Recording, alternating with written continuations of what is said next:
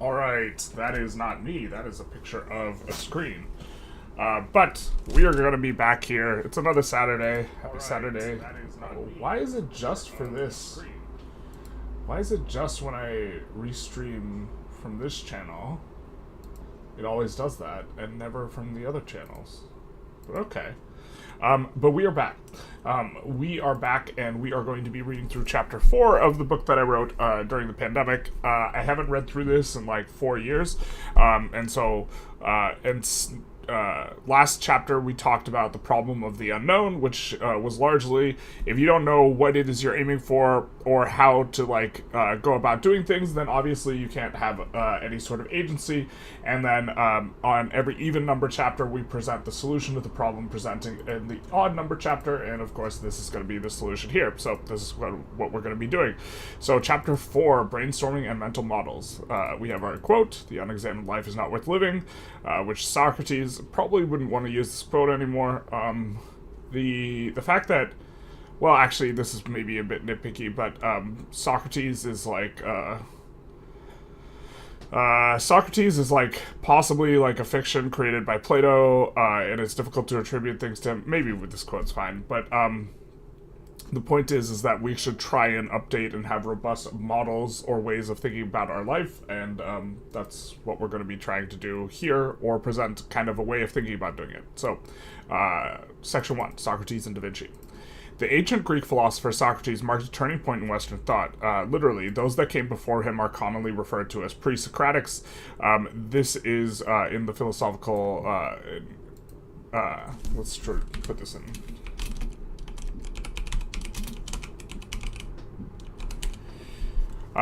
It's I think that the people are perhaps not colloquially called pre-Socratics before him, but the in terms of academic philosophy, he literally marks a cusp, a turning point of thought. He thought that conversation was the proper method for achieving wisdom, that written words were mere shadow reflections of their verbal counterparts, and so what we know of Socrates was that which was written by his most famous student, Plato.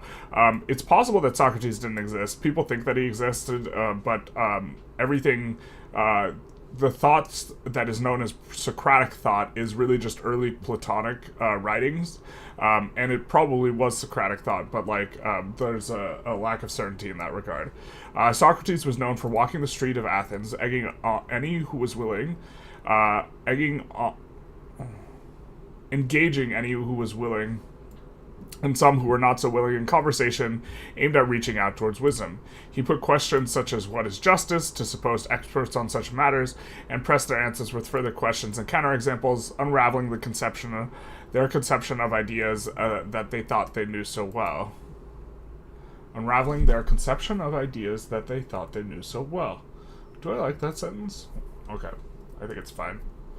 In an interview, J. Robert Oppenheimer, oh my god, this quote was before, Oppenheimer, obviously, that, I'm mentioning this, and now it just seems like now I just, don't want to quote Oppenheimer anymore, but, in an interview, J. Robert Oppenheimer recalls the words of the Bhagavad Gita. He thought upon witnessing the great destruction wrought by the testing of the nuclear bomb he had helped build, or he helped build. Now I am become death, destroyer of worlds. Socrates was the destroyer of world views. Legend say that Socrates visited the oracle at Delphi to ask who was the wisest man of all of Greece, so that Socrates might study under him. He was astonished to hear that he was the wisest man of all of Greece. Socrates concluded that it must be his own admission of ignorance that made him so wise, since he was always poking holes in the views of others who mistakenly believed in their unexamined notions of truth and justice. He challenged the beliefs of others and questioned the status quo of ideas. Hey Richard, how's it going? Good evening. To the elders and elite of Athens, he was a nuisance, challenging the foundations upon which their comfortable and powerful lives rested. He referred to himself as the gadfly of Athens, a gadfly being a large insect that nips at and annoys livestock. There should be an S. Thank you, Mr. Autocorrect. Eventually, the elite had enough of his buzzing and put him on trial for corrupting the youth. That's what he was tried with, corrupting the youth. He pled his own defense, which was very amusing. Captured in Plato's work, The Apology, though Socrates was anything but apologetic. Apology, like when translated from ancient Greek, doesn't mean like the same thing as it does today. It means like something more akin to an explanation rather than like an admission of like guilt and remorse and like this type of thing. It's an explanation of your own actions. Good evening, Mr. Bombastic. Was that the feller who was poisoning the minds of the youth? That was the feller. That was the feller. Instead, he insulted those who were about to judge him, claiming that the way in which he exposed their ignorance was a service. He actually told them that they should pay him money. So he goes around town, he insults everyone, they put him on trial for corrupting the youth, and then when asked what should his fate be, he's like, yeah, you guys should pay me for the service I provided. You should treat me like a hero and give me a town or give me a house up on the hill. He was found guilty, but he was well liked by so many. So his jurors offered him the opportunity to offer a suggestion of punishment other than death. Okay, here it is. But he's so well. They were expecting Socrates to suggest exile, hardly his style. Instead, pointing out that he was doing good work in Athens, he suggested that he should be given what would have been considered a mansion on the hill, reserved for heroes and winners of the games, as punishment for his crimes. Unsurprisingly, his jurors rejected his proposal and he was sentenced to death. Yeah. Many of his students worked to secure his escape from Athens before coming to him. Despite the pleading of his students, Socrates refused to leave. He believed in the rule of law and judgment of his jurors, despite their ignorance. Unperturbed, he drank the poisonous hemlock that had been provided to him as means of his execution and died. His crime was asking too many questions. That was his crime. Chad move? Definitely a Chad move. Like Socrates, the ancient Greek philosophers were like pretty cool, and then their ideas were like pretty. Well, I shouldn't say that. They had some ideas that were just like super misses, but they were out there in the weeds, like trying to. They helped clear the grass for the philosophers that followed them, is perhaps a good way of looking at it. And so, while they have a lot of, like, critical misses, maybe that's to be expected. Like, Plato was also, like, my understanding was Plato was also a really good wrestler. And Plato isn't even his, like, and I'm not sure how much of this is just colloquial legend, rather than, like, I haven't done the academic work on discovering this.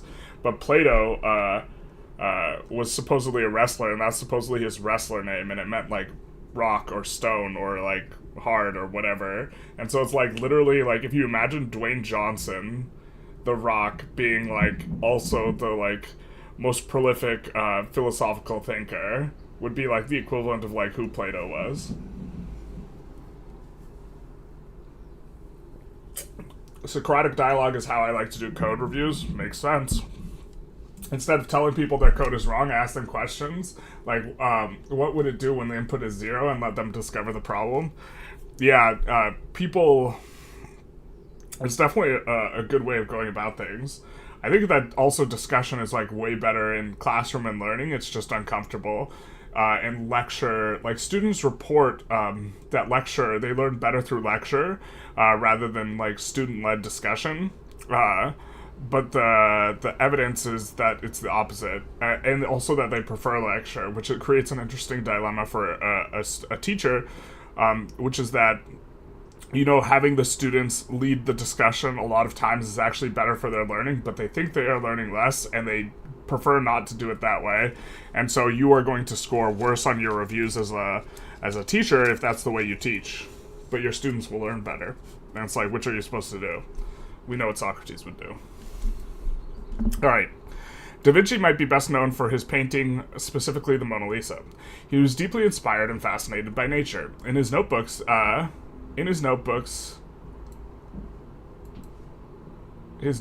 held hold countless sketches of things occurring in nature, as well as provoking notes that revealed a deeper inquiry. He had he had studies of the natures of birds' wings. This is just bird wings. As he aimed to not simply capture them as they appeared, but understand how the wings were capable of producing flight.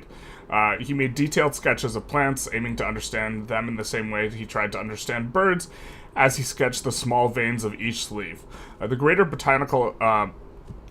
greater botanical understanding also informed his paintings, immense plant detail being a hallmark of his style. Synthesis, the bringing together of multiple disciplines, is visible in all of Da Vinci's work. For those of you who have not been able to surmise this, Da Vinci is like one of my favorite like role models in terms of generalizing, right? Like Da Vinci was the ultimate generalist, or he is at least the legend that lives on of Da Vinci is at least like the ultimate generalist. Some people think it's irresponsible to also refer to Da Vinci by his last name, because it literally just means from Vinci. This wasn't his last name. But everyone, if you say Da Vinci, everyone knows who you're talking about, so you communicate effectively, but what you're literally referring to is not like a correct reference to the man Leonardo who was from Vinci. And so it's like this interesting kind of thing, but since this book, I'm not trying to be uber precise in terms of like an academic setting, otherwise I might not use Da Vinci, but like this is just the best way to communicate his name. But it literally just means from Vinci. It's not it's not like he actually has this surname Da Vinci.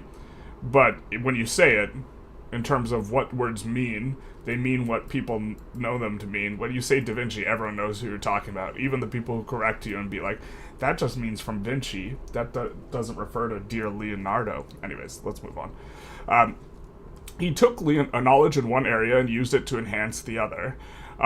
One of the primary ways at which great minds of his time were used to make weapons of war. He served the infamous Caesar Borgia's army as chief engineer, designing siege engines for Borgia as they rampaged through the Italian peninsula. Sketches of chariots with spinning scythes and designs of what could most accurately be described as a tank exist in his journals today. Da Vinci's curiosity drove him to take deep and controversial action for the sake of his craft. At the same time, dissection of the human body was considered a sin and was illegal. In order to perfect his now perfect smile of the Mona Lisa, Da Vinci would spend his nights in the hospital morgue, peeling back the flesh off faces and inspecting the nerves and musculature beneath. As an engineer, he was fascinated with the mechanical. This fascination carried over into his painting in the form of curiosity as to how the muscles of the face moved in order to form a smile. His greater understanding of the facial musculature allowed him to paint the Mona Lisa's sly smile. This exploration of anatomy was done in morgues, was an act of daring, an unnecessary risk for someone who already attracted patronage. Da Vinci spurned convention for the sake of knowledge and his curiosity. Any one of Da Vinci's interests would have been sufficient to demonstrate his genius, but that he was such a revolutionary force in so many different disciplines is what gives him the unique status as the prototypical Renaissance man. He used knowledge in one area to assist with another. By looking at things from multiple perspectives, he was able to gain a better understanding, more than if he just looked at things in a singular way. And so this, anytime I have a parenthetical aside that's just kind of dangling like this means I might want to include something, or I might want to come back. In terms of my writing, this is how I indicate some of this, and this is referring to the book range, which I'm planning on rereading sometime soon, so that would be maybe something I want to do. But okay. Wow, is the Twitch stream like low? Okay, never mind. I was just checking the streams real quick. I thought the Twitch stream was coming in like at 480, but it wasn't. If it comes in at 480, then you guys can't read this, so that's a bit of a problem. What do Socrates and Da Vinci have to do with the two problems of the unknown? First, they were iconoclasts in that they were able to ignore the greatest uncertainty, fear. The greatest uncertainty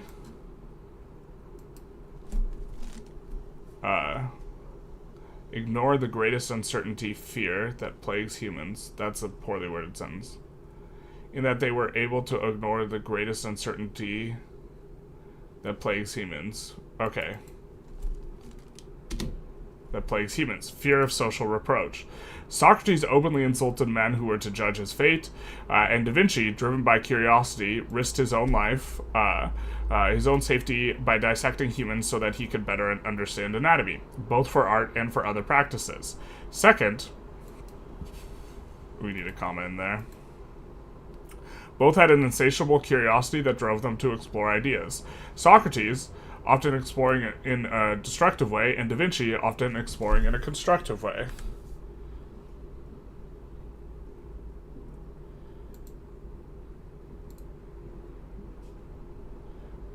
Explored is just better? Yeah, okay. I take your suggestion, dear Google Docs. Also, like, I went over all of this while writing, so this is just, like, the fact that new suggestions for all of this is coming up is an indication that Google Sheets has, like, come along in terms of, like, the auto-editor or whatever. The juxtaposition of these two geniuses is somewhat reminiscent, not reminiscing, of the juxtaposition of Crawford and Landham's positions regarding attention. It isn't hard to imagine asking Socrates why people pay attention to, or isn't hard to imagine Socrates asking people what they pay attention to, and then problematizing the things they pay attention to through peeling back the layers of how people might attend to that. Wait. Okay, this sentence is probably no good if I'm getting confused. It isn't hard to imagine Socrates asking what people pay attention to and then problematizing the things that they pay attention to through, by peeling back the layers of how little people might attend to the very way that they attend to things. To the very way that they attend to things. What do you pay attention to? Is that worthy of attention? Have you considered attending to that which makes you not attend to? Similarly,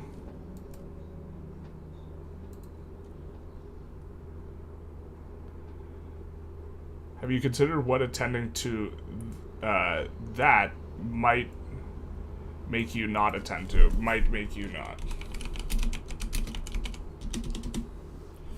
Similarly, it isn't hard to imagine Da Vinci pulling knowledge from multiple disciplines. Ooh, we have a font change here. Hey, someone was writing in some place else and then copy-pasted. Okay. We'll make it all Times New Roman, though.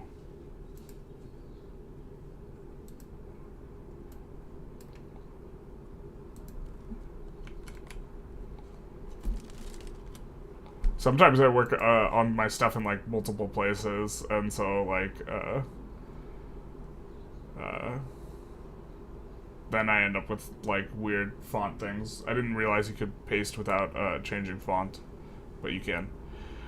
Similarly, it isn't hard to imagine Da Vinci pulling knowledge from multiple disciplines to make sense of attention, and then using that sense to either guide his attention or put on grand spectacles for others.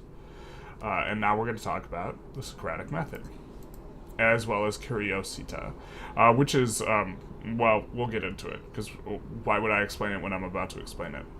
I do that too much when reading through the book. The Socratic method is taught in schools today, although in Socrates' time the word would have been elenchus.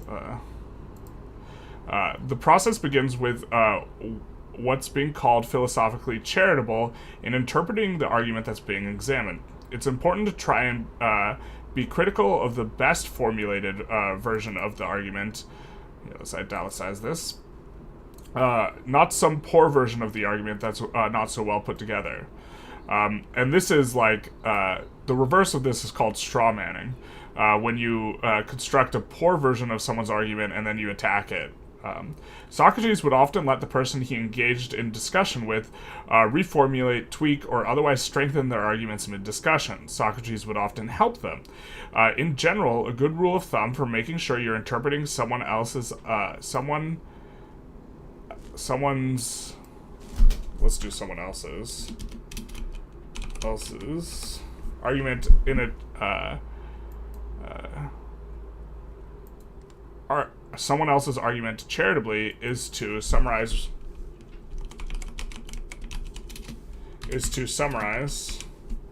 what you think they mean, and then ask them if that's what they mean. If the answer is yes, then you can be critical of it. If it's no, then you need to try and understand their argument as they understand it. Only when the person Socrates was engaged in discussion with agreed with the way that Socrates captured their premises and conclusion would Socrates begin to undermine their arguments with questions that drew attention to the inconsistencies or contradictions in their logic. Part of the reason for this was to legitimize his objections to their arguments, but another part was driven by Socrates' curiosity. He wanted Socrates' curiosity. He wanted answers to these questions regarding truth, justice, ethics, and would always be disappointed when the supposed experts on these subjects folded under Socrates' probing questions. Da Vinci was the ultimate generalist. Yep, the truth hurts. Pulling information from multiple disciplines and synthesizing in a way that led him to incredible insights. This is the other lead, that were centuries ahead of his time.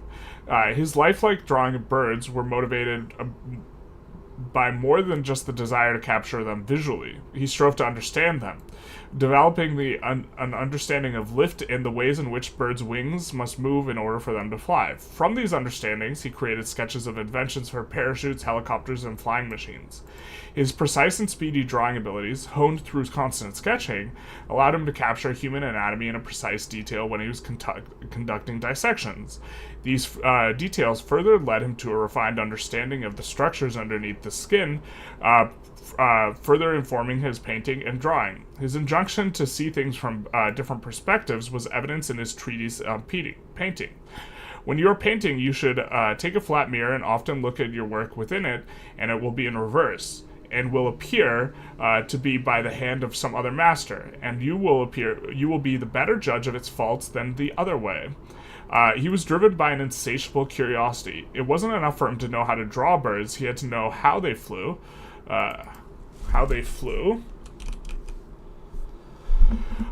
had to know how the human body worked, how the sinew pulled on bones. His prolific genius was driven by questions of how and why. How much could Da Vinci lift, though? Da Vinci was super strong. Da Vinci could bend a horseshoe. Da Vinci was jacked, because he started out as a sculptor. Da Vinci was, yeah, you're coming in the wrong, you're coming in the wrong angle. Da Vinci was really strong. I don't know if I'm stronger than Da Vinci would be.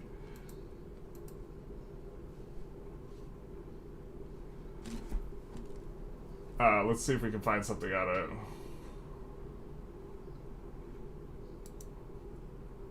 We find a Reddit post that has nothing going on.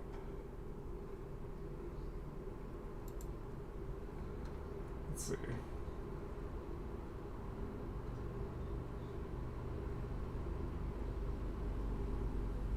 But my understanding is he could bend a horseshoe.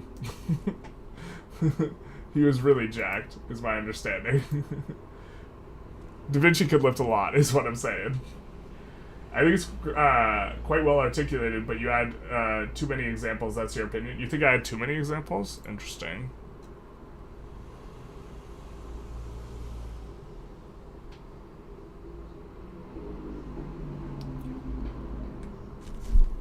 Too many examples. We could pull it real quick. I mean, there's like 3 of you here, though.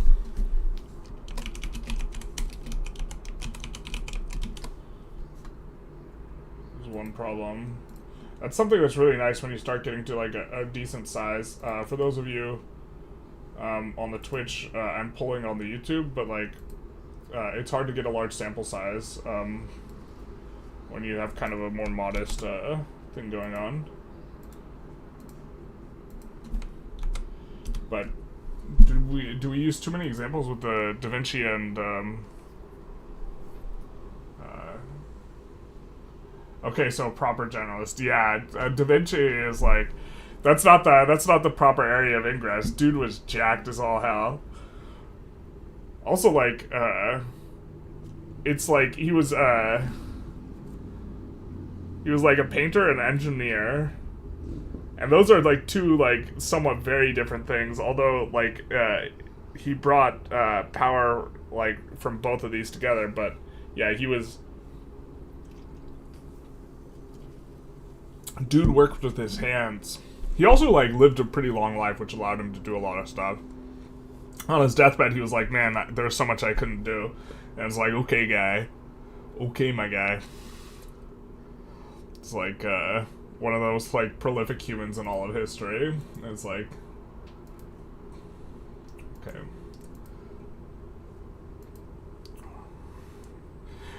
Okay. So now we have our first mental exercise of this chapter. I don't know if there's going to be more than one, and this is one I really like. It's asking 100 questions. By asking questions, we can do two things that help with the unknown. I actually, I was doing something similar to this, and then I encountered this in a book on Da Vinci, where they suggested just asking yourself 100 questions in a row. By asking questions, we can do two things with the unknown. We can challenge our own assumptions and be critical of the beliefs we hold and models through which we look at the world. That is to say, we can destroy the beliefs and mental models that do not capture the world or otherwise serve us. Second, we can try and see things from multiple perspectives and synthesize new ideas as we see the ways in which information we hold could interact with each other. By doing these, we create new ways of looking at things. So, the mental exercise is, this exercise is pretty simple, but takes a little time. Block out an hour or so to do this. Grab a pen and paper or computer if preferred, and write out 100 questions. Write as quickly as possible. Don't filter your questions. Worry about punctuation or spelling. By formulating your ideas in the forms of questions, you temporarily absolve yourself of the responsibility to answer them. The purpose is the exploration of ideas.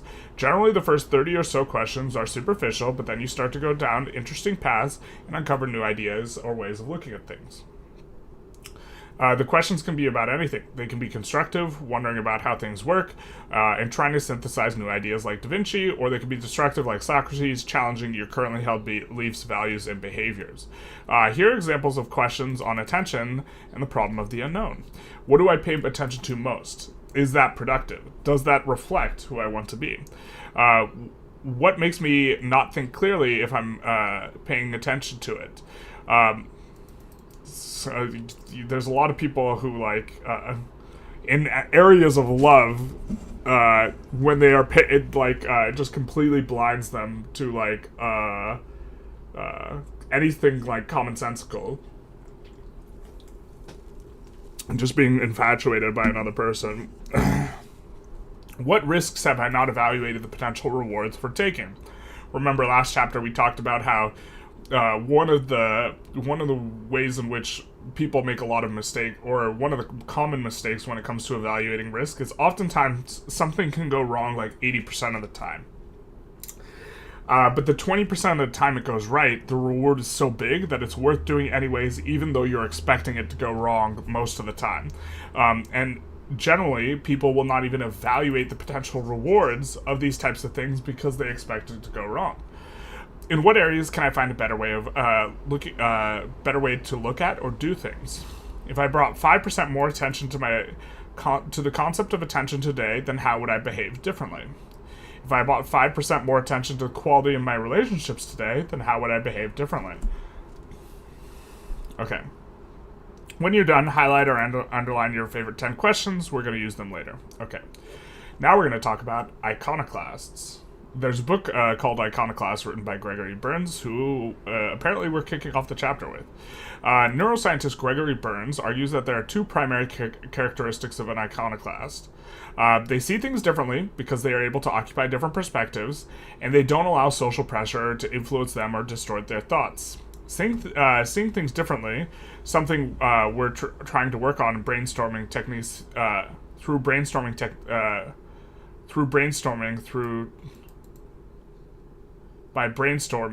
we're gonna do by here. Through technically works, but like by is cleaner. By brainstorming through techniques like 100 questions is already a difficult task. What's more difficult is to maintain that different perspective in the face of social pressure to conform to a predominant view, or at least the one that is stylized normally. If we are to think differently, with the intention of acting differently, then we must certainly be expect to be seen differently, for better or for worse. If I were playing myself as an RPG character, which skills would I train? That's certainly like an interesting question too. Like, I think that's such an interesting model. Or, Richard, there's one very similar to that that I've thought about like a lot, which is if I were to regard my life as a disaster save, and the most competent individual or whatever role model I thought was occupying my life. So let's say Leonardo da Vinci was doing life disaster saves, and he inhabited my body. What would Da Vinci do? Right? What would Socrates do? Socrates might just drink the hemlock. He's like, I'm out, peace, that's your problem. But if you were to look at like the disaster save metaphor, I think is an interesting one. If you think your life is a mess, which is that like, what would the perfectly competent expert just be like? Because whenever you watch a disaster save of any type of game, it's like the expert just comes in and the situation looks impossible, and the expert's like not even mad. They're like, okay, let's do this, and then they just like stick their hands in and then they fix the entire thing, and it's like, oh, if it was that easy, I'd have done it myself. Like, but obviously, but thinking of that perspective, the RPG character like metaphor is like so similar to that one. I really like that one too. Both Da Vinci and Socrates embody these characteristics. Socrates showed experts in justice that they didn't know what they were talking about, using their own arguments against them. There was no convention or thought he was unwilling to be critical of, nor any person. Da Vinci risked his comfy position for the sake of knowledge of human anatomy. He deemed such an inquiry to be centrally important when others did not, and the fruits of his inquiry were borne out in the anatomical detail of his drawing and paintings. He understood not just the exterior of the flesh, but the interior of the well. Neither man allowed fear to inhibit their action. They were doing imminent critique before it was cool, basically. Last chapter, we talked about the unknown. How the unknown can distort our perspective by causing us to fixate, but the problem of fear can extend further than that. Fear of social isolation is a particularly acute fear in human beings. Public speaking is one of the most common phobias. Fear of appearing stupid, immoral, or otherwise deficient in front of others and thus ostracized. This fear can often lead to conformity. To feel obliged by the standards of society to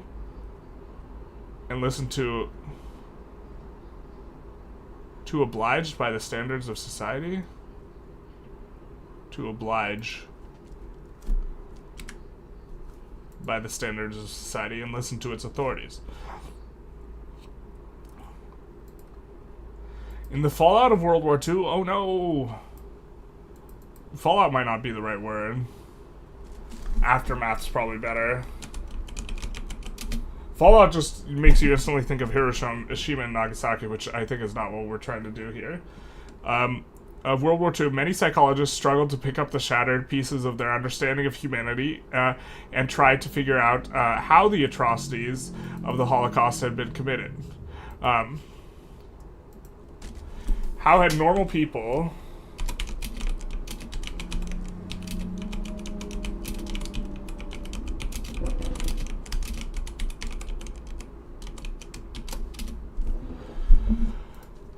How had normal people committed such an injustice? The problem was that the large-scale roundup and extermination of a race was a large project. It wasn't... oh my god, I inserted a sentence that I'm about to insert. Stupid me. I thought I was being clever. The problem was that a large-scale roundup and extermination of a race was a large project. It wasn't the doing of one man. How is it that so many had allowed themselves to be swept up as executors of the Holocaust? This sort of question Stanley Milgram aimed to answer at with his study on obedience, which has since become one of the most famous studies in all of psychology. In the study, the subjects were met with an unknown to them actor that was going to play the part of the learner. The subject was assigned the part of the teacher and led to a separate room that contained a control panel with switches, as well as an experimenter in the lab coat that was to act as the authority figure. The subject was told that the control panel was linked to electrodes that attached to the learner, who was in a different room, and when the switches were flipped, they would deliver a shock ranging from a slight shock of 15 volts to a dangerous severe shock of 420 volts, and beyond to an XXX at 450 volts. In reality, no shocks were delivered, and the actor's voice, grunting, and later screaming that came over the intercom was a recorded script from beforehand, so as to make the experience the same for each subject. The teacher was to read from a script, and the learner was to pick answers based on what the teacher had said. Every time the learner got a question wrong, the teacher was to shock them with a shock that was one level, 15 volts, higher than the previous shock. The recorders of the actor's grunts and shouts of pain would increase in intensity until reaching 300 volts, at which point they would object to the experiment, kick the wall between them, and ask to be let go. At 315, the learner would scream out in pain and ask again to be released. Afterwards, he was not to be heard from again. So, from the perspective of the teacher, this guy is just dead or something. Nor his answers show up on the control box. Still, the experimenter asks the subject to continue and remind the subject that the absence of the answer is to be considered a wrong answer. If at any point the subject objects, the authority figure would politely but firmly tell them that they needed to continue. The question was, how far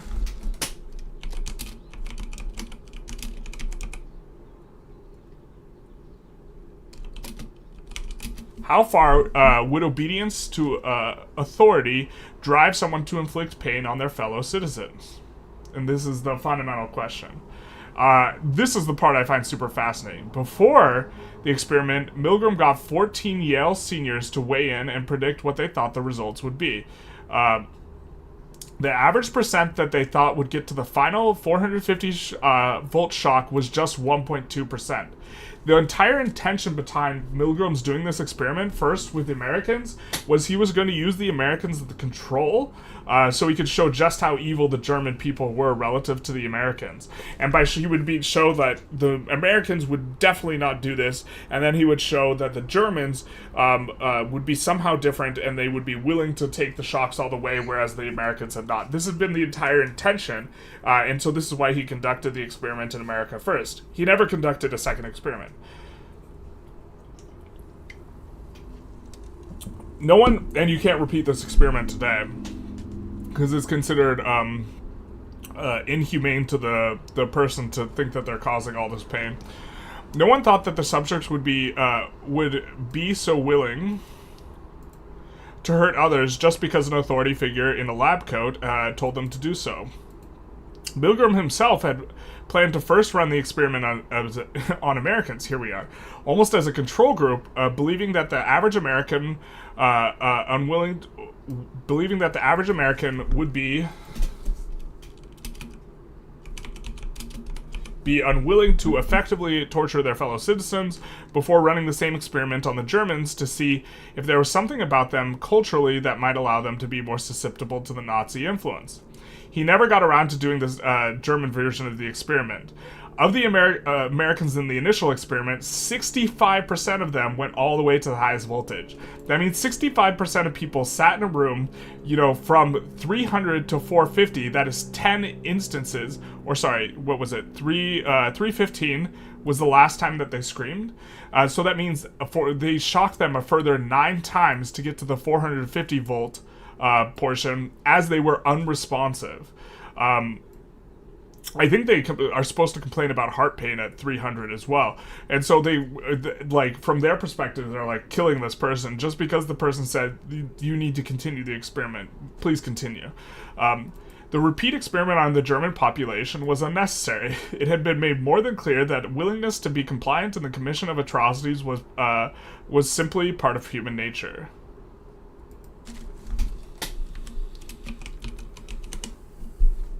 It's important to emphasize the rather sterile conditions of the experiment as well. The subject was never threatened, in any physical danger, or had any sort of potential material loss. This is also super important to emphasize.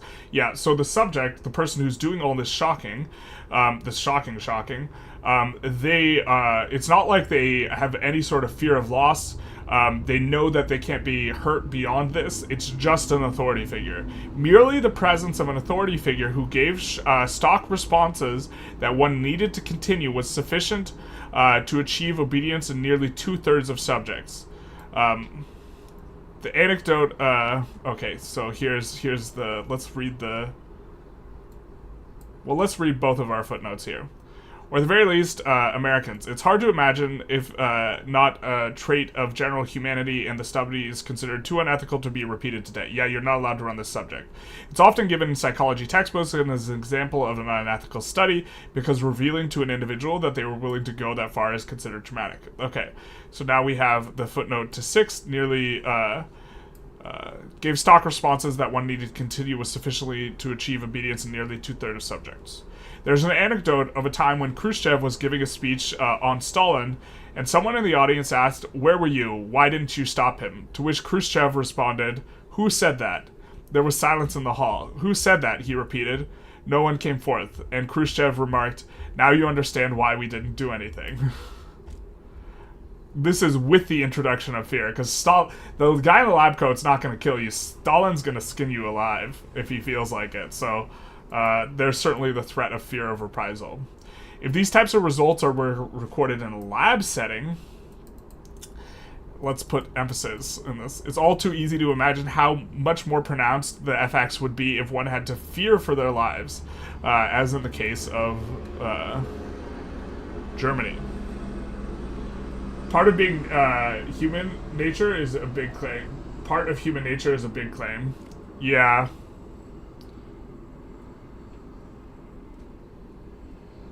I think it's true that people conform to authority, and there's like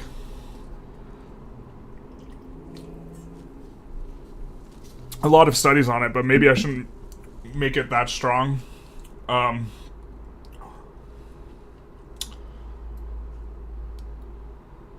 also don't want to spend forever justifying the argument, is another part of the problem. Right, I just want to talk about conformity.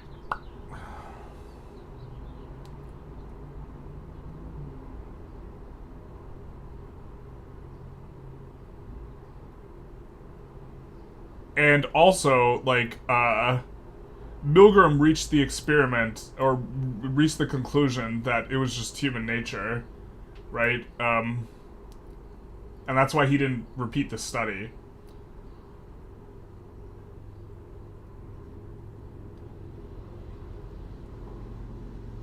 But I don't want to put more than clear to Milgram, because I don't actually have a source that this is why he said he didn't repeat the study. I do think it's true. I think I think that people have a sort of, people will find explanations for why they conform to authority that are not merely just conforming to authority or to social pressure, but that doesn't mean that they're not conforming to authority or social pressure. There's also 1/3 of subjects that didn't go all the way, but okay.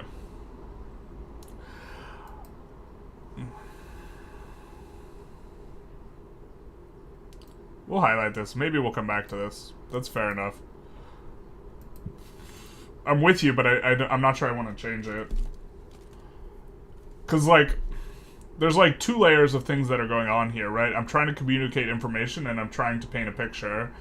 And this is really good for communicating, or painting the picture, but it's not good for communicating information, because I'm not sure I want to make this strong. I want to make this strong a claim for one thing, but not for the other thing.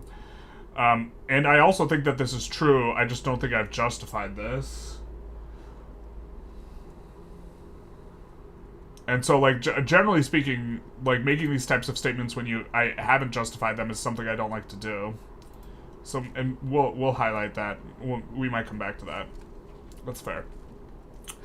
But this conformity, as alarming as it is simply caving to social pressure. It's unclear that a distortion is occurring here, although there very well might be. We're going to take a look at how the pressure to conform can actually affect our perception, but it's first important to briefly discuss perception. When we see an object, two things occur. First, our eyes are stimulated by light, entering and then striking this, entering them and striking sense receptors.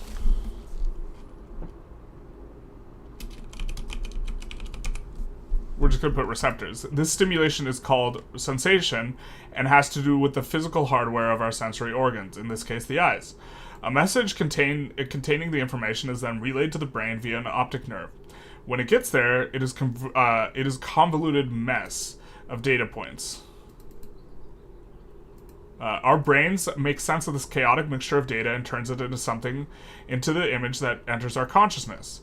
This process of turning raw chaotic data into something intelligible is called perception, and it has to do with the process of our brains rather than our eyes. This means that hitches in our brain function can also often cause hitches in perception. Okay, so here we have a, you might be able to do this with it on screen, but here we have a, I maybe want to get a different optical illusion. But this is an optical illusion. In the place where the optic nerve goes back from the eyeball to the brain, you are blind due to your lack of photoreceptors on the optic nerve. The brain chooses to ignore this by filling it in with other data. When both eyes are open, and obviously I would rewrite all of this and get my own picture because I'm not sure I'm allowed to pull this in terms of and publish it. The brain chooses to ignore this by filling it in with other data. With both eyes open, it can see everything due to overlapping vision, but you can find it with one eye closed. Close one eye, close your right eye, and with your left eye, look at the plus. Slowly bring the image or your head closer while looking at the plus. At a certain distance, the dot will disappear from sight.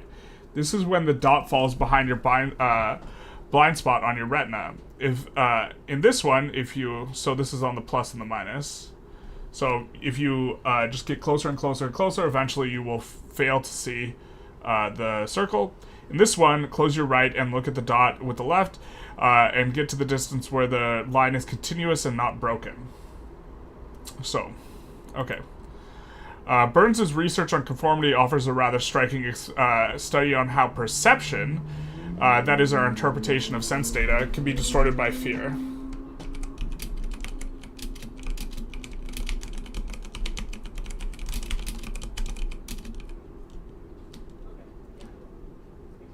That is the brain's interpretation of sense data.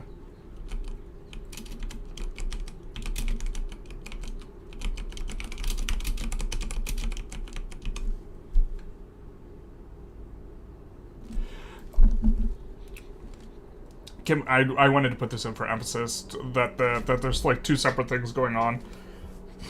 I think the layperson's understanding of perception is that there is not they don't think of there as being a separation between sensation and perception, and the two things are distinct. That is the brain's interpretation of sense data, which can be distorted by fear, with one experiment in particular. The experiment, performed repeatedly, was done with a subject in a room full of actors posing as other subjects. The subject, along with the actors posing as subjects, were asked to identify whether one digital representation of a three-dimensional object was the same object as another that had been rotated. This task was intentionally one that was easy to perform. The actual subject would be the last to answer, we should emphasize this, and would be aware of all the other actors' answers, and consequently, the social pressure to go along with the group. Additionally, the subject and actors were hooked up to MRI machines, is this MRI or fMRI? To monitor brain activity, specifically the area associated with cognitive dissonance. I assume I did my due diligence the first time.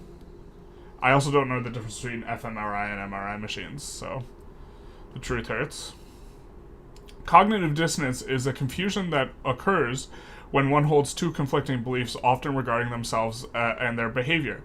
The tension caused by the beliefs is generally resolved in one of three ways. The individual changes their behavior, and this is this is such an important thing to, like, I think understand if you're trying to think about things in a critical way, is that often you are going to experience cognitive dissonance, and then understanding that there's 3 ways in which you're probably going to resolve it often helps you to reduce errors. I was going to say minimize, but, like, I think the human mind, or the human, is just very error prone in general. So we'll take a look at that. Let's see how the poll went. Okay, it's just 1 vote. You got me, my guy. 100%. Cognitive dissonance is confusion that occurs when one holds 2 conflicting beliefs. This tension is generally resolved in one of 3 ways. The individual changes their behavior. This is the hardest one to do and kind of the rarest. They rationalize their behavior as being some sort of exception. This is very common. Or they update their perspective. They change what they actually think of that. For example, someone who thinks stealing is wrong might justify shoplifting to themselves by telling themselves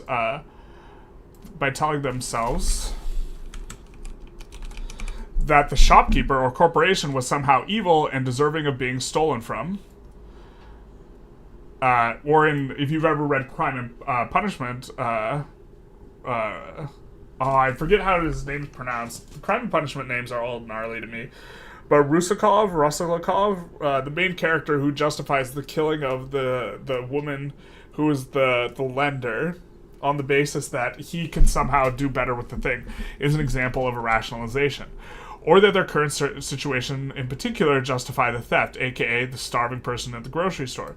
They also might resolve the dissonance by changing their behavior and not stealing, thus avoiding the conflict.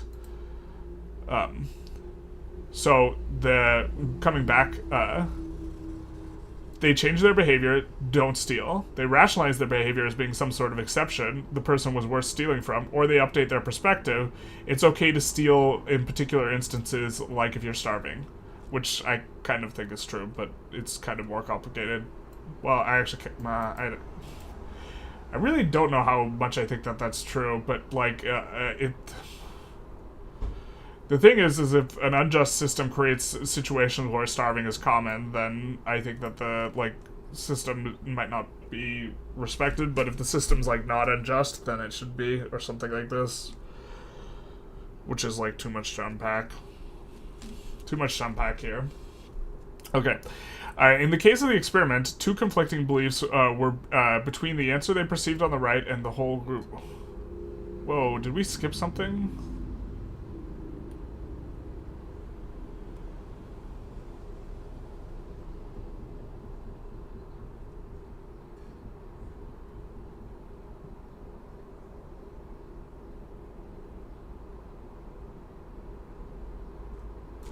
Whoa. I feel like we skipped a further explanation of the experiment.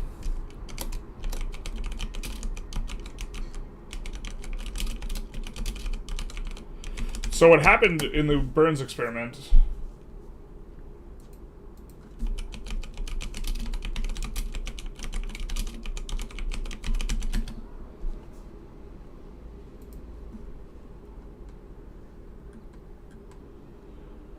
What happened in the Burns experiment, which I think this is the experiment, neurobiological correlates of social conformity and independence during mental rotation.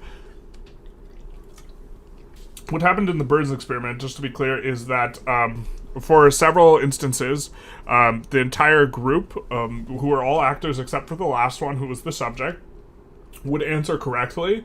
And then occasionally they would all unanimously answer incorrectly.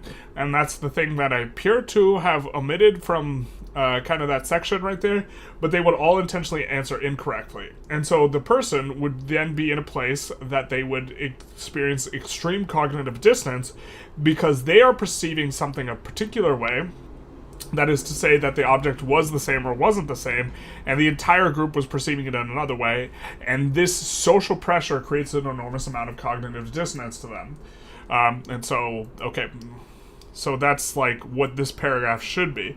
In the case of the experiment, 2 conflicting beliefs between the answer they perceived was right and the belief that the whole group was... in the experiment, 2 conflicting beliefs were between the answer they perceived was right and the belief that the whole group was likely to be right. For several questions, all the actors would... No, this is just poorly worded.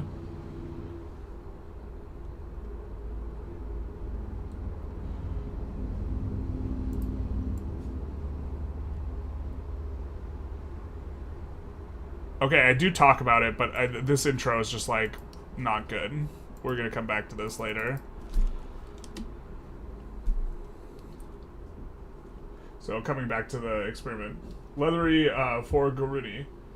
Hello, sorry for bothering you. I want to offer a promotion of your channel. You are bothering me. Followers, views, chatbots, etc. The price is lower than any competitor. Quality is guaranteed to be the best. Flexible and convenient. Wait, how do we ban him?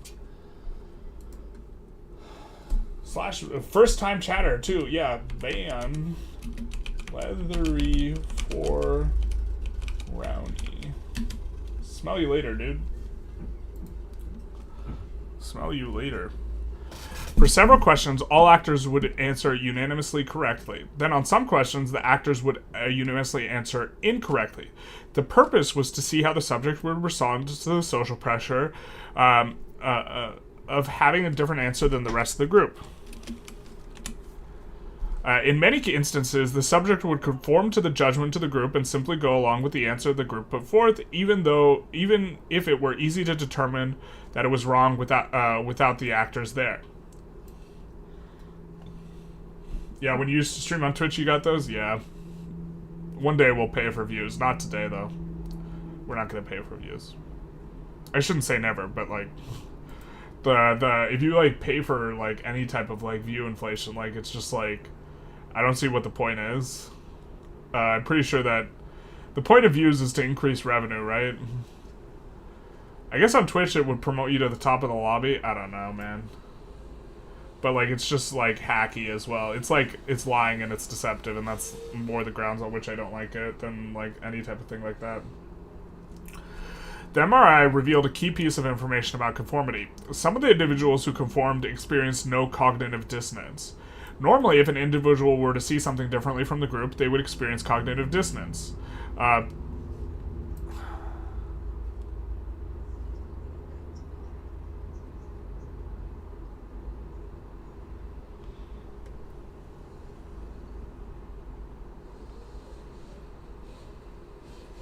The MRI revealed a key piece of information. Some of the individuals who conformed experienced no activity in the brain area associated with cognitive dissonancy. Yeah, so I gotta rewrite this. No additional activity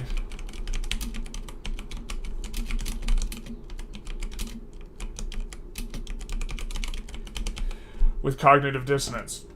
Normally, if an individual were to see something differently from the group, they would experience cognitive dissonance and activation in that area of the brain.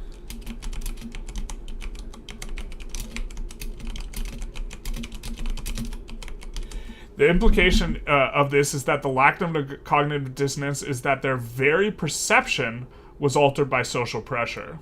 That is, their brain's reconstruction of the sensation in order to give you the image that you perceive. How do they determine if there's cognitive dissonance? Yeah, through the MRI. And so this paragraph was, or maybe is, poorly written. Some of the individuals who conformed experienced no additional activity in the area of the brain associated with cognitive dissonance, because the MRI machines are monitoring area associated with cognitive dissonance. Maybe we need another sentence here.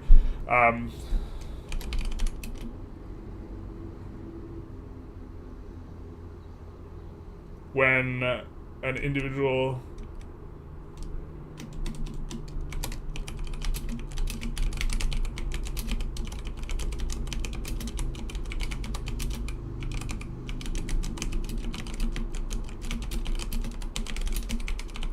yeah, and also one of the problems with, like, anything brain related is, like, scans, it's like the science of neural correlates isn't, like, that good, and so, like, you could want to reject this if you want on, like, this type of sort of thing. But, yeah, it was through brain scans. Because you would have to do it through brain scans, because the entire point is that self-report's not reliable, right? So, The implication is that the implication of this lack of cognitive dissonance is that their very perception was altered by social pressure. The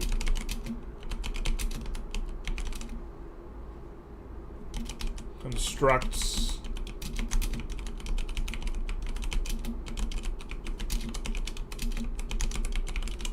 I'm just putting that in there. Maybe that's not. Maybe that layer of emphasis is unimportant.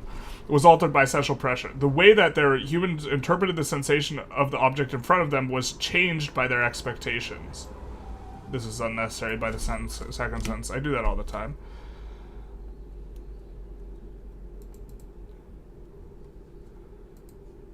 Warping their perception, much in the same way the brain will fill in the blanks of an individual's blind spot or in the process of perception. So this is crazy to me. This is such a crazy one. And there was another conformity study that's more commonly taught in schools, which is like the Asch conformity study. But the fact that when you are pressured by, like, it's literally changing their ability to see the object properly, is like the thing here, which is just so wild, because you are expecting the group to not be wrong, and so your brain takes the information of your expectation of this group not being wrong, and then it interprets the sense data differently, such that the subject's or the group's perception is in alignment with your own. Which is to say, it mentally twists the object that you're seeing to make it work. This is dangerous. One can hardly be expected to see things differently or make right decisions if the way that they see is impacted. Fortunately, Burns has a tool to offer to deal with the fear for both the action inhibiting effects as well as the perception altering ones. One of the most effective strategies for regulating the expression of fear is through a technique called cognitive reappraisal. That simply means reinterpreting the emotional information in such a way that the emotional component is diminished. Sound familiar? No, it's not one of the 4 steps, but it's similar in that it is another form of reframing. Do subjects report perceiving differently after being told it's false? No, they don't. And the thing is like, the problem is the subject would be completely, if your perceptual interpretation of the sensation of sense data is warped, you would have no idea that it's warped. They have no idea that they report that they didn't lie, right? They report that they didn't lie, but it's impossible for an individual to know that they are being deceived in their perception. Maybe we should put that in.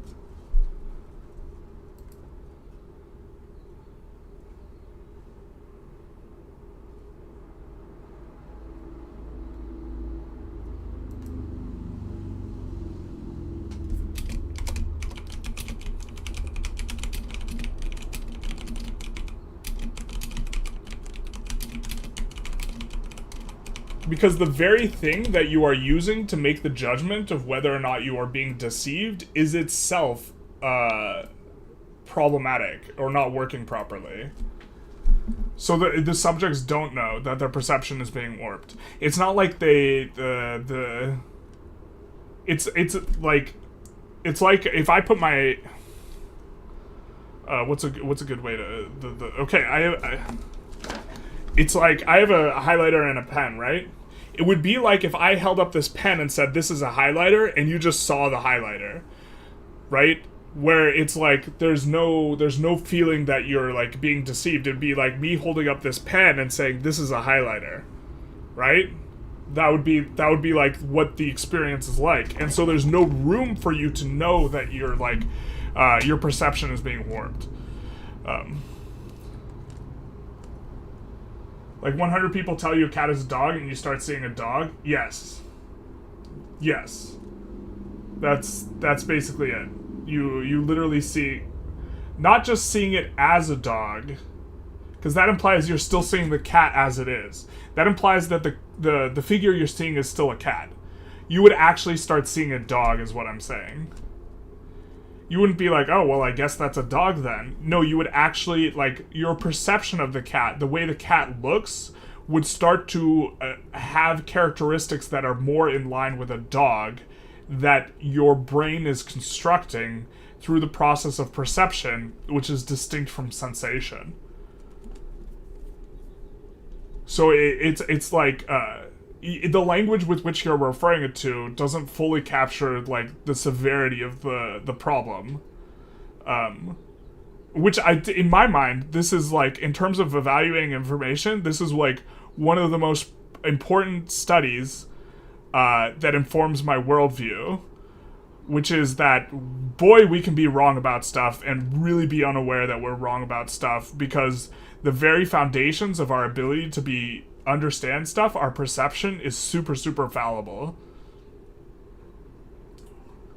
Your brain just starts straight up lying to you, yeah. Or your brain is always constructing reality out of nonsense.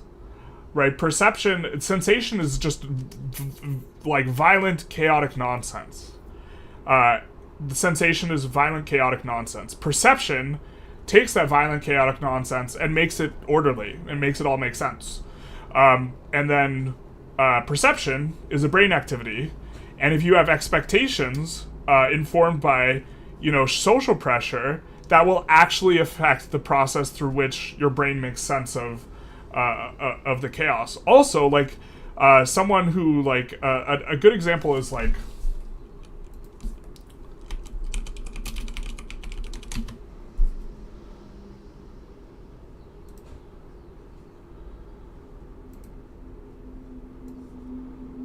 this is a chess position. If you are really, really good at chess, this is way more meaningful and way more, like, intelligible and orderly than it is if you are not really, really good at chess. Yeah. Was this from,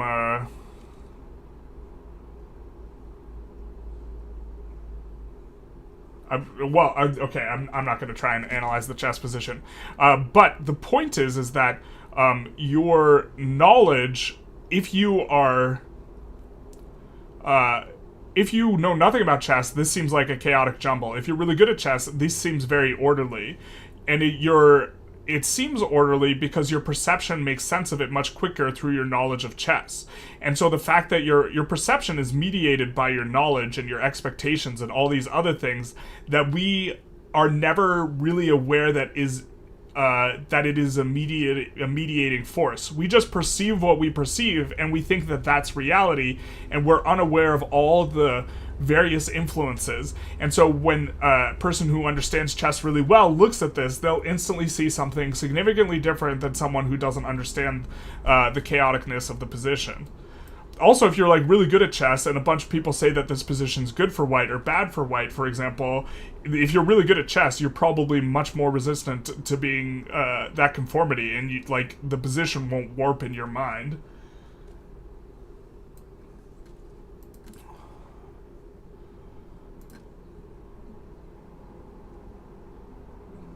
There the rook at, yeah, basically. According to Burns, although I wasn't focused on the rooks, I was focused on the being in check and the fact that the knight's hanging. And then I was also, I'm also focused on the fact that I'm trying to talk about an idea and not get lost in the sauce of analyzing this chess position. But, okay, so white's in check and they have to get out of check, and also black's knight is hanging. It's attacked 3 times, right? It's attacked once, twice, thrice, and here. And so the idea is that, okay, white gets out of check, and then black moves their knight, and then what do we think of the position? And it's, okay, white's king's not very safe, black's king's somewhat safe, white has much better activity, I think white is winning, but it's kind of hard to evaluate. White's king is just super, yeah, I don't know. But they have a bunch of activity in exchange, but, okay, so you move away the king, maybe the knight takes, and then you take back. I guess that opens up your bishop, so maybe black wouldn't want to take, but they gotta do something. Also, this rook move is, activates the rook, and then the knight is... You gotta be careful about the knight getting pinned and this sort of thing. The bishop's kind of stuck here in some regards, because this pawn will hang in a lot of lines. But maybe you don't care. I don't even know the material situation. In my mind, the material's not particularly important, but it looks like, is black down a pawn? Yeah, so black's down a pawn as well, so white's probably crushing here. Oh no, wait. Yeah. Black's lost 2 pawns, white's lost 1 pawn. White, they both have both their knights, they both have both bishops, they both have everything else, and so... yeah, black's probably just getting crushed because they have no piece activity and they don't have enough compensation for the fact that the white king is a little bit loose is not sufficient compensation for the pawn, I think. I don't know. I'm not that good at chess as well. Or like there's good and then there's good, you know what I mean? I've seen some examples of the brain lying, but I've never seen examples of the social pressure influencing it. Yeah. So it's also not necessarily just social pressure, right? It's that anything that is informing your cognitive perception of the way that the way reality is going to warp it. So if you're a botanist and you go out to a waterfall where there's a bunch of plants and stuff, that will warp your perception of the waterfall, right? In a way that makes you more discerning of things relative to plants, but you're going to have a different experience than if a geologist went out there. You will literally see the waterfall differently. And so, it's not just on social pressure. It's literally your worldview will do the same thing. It's a very interesting phenomenon. There's a cognitive bias. I forget what it's called. But it's experts tend to overemphasize the importance of their own domain. And one of the most interesting examples of this, and to some extent, my sample size is small talking to geologists. Well, I gave away the punchline. But... just about every type of scientist thinks that the dinosaurs were killed by a giant meteor. That this was the cause of the mass extinction event. There's one class of scientists that thinks that it was something else. And then, of course, I gave away the punchline already, but I always ask, do you have any idea what type of scientists people think that it was... one brand of scientists thinks it's volcano. Do you have an idea which brand of scientists thinks that is? And the answer is... the geologists who know the most about volcanoes. So if anyone were to know that it would be volcanoes rather than the meteor, it would be the geologists. But simultaneously, they have a bias towards overemphasizing the importance of their own domain in explanation of events, and so they have simultaneous expertise and bias in interpretation of that event. I'd just be maybe careful not to take this idea too far somehow. The problem, the thing is, there's no such thing as clean information. There's no such thing as clean perception, divorced of this sort of thing. And so, yeah, you would also not want to overcorrect. And the fact that, look, knowing about this can also warp your perception as well, in the same way. Like, anything that informs your worldview can also, bias your perception. But I think one of the biggest takeaways here is that there's no such thing as clean information. Not sure if you intend to connect this to the Holocaust perpetrators. No, I don't think I do. I think I've moved on from that. That's not... Gaslighting can also change victims' memories and perceptions. Yeah. That's another thing, is, we're not even... We're talking about perception right now. You want to start bringing memory into it?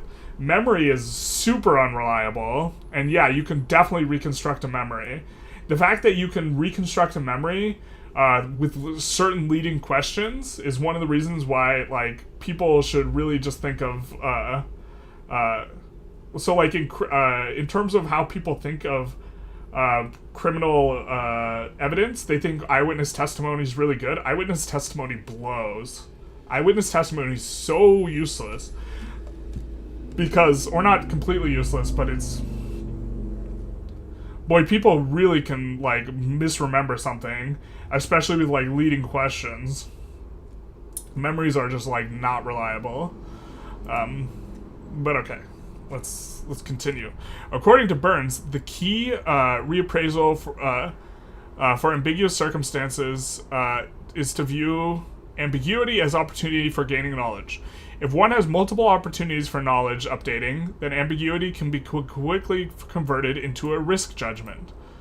I'm certain he spelled it right. Instead of looking at something that is in line with your intention as dangerous, think of it as a calculated risk, like EV thinking, or as an opportunity for discovery. He notes that reframing stressful situations as opportunities may decrease the stress itself. In a process that resembles revaluing, a goal of turning cognitive distortion into one worth...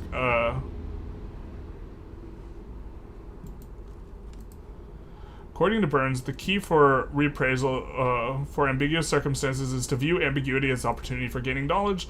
If one has multiple opportunities for knowledge updating, then ambiguity can be converted very quickly into a risk judgment. Instead of looking at something that is in line with your intention as dangerous, I don't understand this sentence. Instead of looking at something that is in line with your intention as dangerous, think of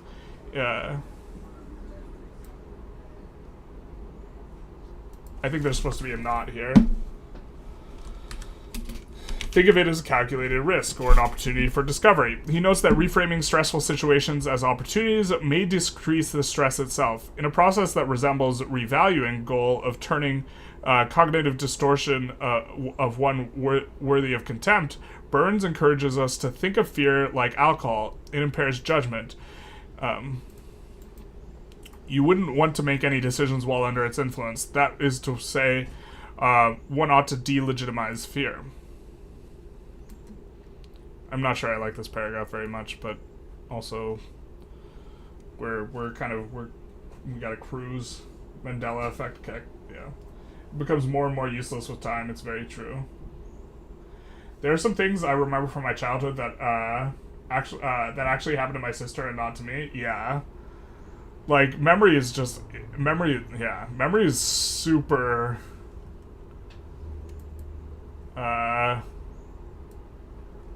the fact that, like, you can change your worldview and then your memory of an event can just be completely different because you haven't changed worldview is just so wild.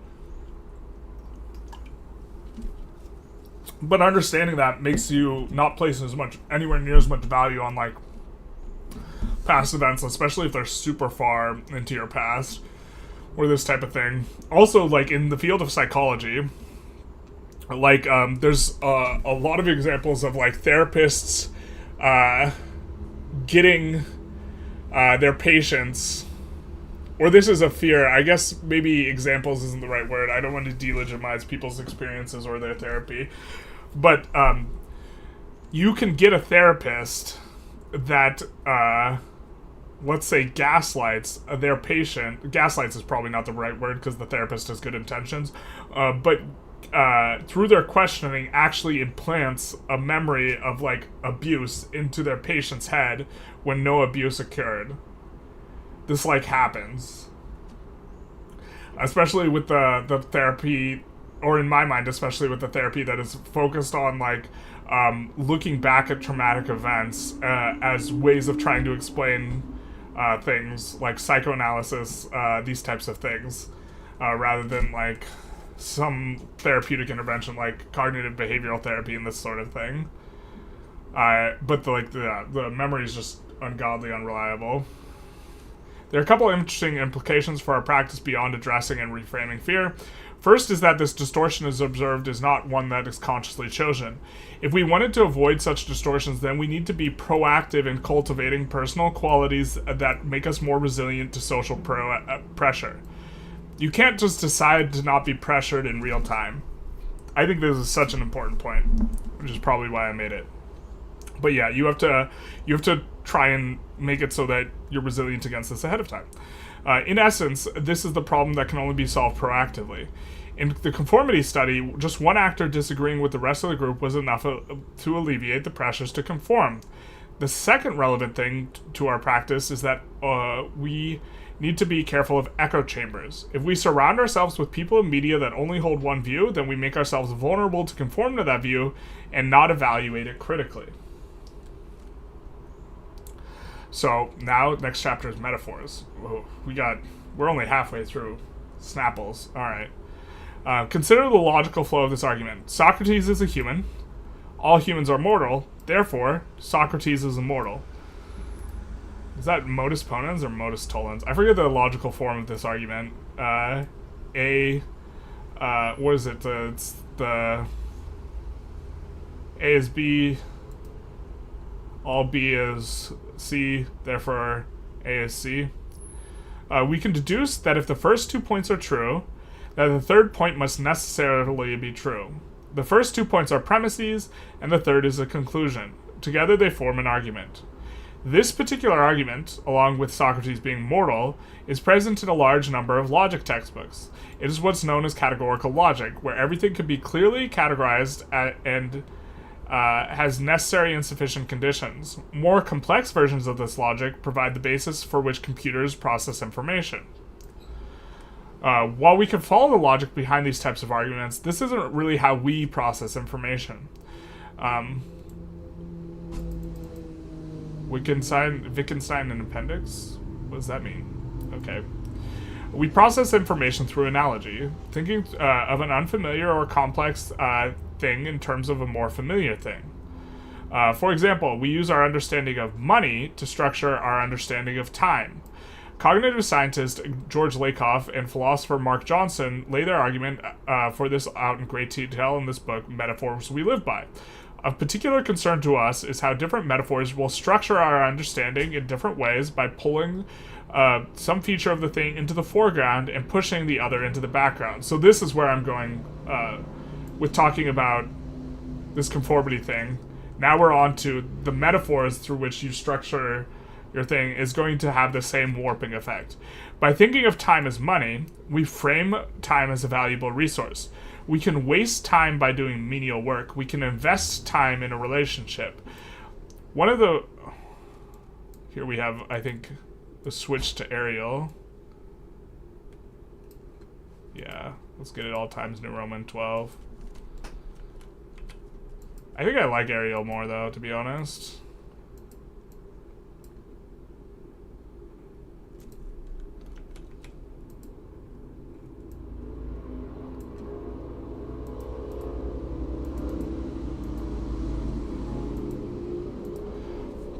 One of the central ideas of the book is the metaphor. One of the central ideas of the book is that metaphor is the way we comprehend ideas, not just a way. More abstract ideas like love are understood in terms of more concrete metaphors like a journey. At a most basic level of understanding, we use our sensory experience as humans to structure ideas, something they call an experiential gestalt. I forget how that word's pronounced. Man, it's been a while. One of the weird things about reading a lot and just like reading an enormous amount and almost all your ideas coming from reading is like you there's some words that like you don't remember how to pronounce, or like it's been a while since I've heard someone say this. I think it's gestalt, but I'm not sure. An example that Lakoff and Johnson use that we can look at to highlight this is an orientational metaphor, specifically that happy is up, sad is down metaphor.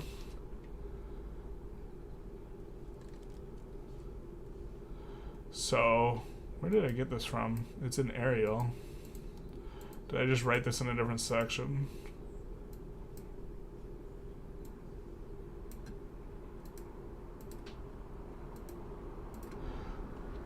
Happy is up, sad is down. Oh, this is a quote.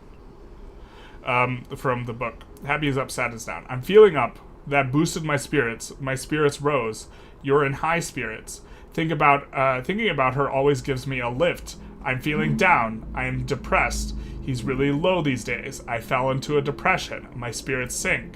The physical basis is that the drooping posture typically goes along with sadness and depression. Erect posture is with a more positive emotional state. Here we have me to explain more, which of course we'll highlight because that's what we're supposed to do. A particularly intrusive example that is relevant to our discussion is the analysis of the metaphor of an argument is a war. which they argue is reflected in our everyday expressions on the matter. So this is the metaphor argument is a war, which if you think of an argument as a war, then that's going to make it harder for you to form good models of reality is kind of the main thing. You missed closing the quote on experiential gestalt. Oh, thank you.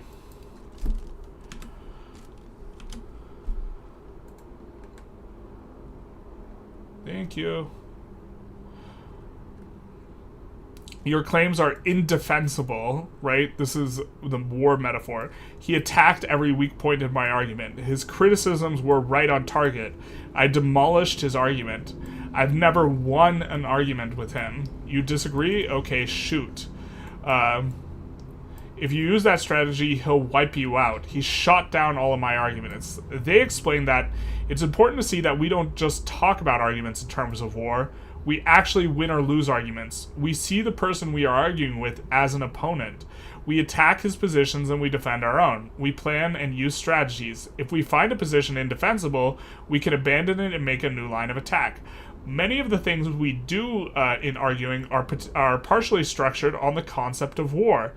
Though there is no physical battle, there is a verbal battle. The structure of an argument, attack, defense, counterattack, etc., reflects this. It is in this sense that the argument as a war metaphor is one that we live by in this culture. It structures the actions we perform in arguing, and I think I'm going to argue that it further even structures our perception. By framing argument as war, we pull some of the features into the foreground and push others into the background, which is going to warp our perception, right? For example, the confrontational nature of this framing pulls winning into the foreground as an objective and pushes reaching consensus or even truth into the background. And this is terrible. A lot of people, at least in that I have seen in Western society, are more concerned with appearing right than they are with actually being right or with developing their worldview. That is, they're more concerned with, to use this metaphor, they're more concerned with winning the war than by correctly and as accurately as possible describing reality. You'd like to see arguments as arguing with myself in addition to the other guy? Interesting.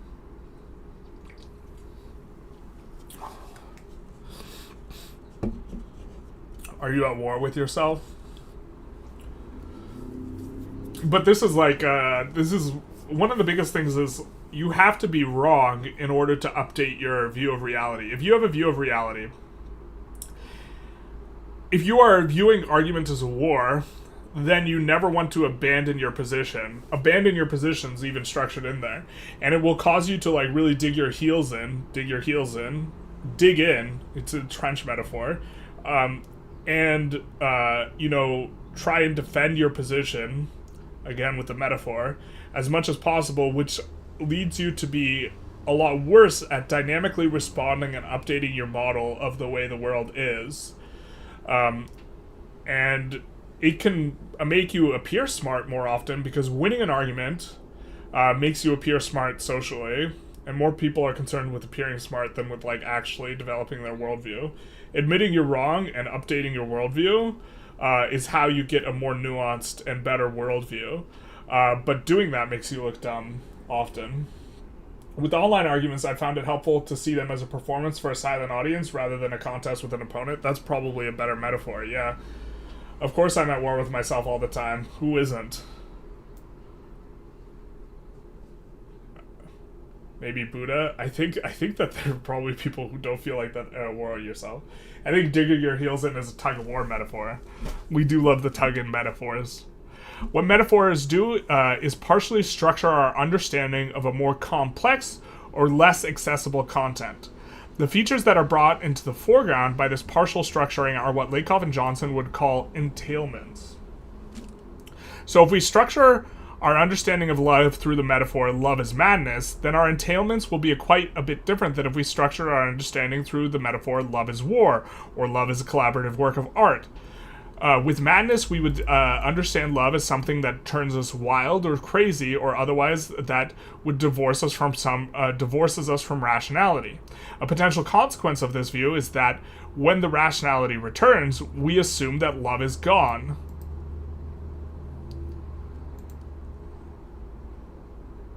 We're going to ignore this. When the rationality returns, we want it like that. With conquest, we would understand that love is a pursuit where we are trying to win someone's heart, and there's the thrill of the chase. Finally, maybe we want to expand here. Because I think that one of the problems with viewing love as a chase is that when you catch someone, like, suddenly, like, the love's no longer there. Finally, with the collaborative work of art metaphor, love is structured as something that is a form of mutual collaboration, but also that is in some sense work, and perhaps has creative disagreements. Lakoff and Johnson go into greater detail on these metaphors, but it's important thing to note is that the way that metaphors structure our understanding is not innocuous. It affects our practice.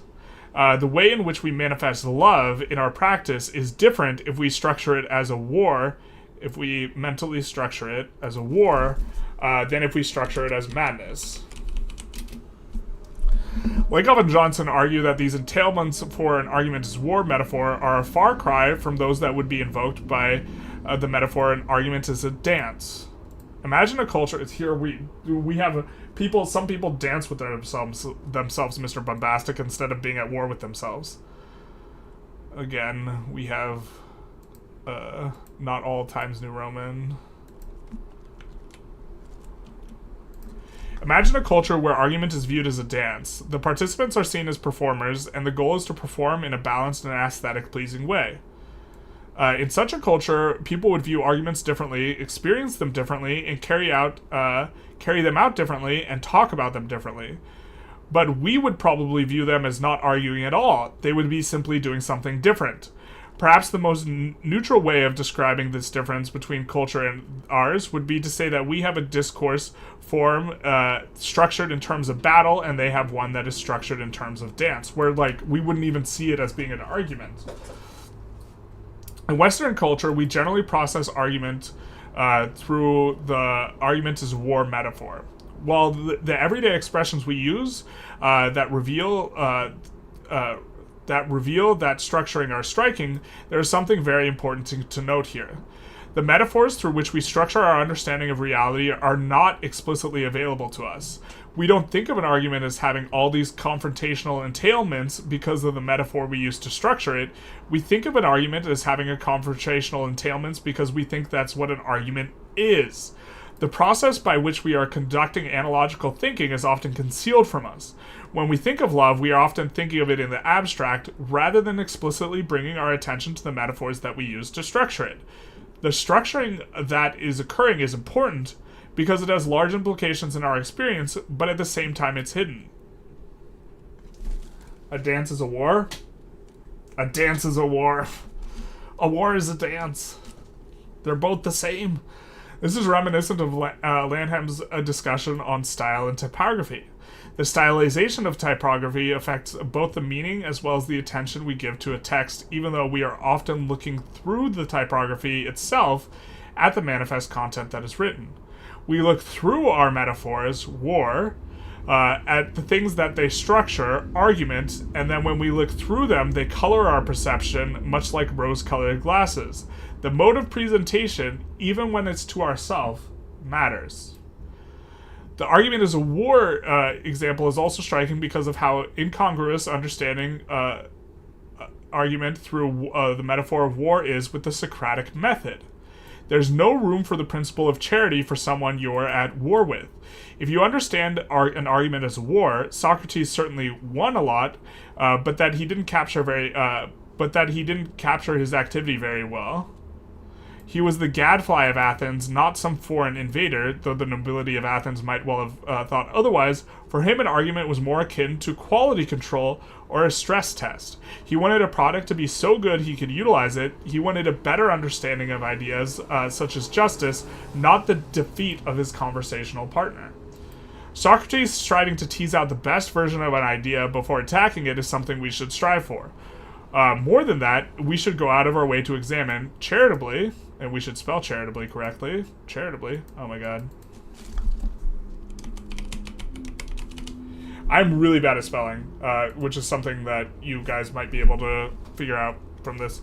Ideas that we might disagree with. There's a bias in psychology known as confirmation bias, wherein we are more likely to search for ideas that confirm what we already think rather than exploring new ideas or ideas that we might disagree with. This bias is dangerous because it makes us prone to surrounding ourselves with people and ideas we disagree with.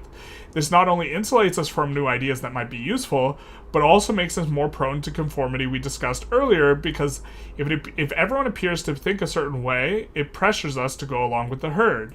Remember, just one dissenting opinion has a profound impact on our ability to see things differently. So we should try and surround ourselves with a variety of viewpoints, even if we disagree with them. It makes us more intellectually fit. But the metaphor of discourse as war won't serve us very well in this endeavor. Framing people and ideas that we disagree with as enemies will only encourage us to destroy or flee from them rather than charitably giving them a chance before engaging in critique.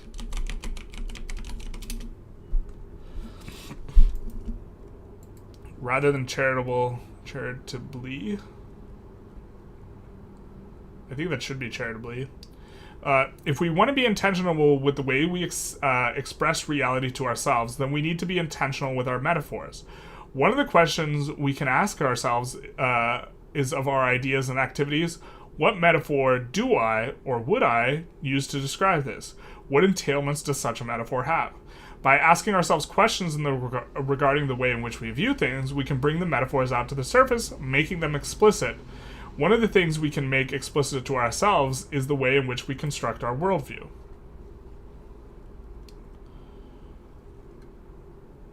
Sometimes being wrong could be the most beautiful thing that happens to you. Yeah, because then you can correct the error. Yep.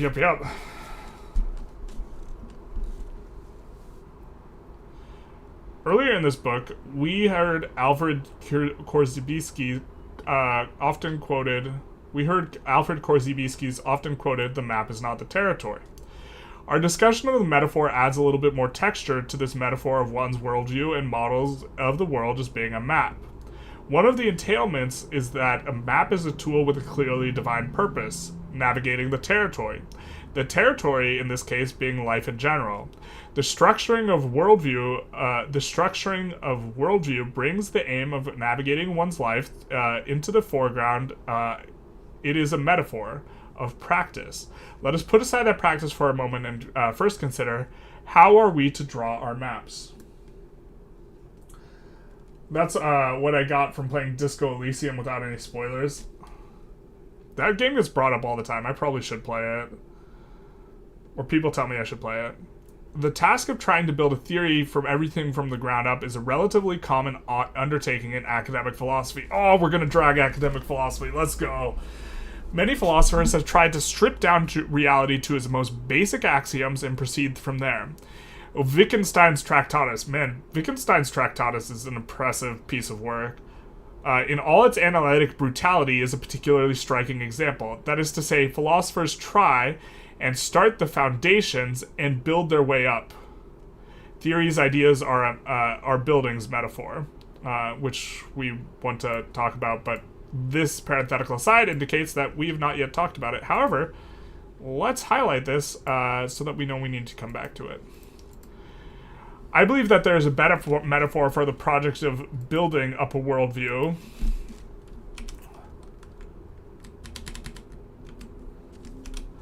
And that is weaving a web, not building a building. The reasons for this is that we can relate back to the virtues of Socrates and Da Vinci.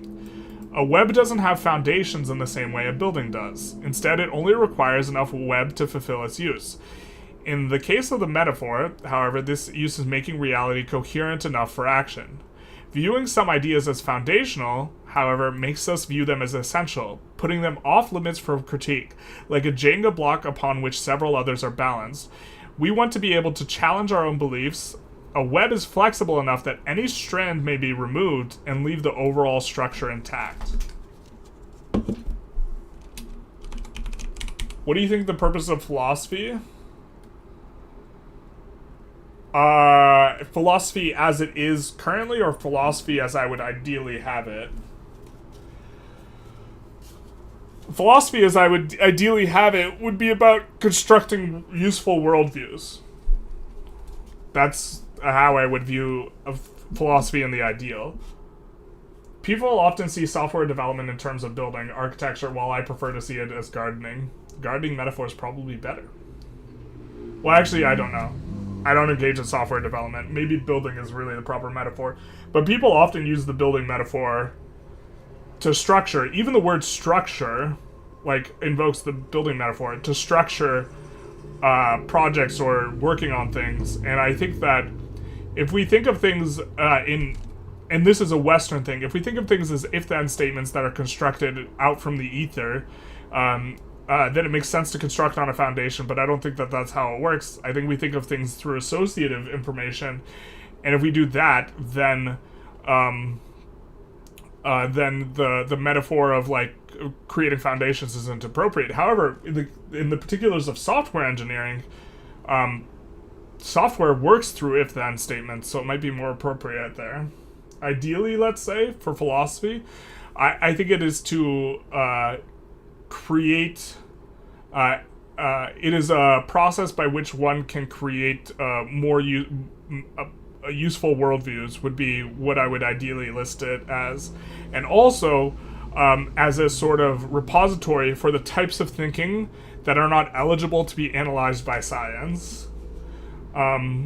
Which is more of a description for what it is, because psychology used to be in the realm of philosophy, and then we were able to apply the scientific method. Physics used to be in the realm of philosophy. Anytime something starts to be able to be analyzed in a way that you can do scientifically or is more objective, it splits off from philosophy and stops being philosophy. And so philosophy is is also not only in terms of the practical sense or the practice of constructing worldviews. I think philosophy should really have two branches. The practical branch of philosophy, which is learning how to evaluate information and arguments better, and then the theoretical branch of philosophy, which is the repository of all the types of information that can't be evaluated through science. And then once it can be evaluated through science, it's no longer really philosophy now, is it? But I also think there's perhaps a third purpose that philosophy should engage in, and that's like an organizing force. And this more has to do with like the practical, like, first situation, but philosophy should also organize between the multiple disciplines and synthesize, much in the same way that, like, Da Vinci's dissections allow him to draw better. Philosophy, if philosophy is kind of teaching you how to have a strong worldview or how to think properly, then it should be the best for organizing and synthesizing multiple disciplines. And in particular, like, it comes up where having multiple disciplines be considered very strongly is important. Like, with the pandemic, it would have been really nice to have a lot of people who were both economists and epidemiologists. Because we talked about earlier in the stream how a geologist is going to overrate the importance of their discipline, right? And that's why geologists are the only scientist that thinks that the dinosaurs were killed by a volcanic eruption. Although my sample size of geologists who think that is small, maybe this is a not correct thing. But if you take an epidemiologist, they are going to overemphasize the importance of their own sphere as it relates to, like, answering the question, what should we do in the case of a pandemic? And also, if you ask an economist the exact same thing, they are also more likely to overemphasize the importance of their own sphere. So what you really need is someone who can synthesize the expertise of, like, the epidemiologists and the economists, which is, how do we respond to this in a way that doesn't tank the economy, right? Or how do we respond in order to minimize suffering or something like this? Because if you respond in a way that hurts everyone economically a whole ton, then you're not reducing suffering. You're just reducing suffering from the source of, like, the epidemiological source. And then if you respond in a way that's purely economic and has no consideration for, like, the disease itself, right? Then you're responding in a way that, like, fails to capture that other part. So, and then there's, like, other considerations beyond just, like, economics and epidemiology, but the ability to synthesize information, I think that philosophy, in some sense, is a degree in critical thinking because, the information in philosophy doesn't really scaffold on the other information. You just learn kind of a bunch of random information that just can't be analyzed through the science. And so you're just kind of, a lot of what you do is just analyzing arguments of really abstract things. And so if there were a discipline that would be best suited for, in my mind, for bringing multiple disciplines together, it would be philosophy. And so, practically speaking, that would be, one of the instances that, might be useful. Okay. We want to capture reality so that we can respond to it properly.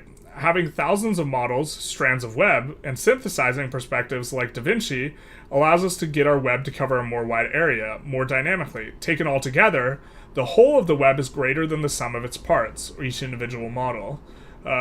Furthermore,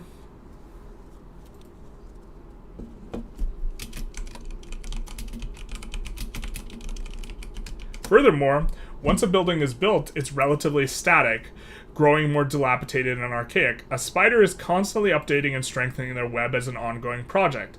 They don't just build it and leave it. I see philosophy more as butchering of the language, so we are able to ask the right question, not necessarily give answers.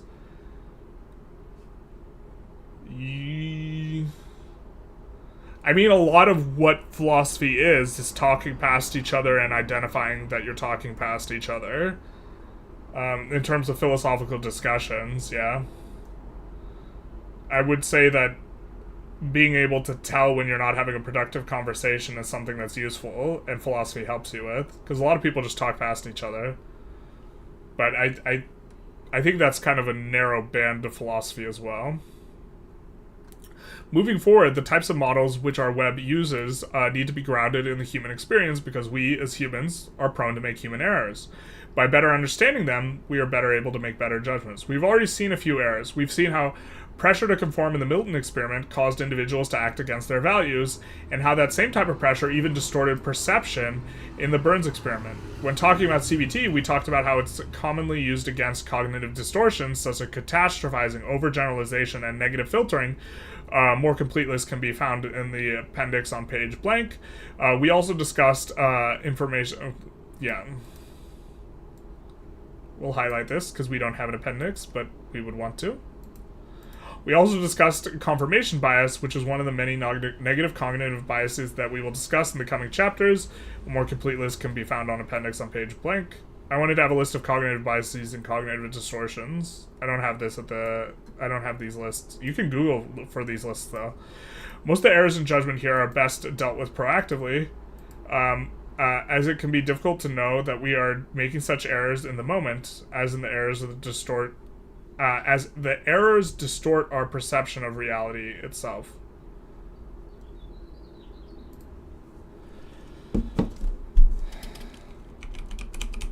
Don't Google CBT, kids. Yeah, Google cognitive behavioral therapy, not CBT. That's something I was not even aware of was a thing. But yeah. Or if you have a filter on it, shouldn't be too big a deal. Beyond the types of errors in judgment we are prone to making, we should also make ourselves familiar with some aspects of being human that impede our ability to take actions we want to take. We can become depressed and unmotivated. We can get distracted. We can mislearn ways of doing things well. We can feel pulled in two directions at once, wanting to do two things at odds with each other. In the coming chapters, we'll look at theories for these things that will help to combat them, but they are most assuredly parts of the human condition. By being proactive, both with the errors and impediments, we can minimize their effects. A major theme of this chapter has been that the questions will be a major part of our practice. When faced with the unknown, there are three very basic questions we can ask ourselves. What is important to us? What can we do? How can we line these two up so that what we can do is most effectively lined up with what we want to move towards? These questions, answered at the most basic level, can be structured to resemble a payout matrix. Moving forward, more complete answers to the questions are deeply related to the three remaining blocks. In each block,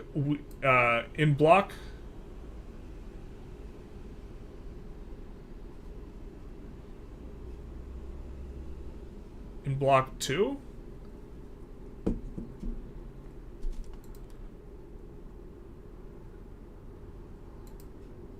Is there 3 remaining blocks? I thought there was 5 blocks. And this is block 2.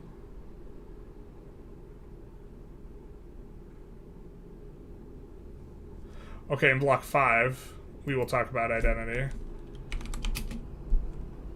I think this is what I meant to put. I'm not sure. We will talk about identity, which will determine what is important to us. In block 3, we will talk about helplessness, which is the ultimate impediment to action. Finally, in block 4, we will cover how to align our capabilities with our values so as to be as effective as individuals as possible. Models for change. We've reached a point where we need to understand how models, attention, and perspectives translate into action, and for that we're going to need a model for change. We're going to take a look at a few models for change. For each of those, the primary position of focus of attention, but they offer a lot of overlap with a perspective that is primarily informed by attention. For each of these, the primary position of focus is not attention, but they offer a lot of overlap with perspective that is with a perspective that is primarily informed by attention. What's important for the examples here is that they each provide a structure through which the cognitive activity can be translated into action. Okay, I don't know how I feel about this paragraph.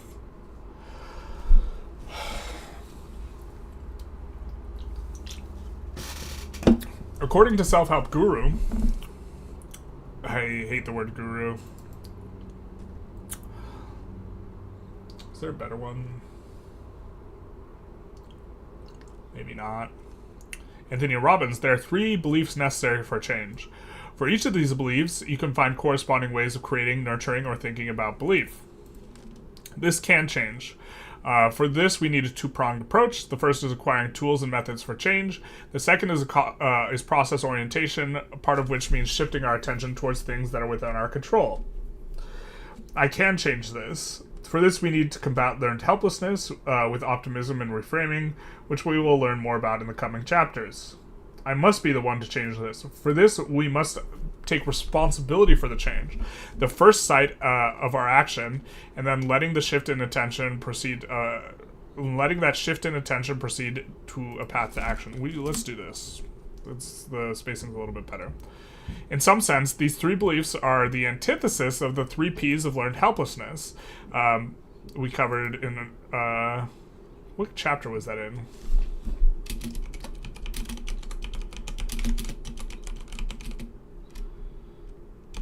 I don't know what chapter that was in, but I think that calling back is probably a good. So let's highlight this. The beliefs are that one's problems are permanent. This can't change. That failures or negative situations cannot be changed or amended.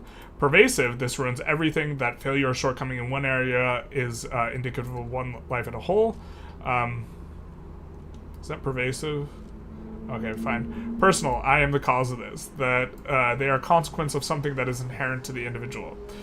The frame of focus here is pretty clearly on internal belief and less so on procedural elements. In a second, we'll take a look at another model that emphasizes procedural elements more, but still involves managing internal states. Okay. So here's another model for change that I really like. Oftentimes, change can be difficult. It can feel as though we have divergent motivations regarding what we really want. Buddha, someone mentioned Buddha earlier, related one trying to control their emotions with the metaphor of trainer trying to control a wild elephant. The trainer might be in charge and able to influence the elephant, but if the elephant strongly disagrees with the trainer, there's little the trainer can do in terms of there's little the trainer can do. In their book Switch, Chip and Dan Heath create a model for process change using the elephant metaphor. Categories there is description, mine, direct the rider, follow the bright spots, find out what works. So this is the category, and then you want to follow the bright spots. You have to direct the rider of the elephant. Find out what works. We maybe need to rework this a little bit. Follow the bright spots, find out what works, script the critical moves, make actions clear and actionable, point to the destination, know where you're going. Motivate the elephant. Find the feeling. Logic doesn't motivate the elephant, feeling does.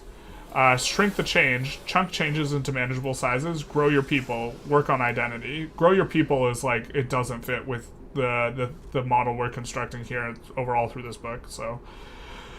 And then we have shape the path. Tweak the environment. Make the environment conducive to change. Build habits. Habits don't tax the rider. More habits equals free action. Rally the herd. Spread the change. Okay. There are infinite ways to represent the project of change to oneself, but these two models are particularly good for two reasons. First, conceptually, these models are fairly easy to integrate into our attentional framework. Second, put together, they largely describe what we've been going, and albeit where we've been and where we'd be going, and albeit in a bit of a different way. Tony Robbins doesn't leave space for social problems.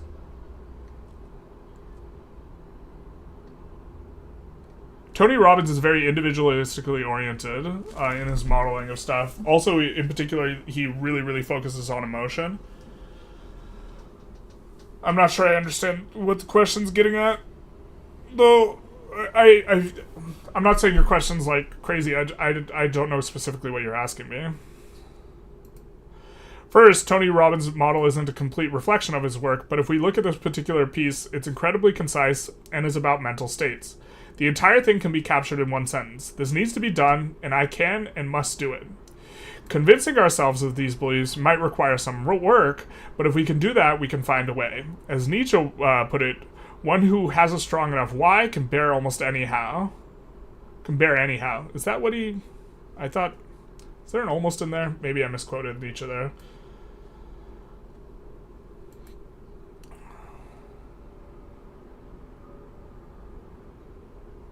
I can't remember the Nietzsche quote, if it's almost or anyhow. At this juncture,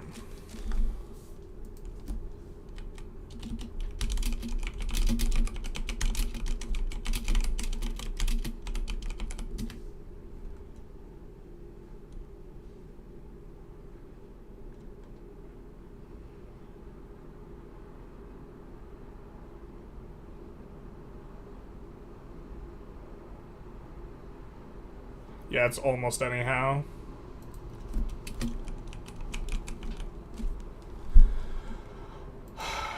It's almost anyhow. I guess they would put that in the category of permanent problems, which is pessimistic. Yeah, also, you can do it, right? A lot of social problems you actually can't fix, but you can influence slightly. You can do your part, let's say, but when you're trying to focus in on your own individual action, it can be... Often when you're focusing on your own individual action, you want to chunk things in such a way that it is something that you can do. And so enacting social change is something that's big, and will often, if you focus on the entirety of the social change itself, often it will reduce you to inaction. And what you have to do is you have to reverse engineer or chunk down something as big as social change into something that is manageable that you can do, which can be difficult. Also, in general, I think that people, you can look at it, you can look at things as, from a model of being socially oriented or individualistically oriented. And I think the individualistic orientation is better for increasing agency. However, the social orientation is what you need in order to identify that social change is important and something you should think about. And so what I think the task is to actually properly enact social change is to be able to oscillate between being individualistically oriented and being socially oriented, which is something that like a lot of people don't have in them. They want to reduce something to either being a problem of individualistic problems, or they want to make something only be social issues. And if you interpret stuff entirely from a lens of it being social issues or a perspective, it's going to distort your reality and make you feel more helpless, I think, in general. And if you interpret stuff only through an individualistic lens, you really miss out on correctly describing reality, because in a lot of cases, there are huge structural and social things that are determining of reality, and there's no pulling yourself up by your bootstraps that you could possibly do to overcome it. But thinking that you can't overcome something is not really that productive.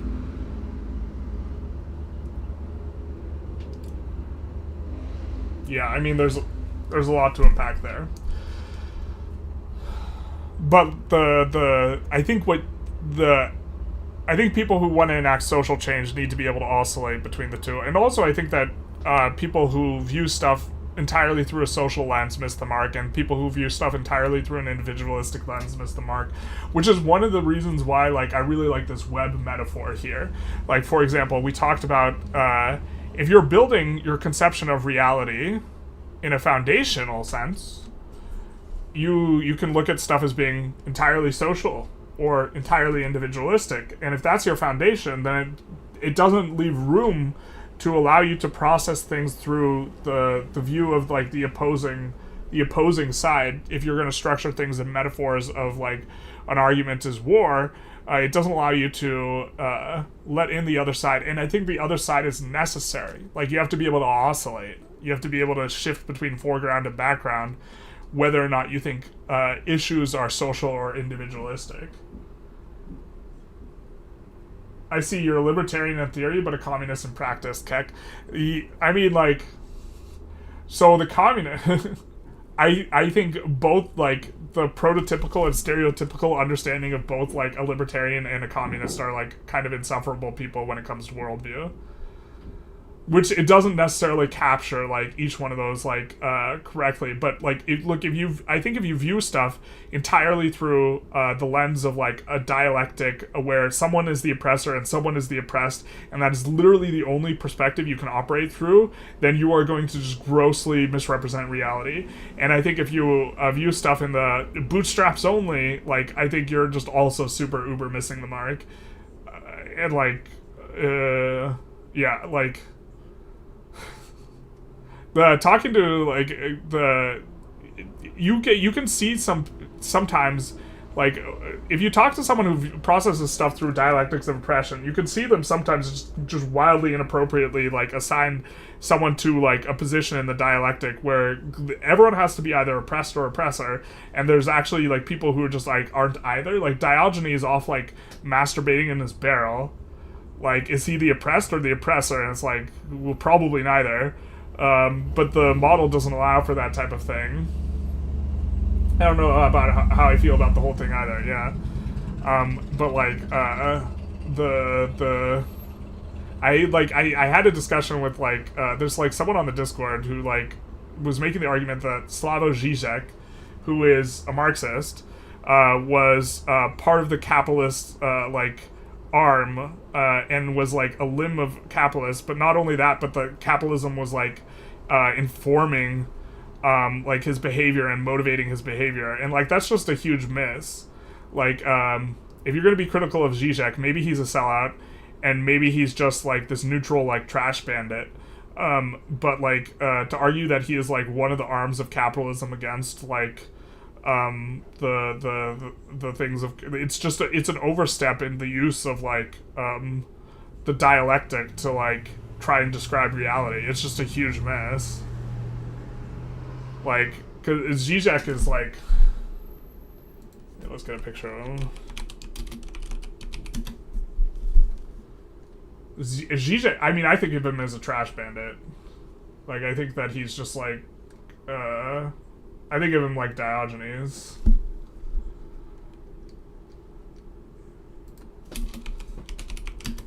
Let's pull up his Wikipedia article or whatever, so you guys can see who I'm talking about. This is Slavoj Žižek. And this guy is a He's a Marxist, self-described a Marxist. His primary works are continental philosophy, particularly Hegelianism, psychoanalysis, and Marxism, and political theory. I think he just engages in a bunch of pop culture analysis these days.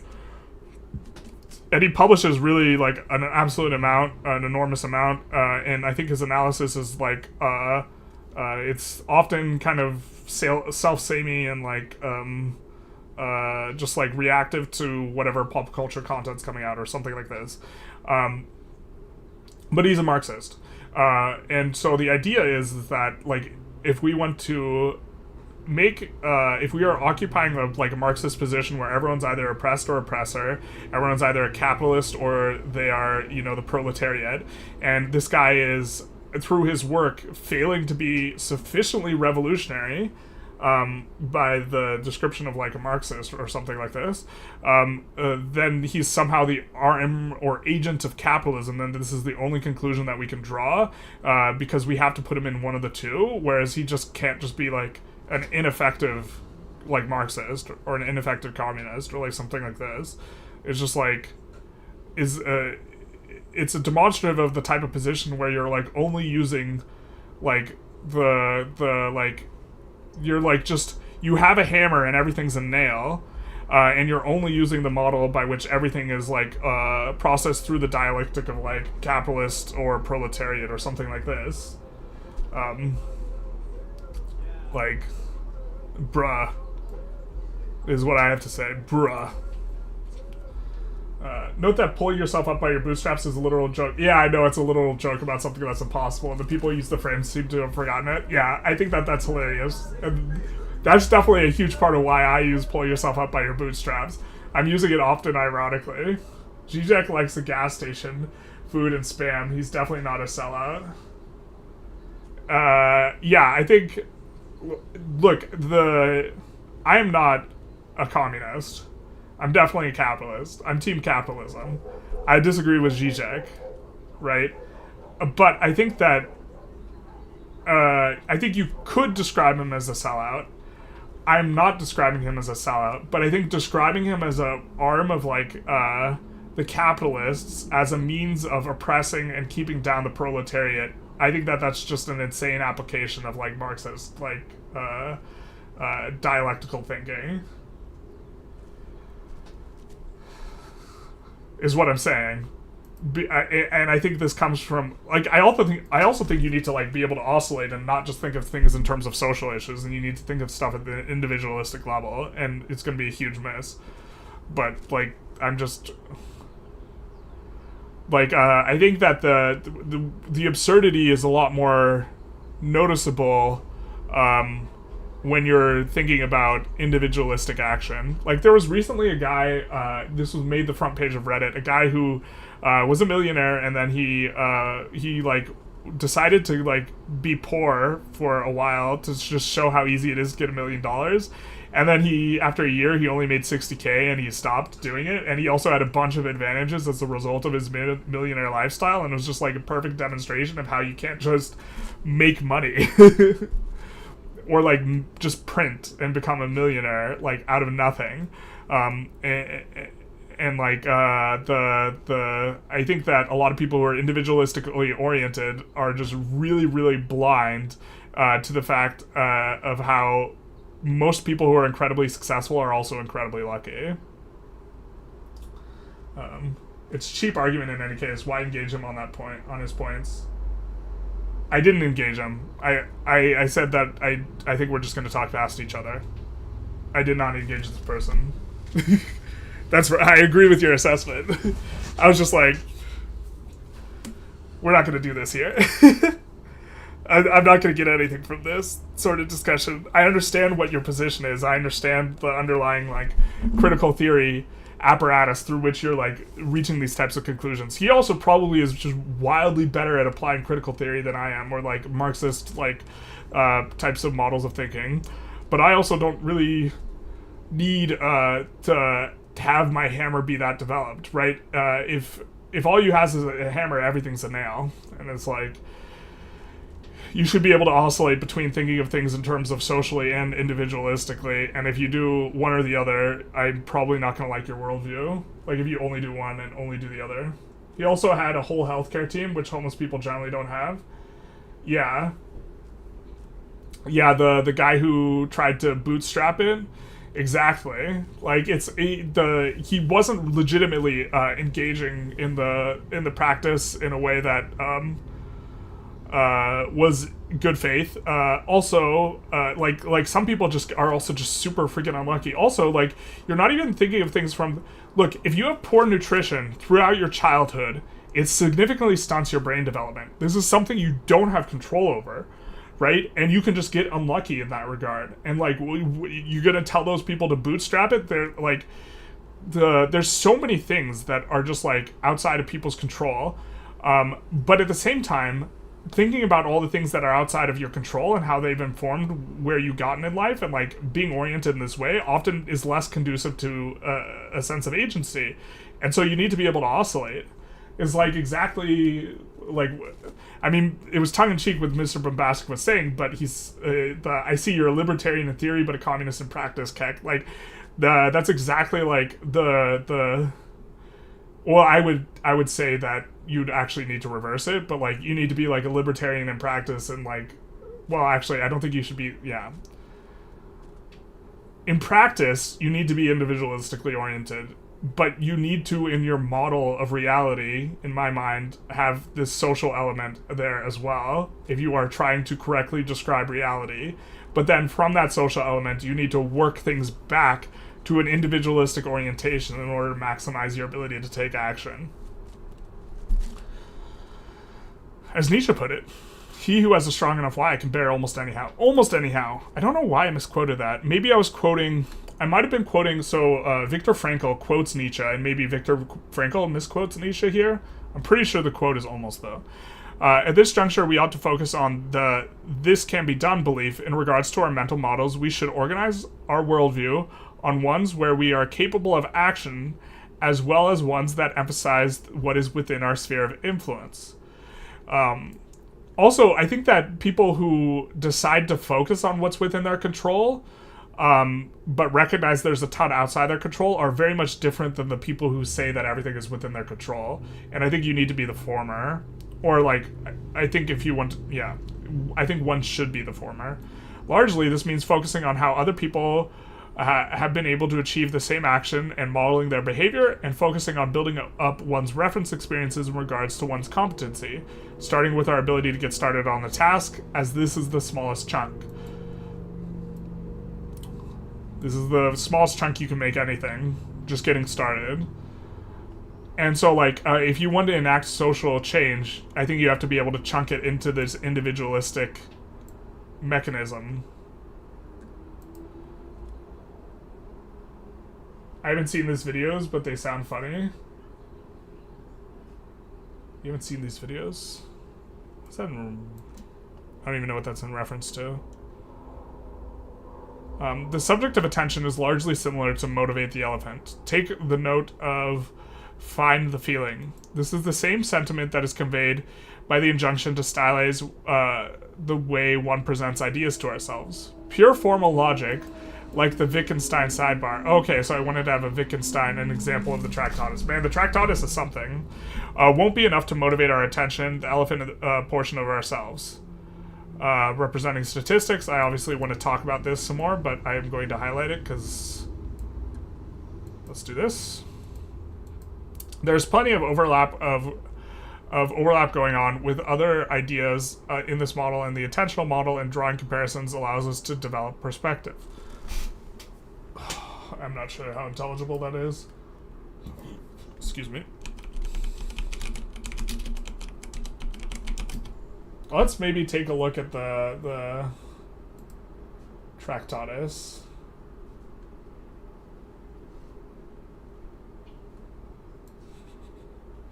This is just this absolute brutality of logic. And Wittgenstein later kind of separated himself from the Tractatus. There are 7 main propositions in the text. These are: the world is everything that is the case. What is the case, a fact, is the existence of a state of affairs. A logical picture of facts is a thought. A thought is a proposition with a sense. A proposition is a truth function of elementary presuppositions. An elementary proposition is a truth function of itself.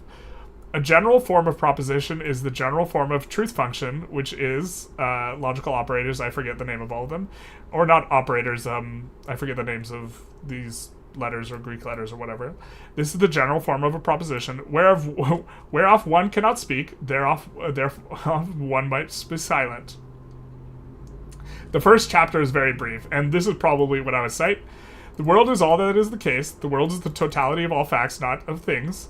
The world is determined by the facts, and by there being all the facts. For the totality of facts that determines what is the case, and also whatever is not the case. The facts in logical space are the world. The world divides into facts. Each item can be or is not the... each item can be the case or not the case, while everything else remains the same.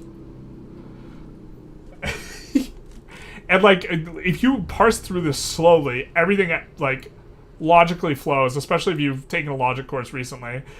And it's just this absolute brutality of, like, theses where, like, the world is everything in the case. What is the case? The fact is the existence of atomic facts. We make pictures to ourselves, etc. The logical pictures of the facts is a thought. And he just goes through this and tries to construct from nothing, basically. The world is everything that's the case.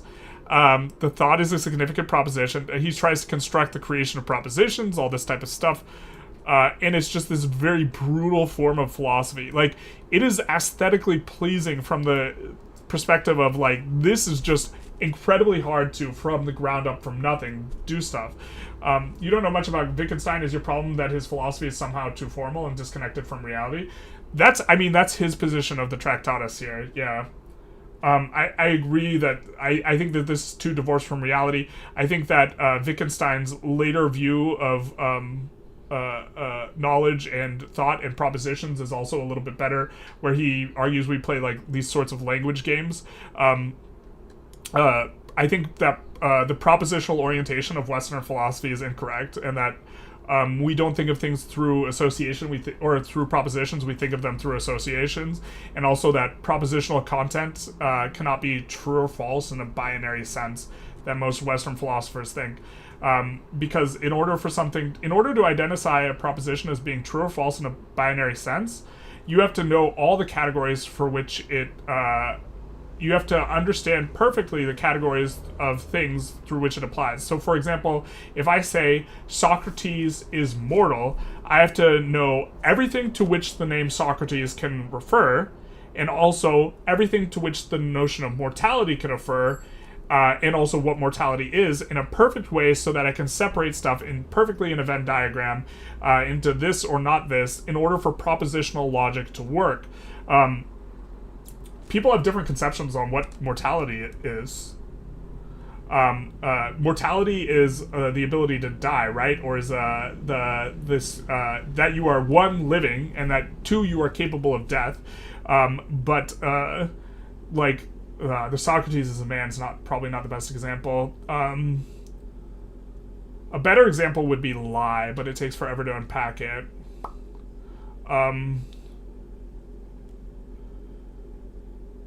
Let's talk about an inappropriate example of something. So take the definition: a bachelor is an unmarried man. This is the definition of bachelor.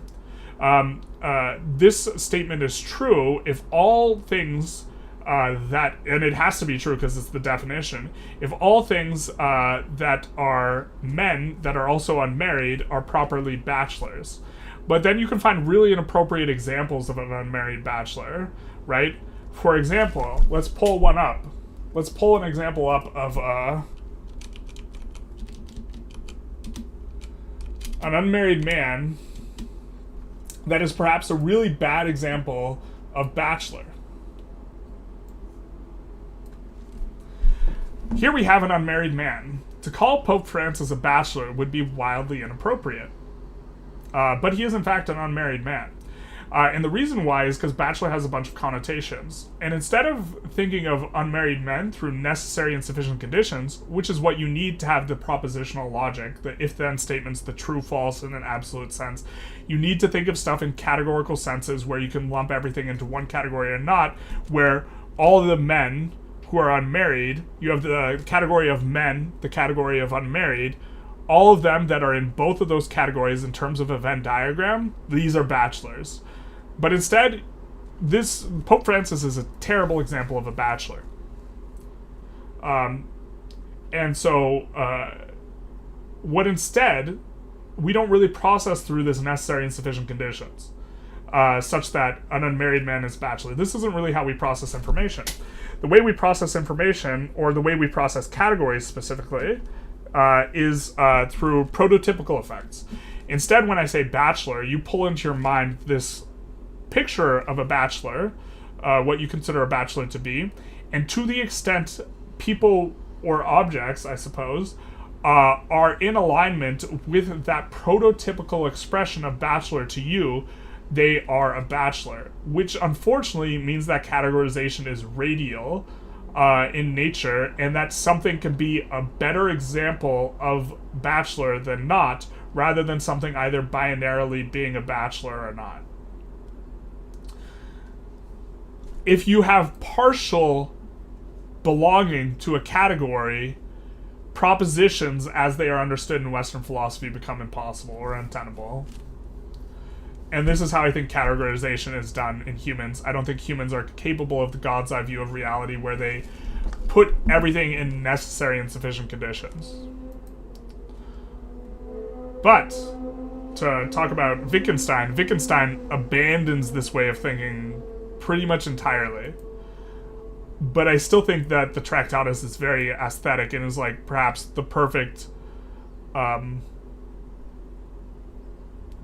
expression of this like Western thinking through propositional logic. Propositions are truth functions of elementary propositions. An elementary proposition is a truth function of itself. Truth functions can be ordered in series. They have foundational theory probabilities, structures of propositions, related standard relate. Like this is just everything is either true or not true in this sort of theory, and it doesn't leave room for sort of true. Like so, if I lie to someone, or if I tell something that's untrue to someone, so that I can get them to come to a surprise birthday party, to say that I have lied to them in some sense. Have I really lied to them? I have lied to them, but in an example of a lie that is not a very good prototypical example of a lie. So I've kind of lied to them. And this type of theory is really unpleasant to people who want everything to be true or false in an absolute sense. And the reason why I've kind of lied to them is because there's 3 characteristics of a lie. And when all of them are present, something's a really good example of a lie. When one of them is present, it's not a very good example, but it's still kind of a lie. And so for the example of telling someone something that's untrue in order to lure them to a surprise birthday party, I have told them a falsehood. So that is one of the things that is important in a lie. There are other 2 things that are important in the lie, is that I have to myself believe that I am misinforming someone or believe that I am saying something that is untrue, which I definitely also think is the case in the case of telling someone something that's untrue in order to lure them to their birthday party. But the third and final element is actually the most important element of a lie, and that is that you are intending to deceive the person. My intent in bringing someone under false pretenses to their surprise party is not to deceive them. My intent is to, provide a fun experience for them or have a surprise party or this type of thing. And the most important element of the lie is missing. I'll give you another example of a lie that's not a perfect lie, but is more of a lie than telling someone about a surprise birthday or luring someone to a surprise birthday party saying something else. In this one, let's say my mother actually does have a different last name than me. You can't find my mother by looking up my last name. If I were to be at a party and someone asked me, "Oh, do you know Generalist's mom?" using her name, but I'm not going to dox my mother. And I respond, oh, I've known her for more than 3 months. I am, with the idea being, or actually, let's make the example a little bit different. Let's say I put my mother on references for a job interview, and then someone asks, oh, I know this person, how long have you known her? And I respond, I've known her for over 3 months. What I have said is not actually false, right? But I think that's a better example of a lie than luring someone to a surprise birthday party, because my intent there is very much to misrepresent my relationship with my mother, who I've known for more than 3 months. This is true, but I've also known her more than 30 years. Also true. And so I'm definitely misrepresenting the situation, using a statement that is true in a sort of theoretical sense, to deceive the person who is interviewing me that our relationship is not as biased as she might think, because obviously if she thinks my references, or is aware that my reference is my mother, she will not view any sort of positive attitudes towards them in remotely the same way. So now we have an example of something which has the first condition and the most important condition of a prototypical lie, which is that the intent is to deceive. I'm trying to do better on the job interview. And doesn't have the other two examples, which is that I know what I have said is false. I know what I've said is true. I've definitely known her more than 3 months. I definitely know that I've known her more than 3 months. And what I've actually said is actually true. Still, it's a better example of a lie than luring someone to a surprise birthday party, or many of the cases of white lies people tell, because when someone's telling a white lie, they are often trying to smooth something over socially, more so than they are trying to deceive the other person. So, another example is if you tell the fairy tale once upon a time, but the story is not factually true, it's generally not considered lying because the audience is not expecting truth. Yes, and also your intention is to entertain, not to deceive, right? So the ultimate truth of something is in its function? No. No. If someone accused me of lying with a white lie, or my point is that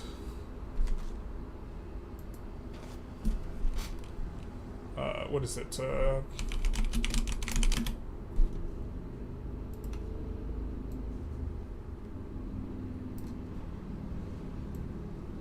The point is not the ultimate truth of something is its function. The point is that we have in here, this is the perfect example of a lie. I cheat on a woman. I tell her I didn't cheat on her. My intention is to deceive her. I've told her something I know is false, and it is in fact false. This is the perfect example of a lie. But this is a category to which membership is radial. This is a good example of a lie. Out here, we might have the instance of me telling the job interviewer, right? This might be me telling the job interview that I've known my mother for longer than 3 months. It's not a good example of a lie, but it's still, in some sense, a lie. And then we might have further out here, we might have the example of white lies that, look, they're to some extent a lie, but they are like, this is the surprise birthday party, right?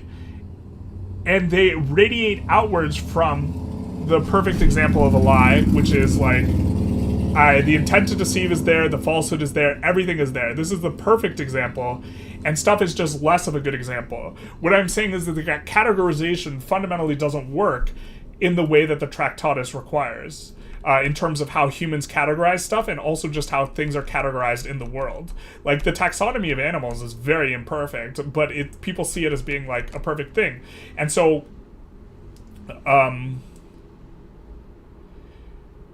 instead, like, the way the logic that categorical logic requires is that of, like, a Venn diagram, where you're either inside the circle or you're not.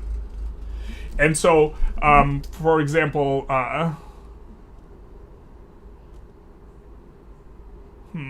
what's a good example? Well, actually, just for lie, this is how what is it? Categorical logic likes to think of a lie, which is that if it's false, it's inside the circle, and everything that's false is a lie. And so if we come back to like the radial example, oh no, we can't. The radial thinking. If you're thinking of categorical logic, we have the prototypical lie. I cheated on my wife.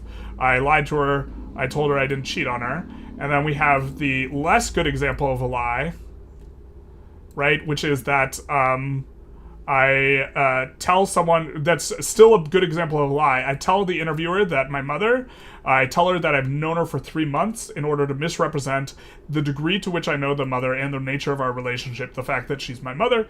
And then here is a white lie used to smooth things over, right? And so this is a white lie. It's not a very good representation of a lie. And then what categorical logic does is it just draws a big circle around all of this, and it says they're all false, so they're all lies. And that really doesn't represent the reality of the thing better, because me telling someone that they don't look fat in a dress is way less cause for outrage than me deceiving my wife in the cheating on them example, right?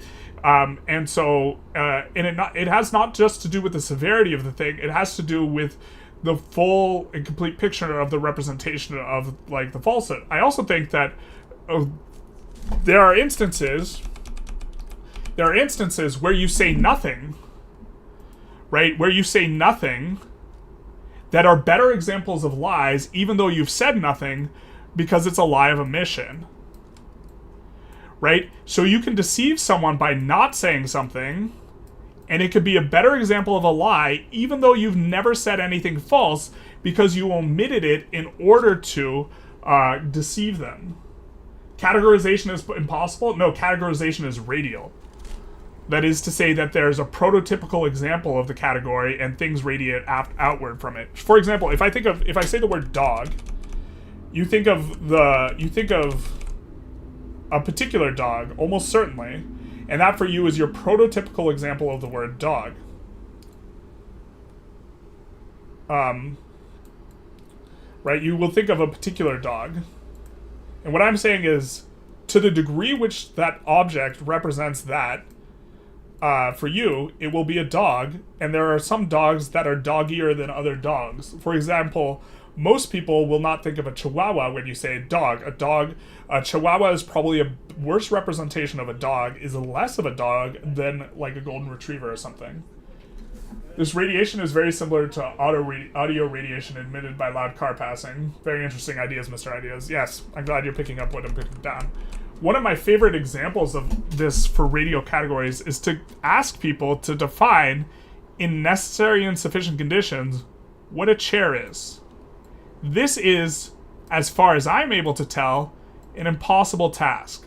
And you're welcome to try it, but I do not think you can define a chair using necessary and sufficient conditions, the type of conditions that would be required for the absolute thought or the absolute truth to which propositional logic and the propositional way of thinking, as evidenced in the Tractatus, requires.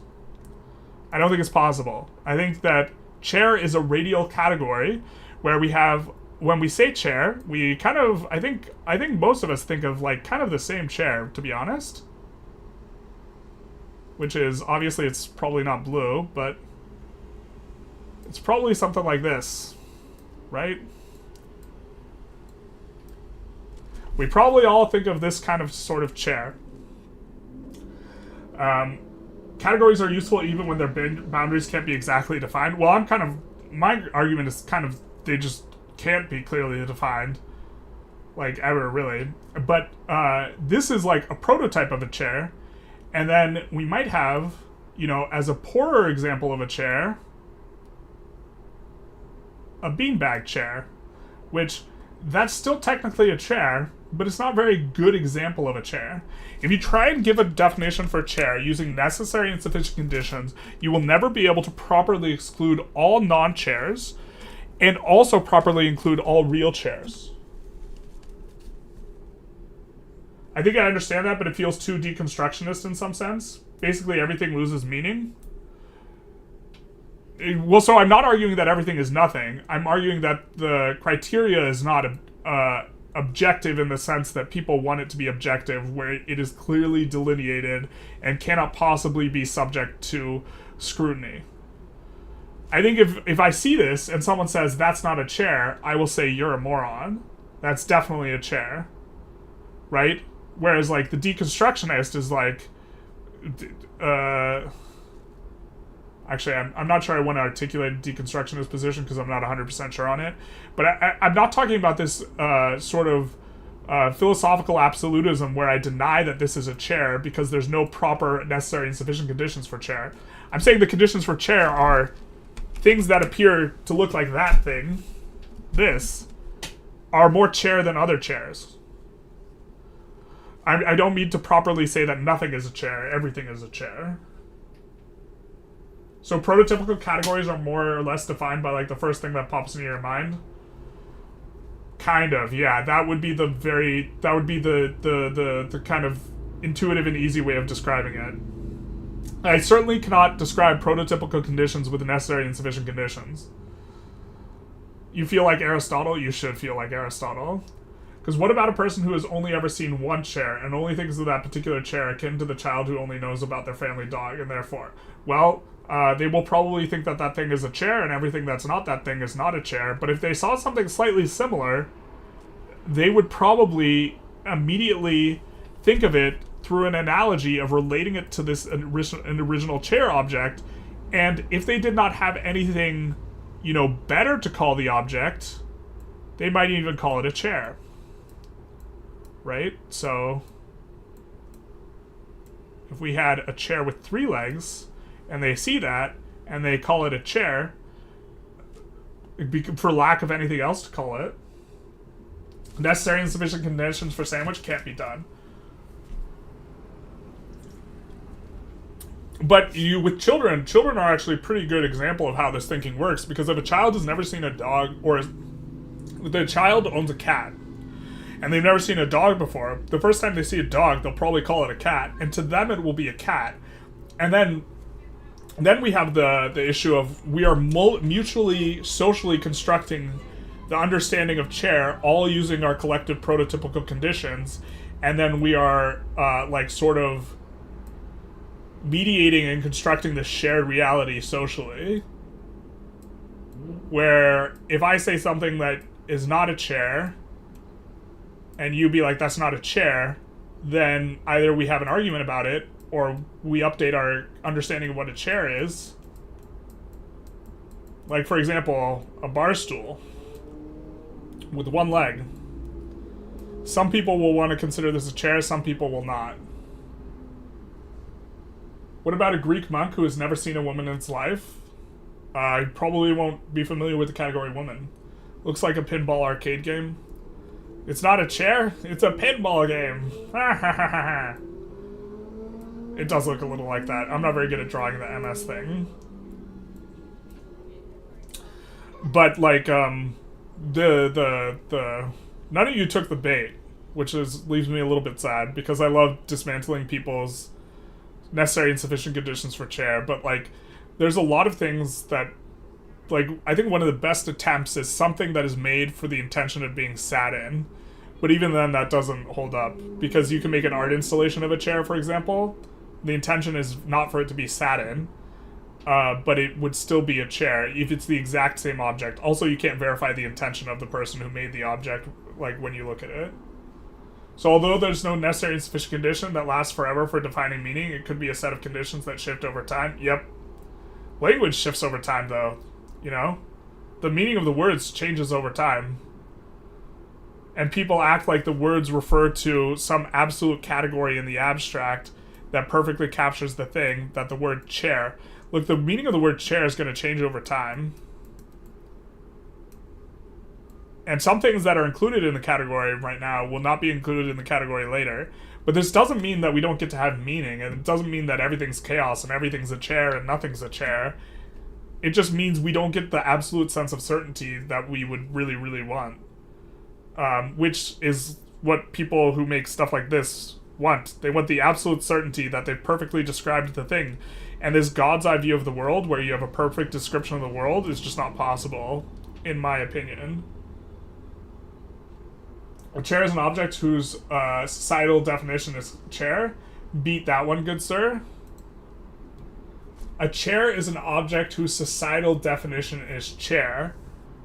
The problem with that, in terms of being a necessary and sufficient condition for defining chair, is that you would be excluding and including different objects on the basis of which society you are in.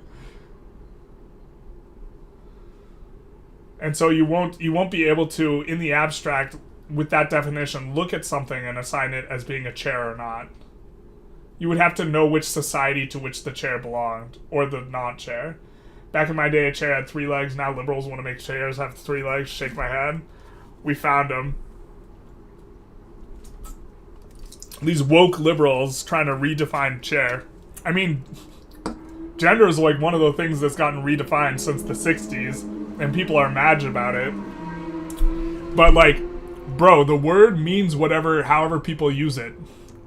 This is the most contentious thing we could talk about it, so we're not going to talk about it in depth. But this word means however people use it, my guys. And it doesn't refer to, like, something in some sort of abstract. Big true. Silly libs, yeah. When did the libs become so radical anyways? Basically, with their stupid 3 chairs. That's the contentious one. I don't even want to leave it up there, because then it might be caught in the thumbnail. But, like, the words, like, okay, some people think that words refer to stuff in the abstract. I think that's insane. Words refer to however they're used in function. That function changes over time. That means the meaning of the words changes over time. Big sad for the people who want this. Big sad for people like Wittgenstein. Wittgenstein basically completely about-faced and adopted a perspective that's much more like the radial definition that we kind of have here. I thought you were going to write genocide. No. Well, I mean, today, people have a different definition for that word. There's another one, yeah. I guess maybe today, we think about... Some people, yeah, like, they want to call some things genocide that I think are not very good. Well, let's say it could be a genocide, but in terms of...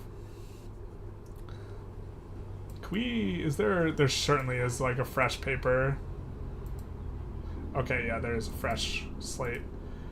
If we think of the G word in terms of radial categories, then there's really good examples of them, of genocides, right? Of the G word. If I say it too much, the video will get demonetized.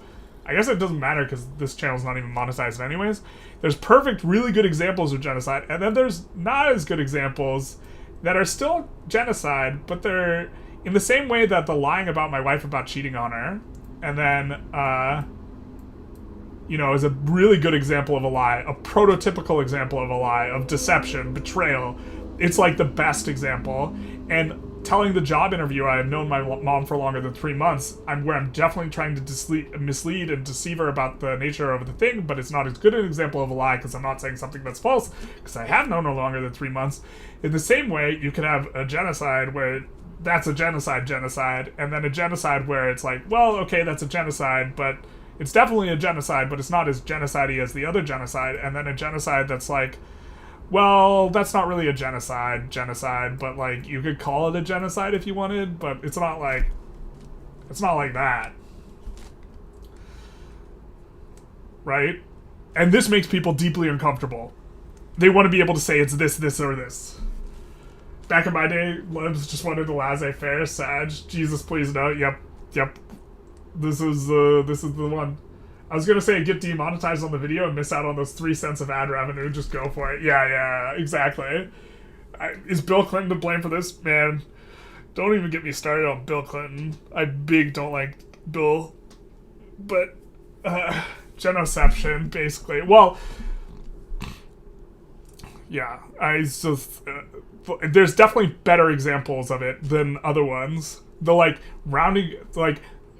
For us, I think our prototypical example, certainly the one that comes to mind, but it might not even be the best example. The one that comes to mind, the prototype, when you say genocide, what comes to mind is what happened to the Jews in World War II. For the Western world, this is exactly what they think about. Now, what Pol Pot did, that might be a better example in some sort of theoretical sense, but this is what people think about, right? And so the degree to which stuff resembles that is the degree to which people consider things a genocide. What about Mao when he sent the hungry commies to feast on the middle class? Surely that was genocide? Yeah, but it wasn't as genocide-y as sending people to the gas chambers. Most people think. So, I don't know. We call Mao, like, in here? I don't know. I don't really want to rank the genocides. I don't want to make a genocide tier list, but I'm just trying to say that there are better examples of it than other ones. Pretty sure the most prototypical example of a genocide is when chat says your mom, but you know, to each their own, basically. Stalin top tier. Yeah, so so here's where I disagree with a lot of people on my prototype. For my prototype of biggest asshole in the world, or in history, that I can think of, I think Stalin was a bigger jerk than Hitler. Just to be clear, I think Hitler was still a really, really big jerk. But I think Stalin was more of a jerk. Genocide tier list, make it. How to get your channel destroyed in like 3 days. You know the worst part about the genocide tier list is there's 2 ways to interpret what's S tier and what's F tier.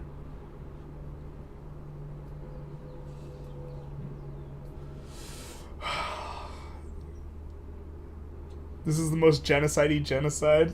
That's probably the best way to demonetize your channel. Let's stop saying the G word and like not get our channel destroyed. It wasn't for lack of trying, okay? Well, so the difference between... I think Stalin was probably more sociopathic than Hitler. I think Hitler was more... Like, his conception of reality is probably worse. Restream says, congratulations, you've received 100 messages today. Big nice. S tier genocides, the genocides you most approve of. Go make it. Jesus. Jesus. What about the globalists trying to cause mass starvation with inducing their green energy? So I think that would be a bad example of a genocide. If I would even want to call it a genocide. That would be like way out here. I don't think I would want to call that a genocide even. Because I think that a big part that's important about genocide, I don't know there's probably an actual technical definition, but I think the intent to eliminate has to be there. Like, I think that is a major component. Your intention has to be the elimination of all these people. And that is definitely not with the kappas about the globalists. Like, even if you think the effect was there, right? Also, the effect does have to be there. You can't you can't want to, or have the intention of eliminating all the people and succeed in eliminating no one. Right? Then it's not really a good prototypical one. If Hitler just wanted to eliminate all the Jews and he didn't kill one, right, then it wouldn't be a genocide. Even though his intent's there. So you need like both of these. No, this is the quality content I subscribe for, not like this. What about EcoFlash like Thanos? So Thanos' intent was not genocide. So Thanos, even though he killed half the people well, actually, I think another thing is it has to target. And Thanos was dispassionate and fair. Everyone got the coin flip. So you have the effect of killing half of everything, but Thanos' intent was to give everyone more resources, and he didn't target. So really bad example, yeah. Feminism drowning down birth rates is the new genocide. Well, I mean, like, I think so. Currently with the Uyghurs. Speaking of, they're not killing that many, but they are sterilizing a whole lot of them, which, in my opinion, is targeting. It has the effect of eliminating Uyghurs, even though it's just eliminating births, and the intention is to eliminate from them. I think that is genocide. What if they took virtue signaling to such extremes that they willingly accepted mass casualties? But so the thing is like, if we're actually going to analyze the libs secretly destroying reality, the intent just isn't there. So it'll never be a really good example of a genocide. The mens rea is very important for genocide. Big true. Considering that you look like Thanos, it checks out that you'd be in support of him. Yeah, we're pro Thanos around here. Thanos is most moral of all of the Marvel characters. How to destroy your credibility in 10 seconds.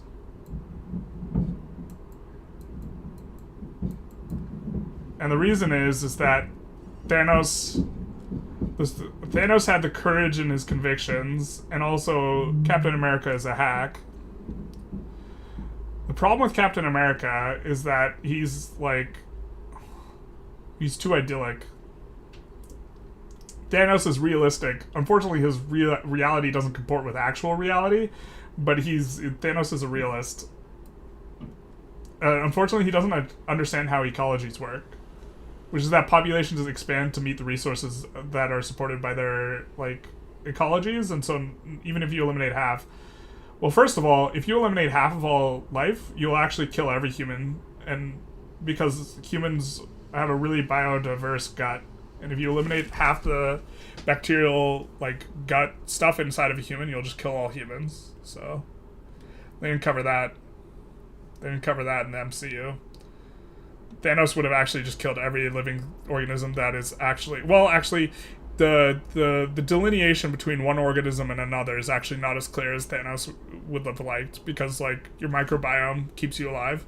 You kill half of your gut biome, it'll kill you. And are they you? Are they not you? Also, various organelles inside your, self. I think that they have different... your mitochondria has different DNA structure than you do, and you're just a carrier for it. I forget. But if all of those are distinct from you and you just kill half the cells in your body, that'll surely kill you. Yeah. So we were trying to get through a book before all this, though. We were trying to do that. Would targeted cultural indoctrination be considered a G? I would, yeah. So I would say that there's intent, an effect, and a target. So I would say yes, but I guess death or lack of population reduction is maybe another element, right? And these are all prototypical conditions, meaning that something can be considered it when not all of them are here, but the best representation of a G is when all of these are present in a very extreme and clear way. Big ideological difference. Stalin was pretended to be part of the Enlightenment, where Hitler did not trying to excuse, but the effect was good. Thanos' effect? No, Thanos' effect was bad. Thanos didn't understand ecology. He was not as burdened with knowledge as he thought. But his intent was good. Yeah. Cultural assimilation, no. What's the word? It's the white genocide, right? Is the meme term of white genocide conspiracy theory, where it's or white replacement theory. Is a white supremacist conspiracy theory that claims that there's often a deliberate plot, often blamed on the Jews, to cause the extinction of whites through forced assimilation, mass migration, and/or violent genocide. It purports that the goal is advanced through the promotion of misgeneration, interracial marriage, and mass white... Basically, just cultural merging. Mass non-white immigration, racial integration, low fertility rates, abortion, pornography, LGBT identities, government. But this theory is just okay, so it's a tongue-in-cheek, people call it white genocide. Although I guess the people who actually believe in this theory call it white genocide as well. But so for example, under this, sushi is white genocide, because sushi is eliminating white culture by replacing it with Asian culture. which is a like genocide of the white people. Political myth based on pseudoscience, pseudohistory, and ethnic hatred driven by psychology and panic called white extinction anxiety. Basically, anything that's not the main white thing is considered genocide. So this is just calling everything that targets your group genocide. So if it was your group and it targets your group in any sort of way, then it's genocide. And if it doesn't, then it's not. That's kind of how this one works.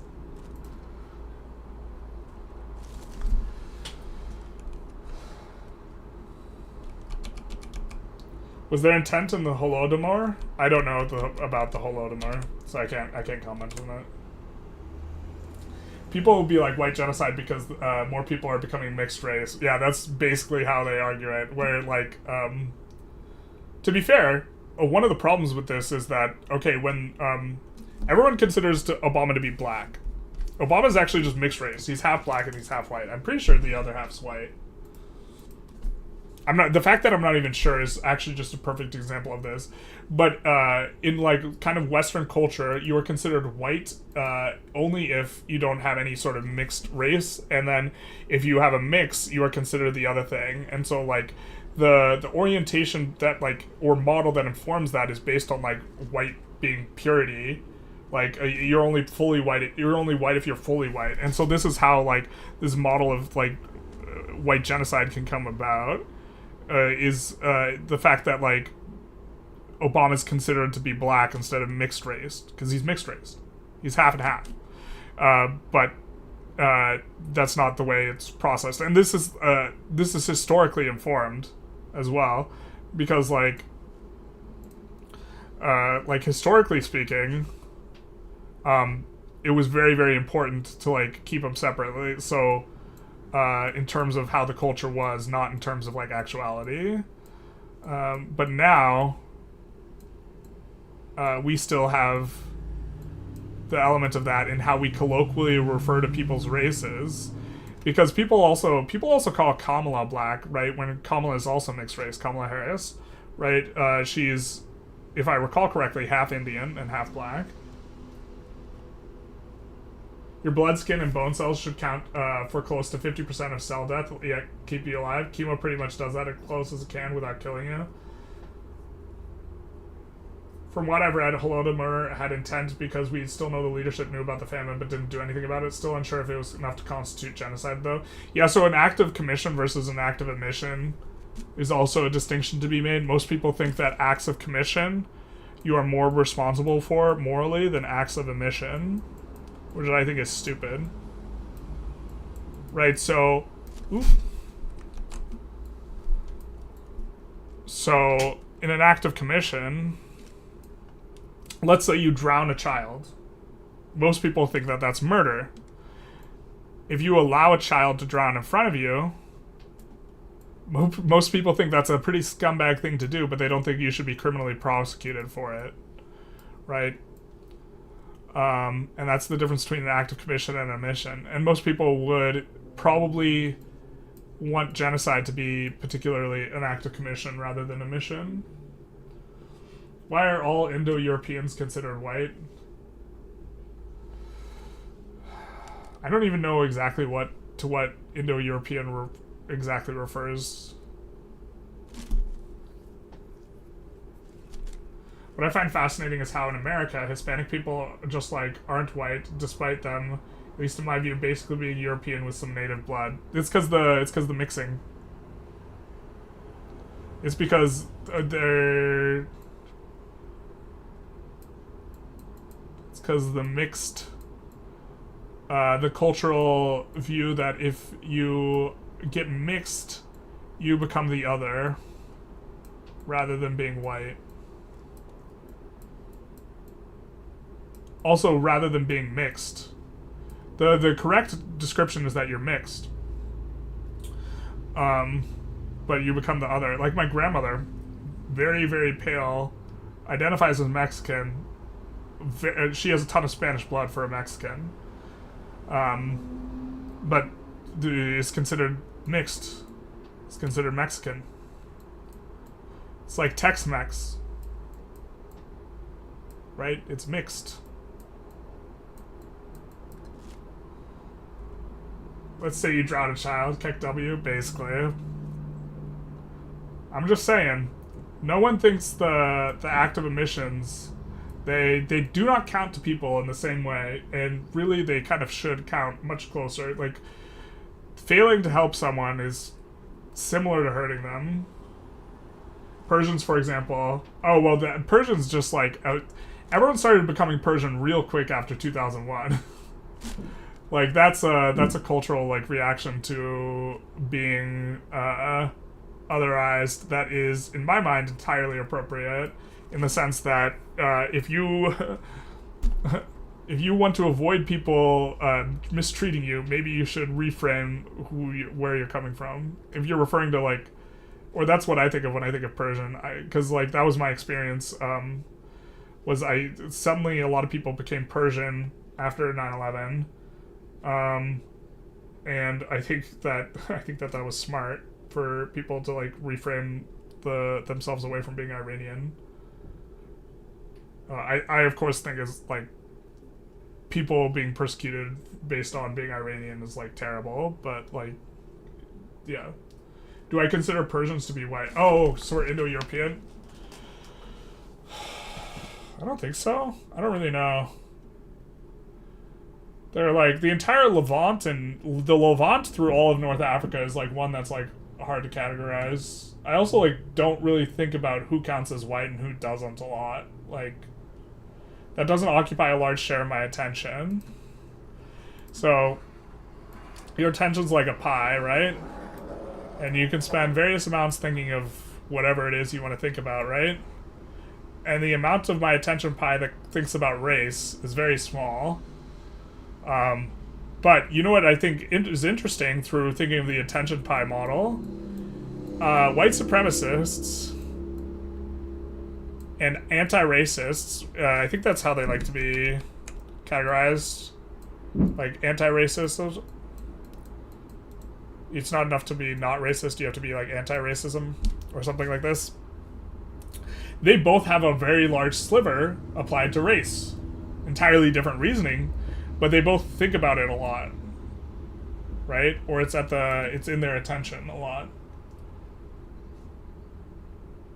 Yeah, one drop rule. A lot of Americans show off their Cherokee, Dakota, Navajo blood. Yeah. The problem with multiculturalism, oof, that's a way to start a sentence, is that people don't mix. I live in Vienna, where 6 different ethnic groups live. Turkish go to Turkish clubs, Serbs to Serb clubs, Croats to Croatian, Austrian to Austrian, etc. I mean, give it a millennia. People definitely mix eventually. But, like, one generation's, like, a really short period of time. Almost a lot of stuff resolving of, like, racial problems needs to happen, like, intergenerationally. Because most of the time, how you were raised or who you were raised around super informs your feelings on race. And being raised with people of other races is really, really important. But that's not going to happen. Like, that's a once-in-a-generation thing. So, like, when you're trying to enact, like, super fast multiculturalism changes, like, that's not how... in practice, that's not how it works. Like, you can't, like, enforce that. The West will never its whiteness, no matter how many immigrants show up. The category of whiteness will simply shift. The West will never its whiteness? I don't know what you mean. Never, like, retract whiteness as being an important thing? I don't know. If like, 3,000 years from now, humanity's not destroyed and we're, like, all the same color, well, then we'll just start creating tribalism based on some other thing. I think tribalism's always kind of going to be... I think tribalism is, like, human nature. Is a problem as well. In that I'm not sure the best way to combat it, but if people are going to be tribal for race, or if people aren't going to be tribal for race, they're going to find something else to be tribal about. There's 2 kinds of people in this world, and that's people who understand that GDP is the most important indicator of success in Victoria 3, and people who are wrong. Yeah. Oh, Donald Peterson immediately hits it. There's two types of people I can't tolerate in this world. People who are intolerant of other people's culture, and the Dutch. Perfect. Also, the Twitch chatter thinks that Indo-Europeans are white. I point you to the north of all of North India, lol. But, like, I would put... I think that they would be put into a different category. I don't know. Children are usually adopt the religion of their parents rather than the religion of the local state. Yes. In American census data, aren't most Middle Easterners classified as Caucasian? I don't really know how that works. I think there's a thing to check for Middle Eastern. When I refer to my Armenian heritage, I call it Middle Eastern rather than Caucasian. But there's also like there's like two types of Armenian, right? There's like Russian Armenian and then like Middle Eastern Armenian. Like there's like a lot of pale Armenians and then there's a lot of really dark Armenians. My grandfather was one of the dark Armenians. It's interesting where you Americans drew the line because I until I fully grasp American culture, I would consider Mexicans to be white. Yeah, they are considered brown in terms of the cultural discourse, which is different than black. Also, people of color.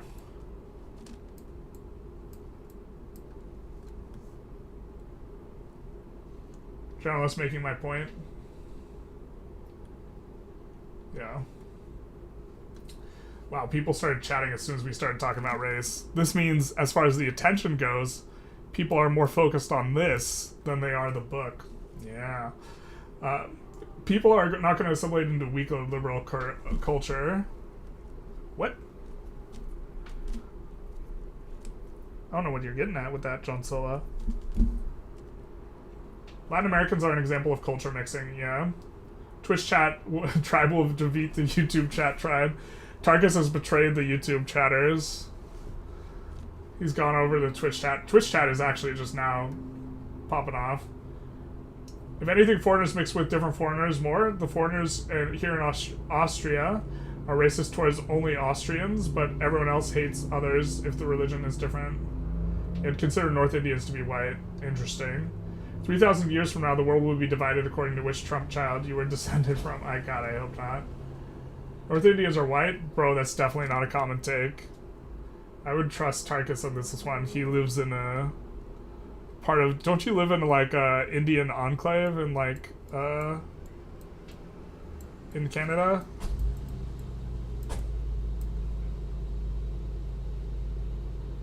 Except in phrenology, I guess, because Kozid skulls or whatever, but that's pretty bunkus. Isn't Armenia literally in the Caucasus? It is literally in the Caucasus. Yeah. But if you look at, like, Armenians themselves, like, ethnically, they will appear to be either, or this is my impression, they will appear to either be Russian, or they will look really Middle Eastern, or like a combo of the two. I guess if they're mixed. But also, Caucasian, people refer to, like, Norwegians as being Caucasian. Like, I don't think it has to do with the Caucasus as much. The great social experiment of assimilating Middle Eastern cultures into Western Europe failed miserable. Bro, you're talking about, like, one generation of this. The great social experiment has failed. Like, assimilating cultures and peoples, like, takes time. You live in a major Indian city called Surrey. It's quite nice here, but the white folk don't consider Indians white here. That's what I would guess. From India, Tarkus is right. Eastern Europeans, countries, and Middle Easterns are more right-wing. Yes. They really don't. They don't really see race. They're all conservative, and like their conservative culture, they value tradition, and so they don't want to mix. Yeah. I mean, I think I would probably disagree that they don't see race, but also there's a cultural element. I think conservatives in general get called racist more often than they deserve. Like, way more often. I'm saying that this is a foreigner is somewhat assimilating, but I still want my kids to learn the proper Serbian language. And the Indians I live with are Punjabi, which is some of the most light-skinned Indians out there, and they're still not white. Yeah, but they might be. One of the things is if for example, there was a ton of so if there were someone else or another group with which to be tribal against, then I'm not sure I like the Indian pointing towards tribalism, but if there was another group to be tribal against, right? Then them being considered part of the same category would be much more likely. So, like in the United States, like the entire white tribe, right, refers to Irish, German, British, right? They get grouped all together now. But if there were no people of color in the United States, to be fair, they don't get clearly grouped. Again, back to radial categories. If there were no people of color, then people would start otherizing a whole lot more based on these categories, right? Than they do on people of color versus not people of color. Right? So like the fundamental like thing that like happens is like people have a tendency towards tribalism. The most easy thing to tribalize is based on appearance, right? I'm not trying to make an argument in terms of that this is good or anything like this. I'm just trying to describe the situation. But like, if there was another group that was less white than Indians, it's possible that Indians would start to be grouped with the white ones.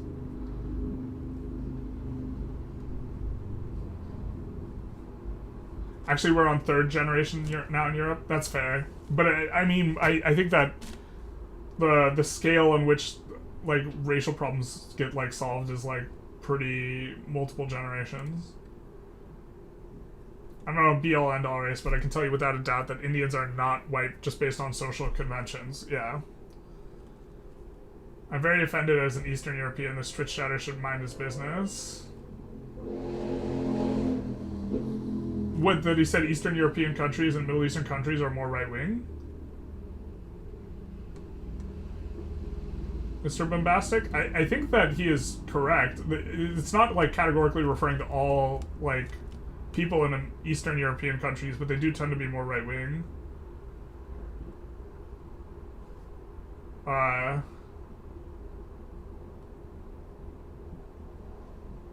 it sounds like he's from Serbia. Definitely here in Canada, we're good at making everyone into a hyphen Canadian so that no matter what your ethnicity is like, we're all just proud of Canada and make fun of America. Yeah, you do French Canadian. That would never happen in America. In America, you don't say German American.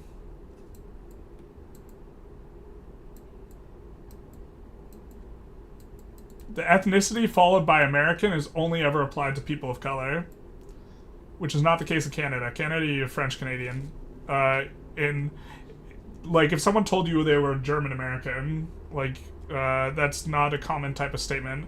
But like Mexican American, Chinese American, African American, all the people of color categories, in terms of how the language is used, use their other ethnicity followed by American, and I've never heard anyone refer to themselves, or not never, but it's super rare to hear like Irish American, German American, British American, Italian American, these types of things.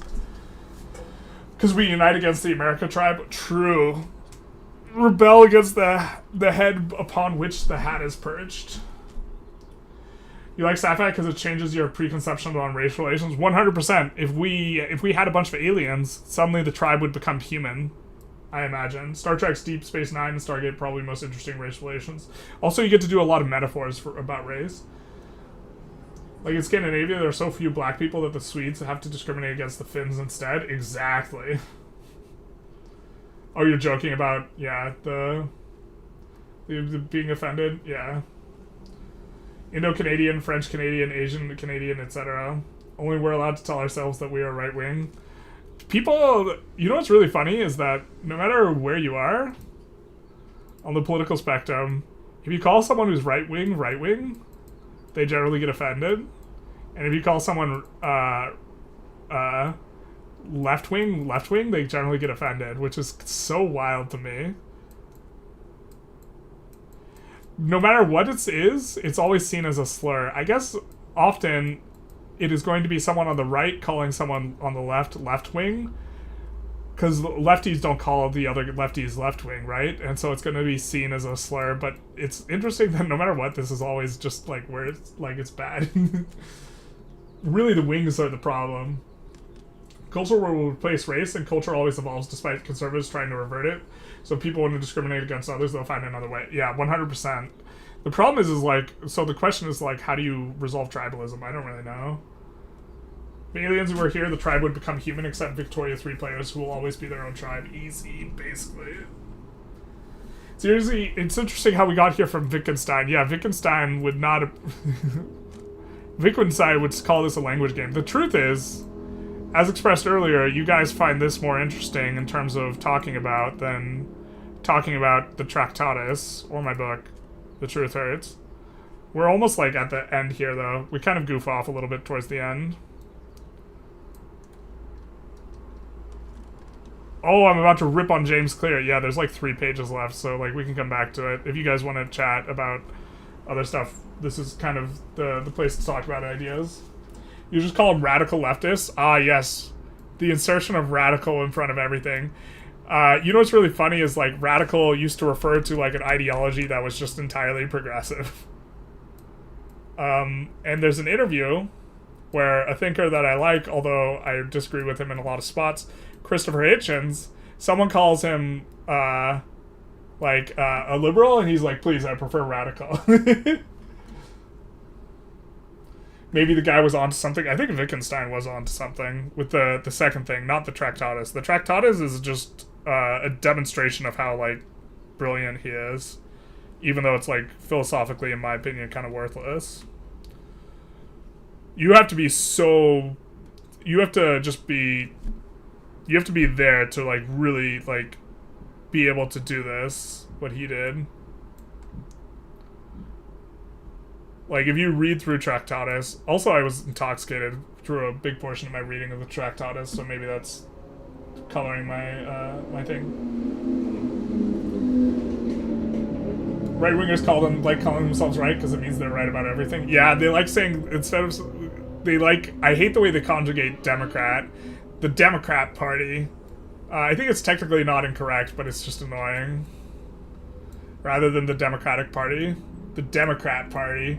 And they always like put the emphasis on crat, so it sounds like crap. And so like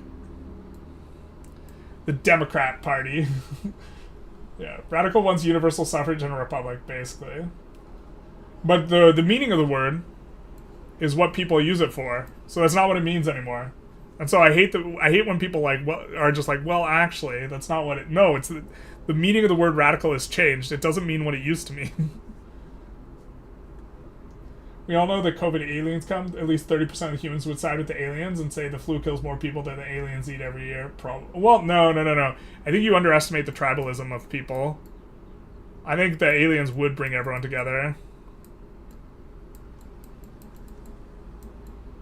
The COVID showed us that humans can be tribal against other humans, but humans against other animals, that's a big one. Also, if global warming were an alien, people would respond to it differently. People respond to things that they view as nature as being less... so this is an interesting thing, and we talked about this last week. Here, let's just reset this. If something's caused by nature, and it impedes you for getting what you want... and this COVID is considered nature, then it's not considered an impediment to freedom. But if something is caused by a person or an agent, it is considered an impediment to freedom. This is how people process the information. And so it's when you understand this, it makes a whole lot of sense, because lockdowns were considered started by an agent, right? The disease itself is nature. And so it's easy to see how, like, people were getting upset at being told to lock down, because this is an impediment on freedom and it's caused by the agent. It's not being caused by the COVID. Right? Fascism is also radical. I don't think fascism is considered to be radical in the old definition. In the new definition, it is radical, yeah. It's hard to imagine a person calling themselves with a positive sense a regressive. Yeah, a lot of this is also just framing in the language games, right? Where, like, what is it, woke? Nobody who is woke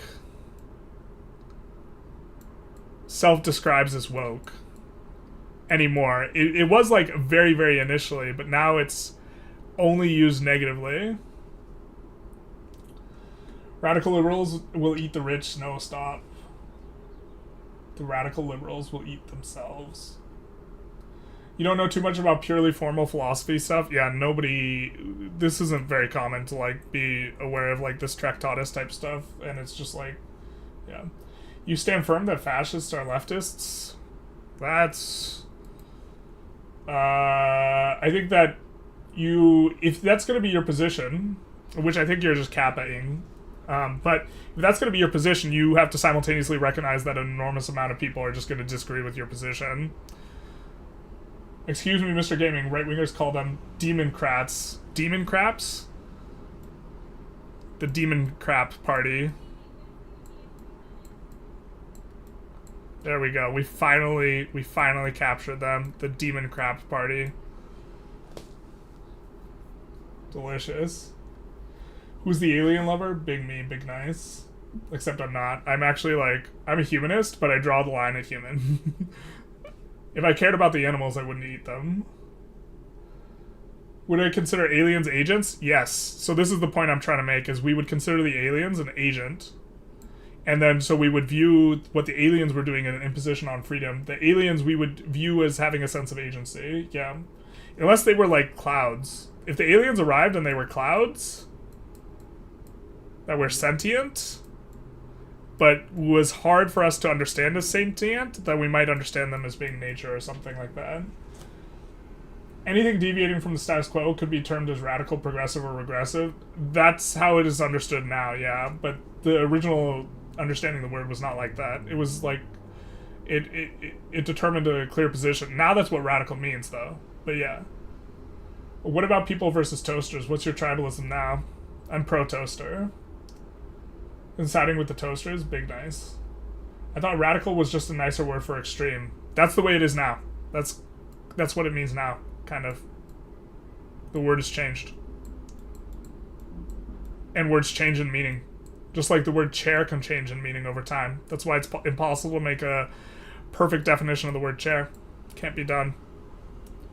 That is, has necessary and sufficient conditions, and which is why you need prototypical conditions for the word chair. I guess my view of COVID as a non-human attacker is not the category most people would use. Yeah, so if you're viewing COVID as an agent, your attitude towards it and the response to it is probably going to be much different than if you view it as a part of nature. And so a lot of people, like, the thing is, the people on the left and the people on the right were not trying to understand, like, the other people's perspective and why they responded to COVID in the various ways. Like, if you're on the left and you're trying to understand the right, and you're understanding them as thinking of COVID as a thing of nature, and not as an agent, and that it's not an imposition on freedom, the COVID itself, and that any restrictions based on COVID are a restriction on freedom, it's like you start to appreciate their perspective more. But that's not what people tried to do. They've just, like, been like, oh, the left, the way the left articulated what a lot of the right was doing was that you are murdering people by not locking down. So then the murderers become the agent, right? The non-lockdown, or the being non-masking, this was the murder, which is a very aggressive way of looking at it.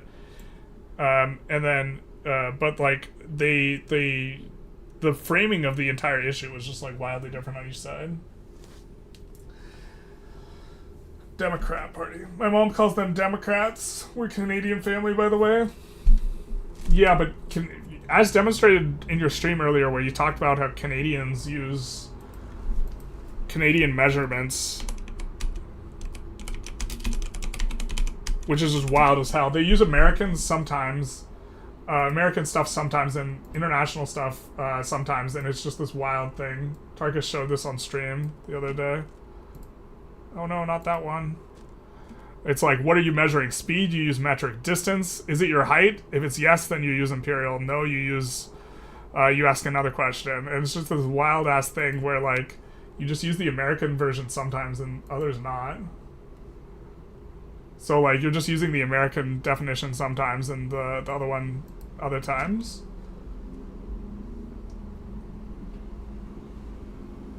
But if they were invisible, they would be like ghosts, so agents again. Ghosts, the category of ghost is a modifier for most people for human. So you have the human part built into ghost, right? Nobody would use ghost to modify a tree. So the problem is the word ghost has multiple entailments of other aspects, and a human is definitely always considered an agent, whereas a tree is not. Radicalism, radical liberal historically, I guess the meaning is different than today. It's absolutely different than today. But like if someone's, yeah, the thing is like, sometimes people are language nerds in a super uppity way, which is that they like try and correct you based on some archaic definition of the term, and like, bro, that's not what the word means anymore. I'm sorry to break your bubble, but meaning changes over time.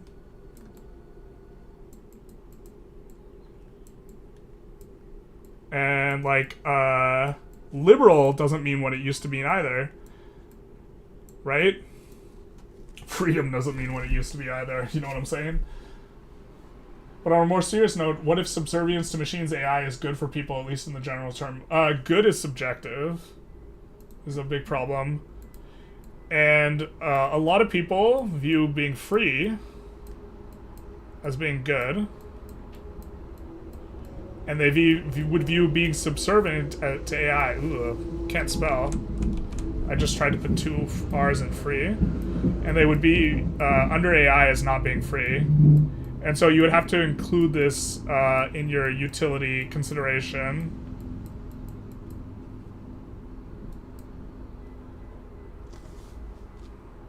Would it be worth it? That probably depend on the person. Hegel definitely considered murderers as agent, as much to argue for their rights to get the death penalty. Yeah, Kant, Hegel was after Kant, and he like departed on Kant on that ground. 5 units of eagle's wings. It may seem wild, but we're so used to instinctual to which one we use. For Democrats to refer to the lefties. Left's problem with deferring to authority during a crisis. Left's problem with deferring to authority during a crisis. I don't know if I would argue that that's what the left did. I think the left tried to view things more as a collective. I wouldn't call it deferring to authority. I think they view things as collective, and the right views it as individual.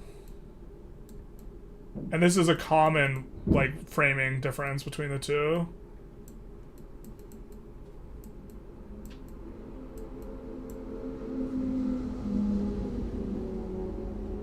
Meanwhile, English people expressing their weight in stone. Yeah, that's wild. So, descriptivist, IMO, we hate those in linguistics. Or, sorry, prescriptivist. I mixed them up. Yeah, you did mix them up. We hate prescriptivists. Yeah. I was like, what are you saying? The word woman apparently changed. Kappa? Yeah, I mean it did.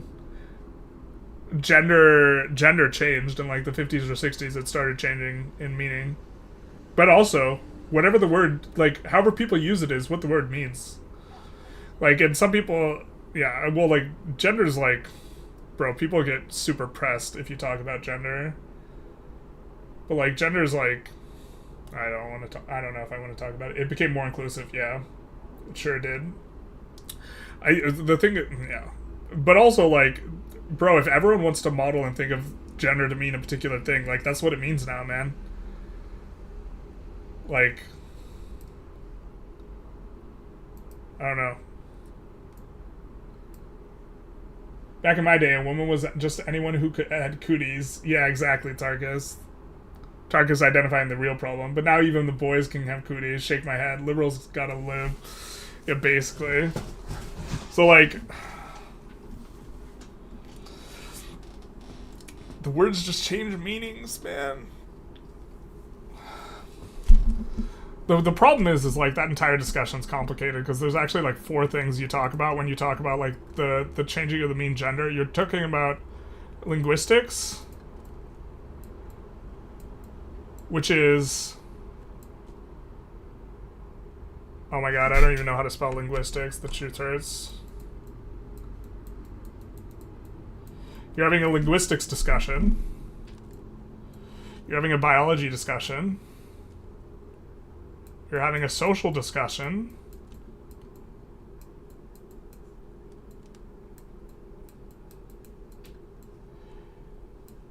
And what matters for each of these is all different. And then finally, you're having a discussion regarding which one of these are important and which one of these you should pay attention to. So you're having a meta discussion on which one of these actually matters. And one of the problems, or at least for me, is like I agree with like the left and the right on like different versions of these things, or like on different aspects of these things. But like,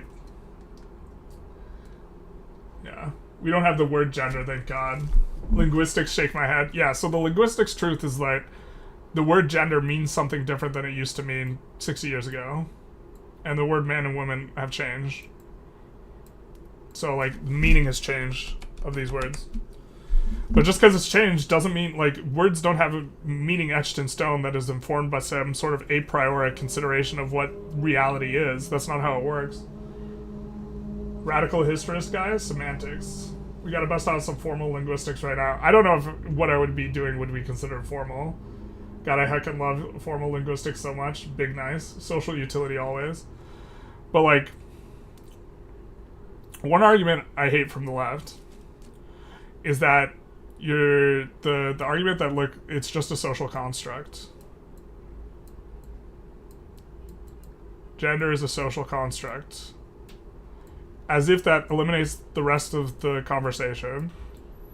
It's a social construct, so it can be whatever you want. I think, just for clarity, in terms of the attention thing, I think the most important thing regarding gender and all this is people existing in social places, and I think people should be allowed to exist in social places, and I fundamentally think that this is just the most important thing, and that people, like, super whinging about one swimmer who identifies as, like, a woman just crushing the women in biology, and that they think this is all you should focus on, I think that super misses the mark.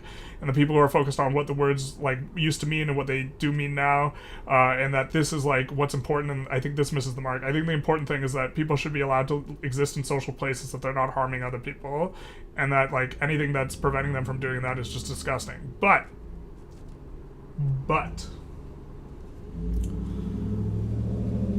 like, everything's a social construct, my guys. The understanding of doctor is like a social construct, but we still, like, have a practice that is informed by, if you are a doctor, or if you're not a doctor, you're not allowed to perform an operation on someone, even though the category of doctor is a social construct. Which is to say, like, just because it's a social construct,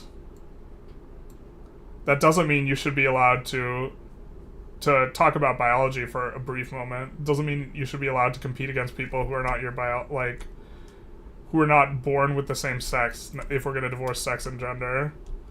Because I could identify as a woman and break a ton of world records in lifting if I wanted. And that's ridiculous and unfair to the people who are really just stronger than me. Tarkus says, woman plus noun, 2x chromosomes, perception of woman, perception of man, minus perception as man. That's a lot of things in there. Also, you can have XXY. This is a chromosomal thing. It's not against the rules. It happens. Focusing on housing security, life expectancy, healthcare quality assumes shortcomings from overpopulation.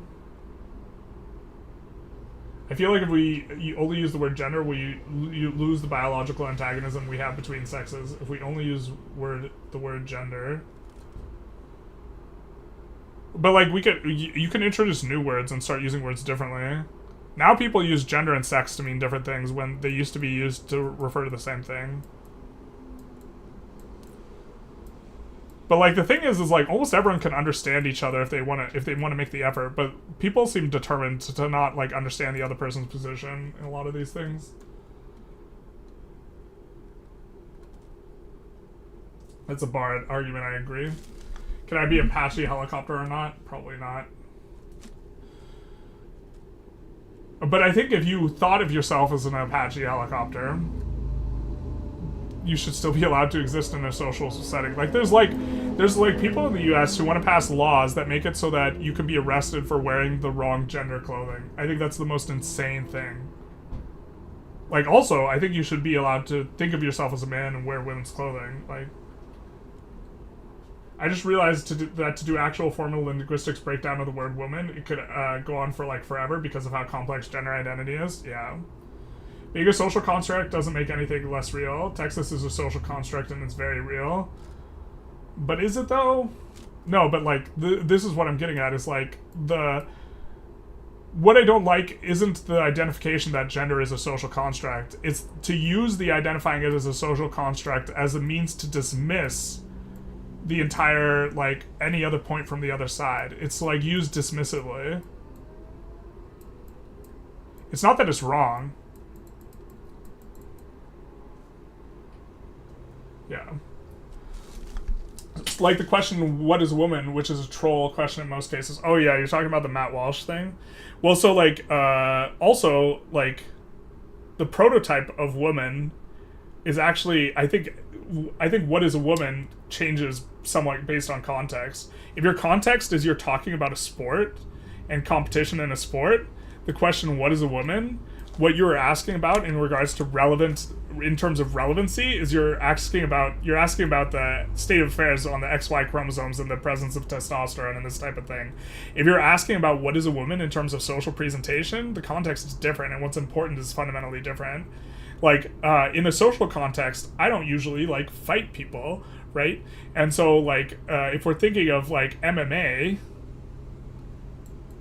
people who have a Y chromosome should... Well, actually, I think there should be two categories in terms of sports.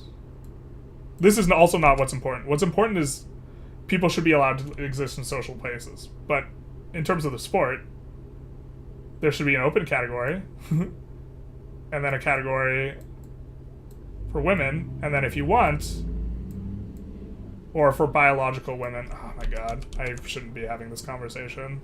There should be a category for XX chromosome or something, right? And then there should be a category for trans or other, or what have you. Or you could just have them compete in the open category.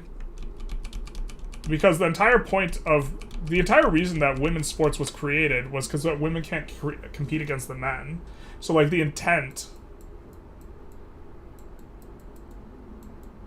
was to give them a space that they could compete. If I'm allowed to compete against a woman in powerlifting, I think that the number of women who are stronger than me in powerlifting, I think it's actually just one. I think there's actually, if I recall correctly, it's been a while since I looked at the numbers, I think there's one woman who's stronger than me. And I'm not that strong, like, as a man.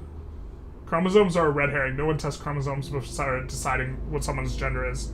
100%. This is people trying... I agree with you, Richard. It's a red herring. It is a way to describe it in a way that is kind of a shortcut. But it is a red herring in the sense that when you're talking about social presentation, which I think is the most important issue, yeah, no one verifies your chromosomes. If you're talking about sports, I think they do sometimes in the Olympics. There was the woman who all her life identified as a woman, manifested as a woman, all this sorts of stuff, wins an Olympic event, and then discovers later that she has a Y chromosome. How does the concept of evil fit in this? It doesn't, really.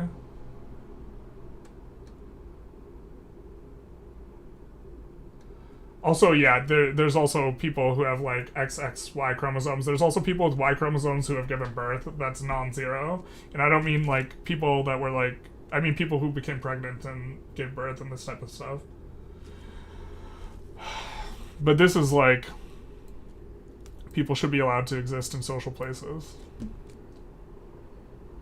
Unless you have, like, a really, really good argument for how they are hurting other people. And I think that people who identify as something that you don't think they should be allowed to identify as doesn't really hurt you, and so you don't have a means by which to refuse them access to existing in public spaces. Ironically, Jordan Peterson gave the answer. You will understand a woman when you marry one. Yeah, I don't think that that's... I think that the thing is like, people want to... People, like, so the what is a woman type of questions, like, you're trying to do necessary and sufficient conditions again, which is not how categories work. Also, like, the going around and asking people what is a woman, like, on the street is, like, the most... Street interviews are just the most asinine form of content entirely. Because what you do if you're doing that sort of content is you just do a massive amount of people, and then you only select the ones that make your point. And so it's just a very inauthentic form of content, because it implies that you're asking real people on the street, but you're going to give us like a huge selection sample bias. Because you're just going to select the ones that prove your point. Or make, like, one position look completely untenable. I feel like the feds are watching the stream, maybe. It's me. So Starkus, he's the federal agent. Well, I mean, the thing is like... Yeah, like, this is just, like... This is not what I spend most of my attention on, but this is what I identify logically as just being the most important thing. I generally think of, like, edge cases a lot, or too much, whenever analyzing anything. So I think about, like, the sports stuff. But, like, fundamentally, like, the sports stuff's, like, pretty easy to handle. The NBA, by the way, is not like the males league. It's an open league. Women are allowed to compete in the NBA. It's just men are not allowed to compete in the WNBA. And that's because, like, there's, like, obvious... With a few exceptions, women are actually better at a couple things in terms of physical activity, which is just super long distance. Women actually do really well at like ultra marathons. Right? I don't have enough space for distance. Sorry, get the super long D. And then women are also really better at recovery. They recover better from in terms of lifting, for example. In terms of percentage of their maximal effort, they can recover from way more volume than men can. Which is interesting. But women are actually, like, better at some things physically. Dad strength, though. True. Chess is probably the best example. Women's chess only exists to create a nice space for women to develop. There are no indicators that men are somehow better. I think that women are just as good at chess, but I think it would be erroneous to say that there are no indicators. I think you could make an argument that men are better at chess. I think that argument's false. I think Judith Polgar is a sufficient counterexample, who became number 8 in the world, and I do think that Judith Polgar was... I don't think that she was necessarily hyper special on herself, by herself. I think that her upbringing in particular was really, really striking. But Judith Polgar is just unquestionably the strongest female chess player who ever lived, unambiguously. And she reached 8th in the world. I think the Ho Yufan is the current women's best in the world. Maybe not, but like I don't even know if she broke the top 100. But Laszlo Polgar, very importantly, here's Laszlo. Laszlo Polgar raised all 3 of his daughters to learn chess really, really well. And I think that because of this, it's unlikely that Judith Polgar was some sort of chess prodigy. Instead, she was raised to be really good at chess by Laszlo Polgar, who in my mind, because all 3 of his daughters crushed in chess, his other daughter, Susan Polgar, was the women's world champion for a long period of time. Judith was never women's world champion because she refused to compete for it. But the fact that he raised all 3 of his daughters to really crush, in my mind, demonstrated that, like, unambiguously, that women could get really, really good at chess, and that largely the factors that were probably holding them back were probably more to do with social, because Laszlo changed the social upbringing in which they were raised, and he just raised 3 crushers, and all 3 of them were crushers.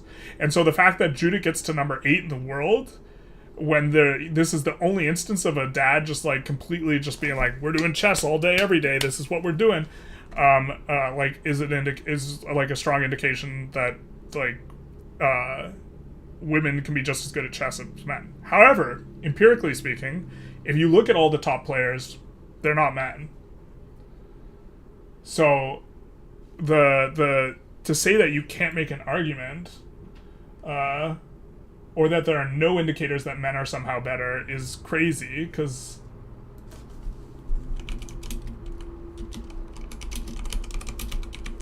I think that women can be just as good. I just think that if you just look at empirically, if you just look at the names, or I'm running out of tabs, man. Running out of tab space. Gotta get rid of Canadian measurement and white genocide, and let's see. Group. These are the top 100 players. I know a lot of these players.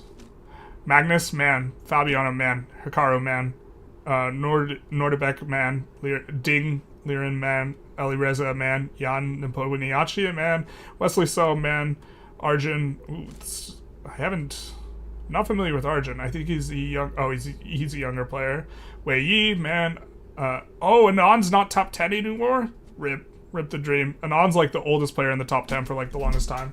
Anand Vishwanathan.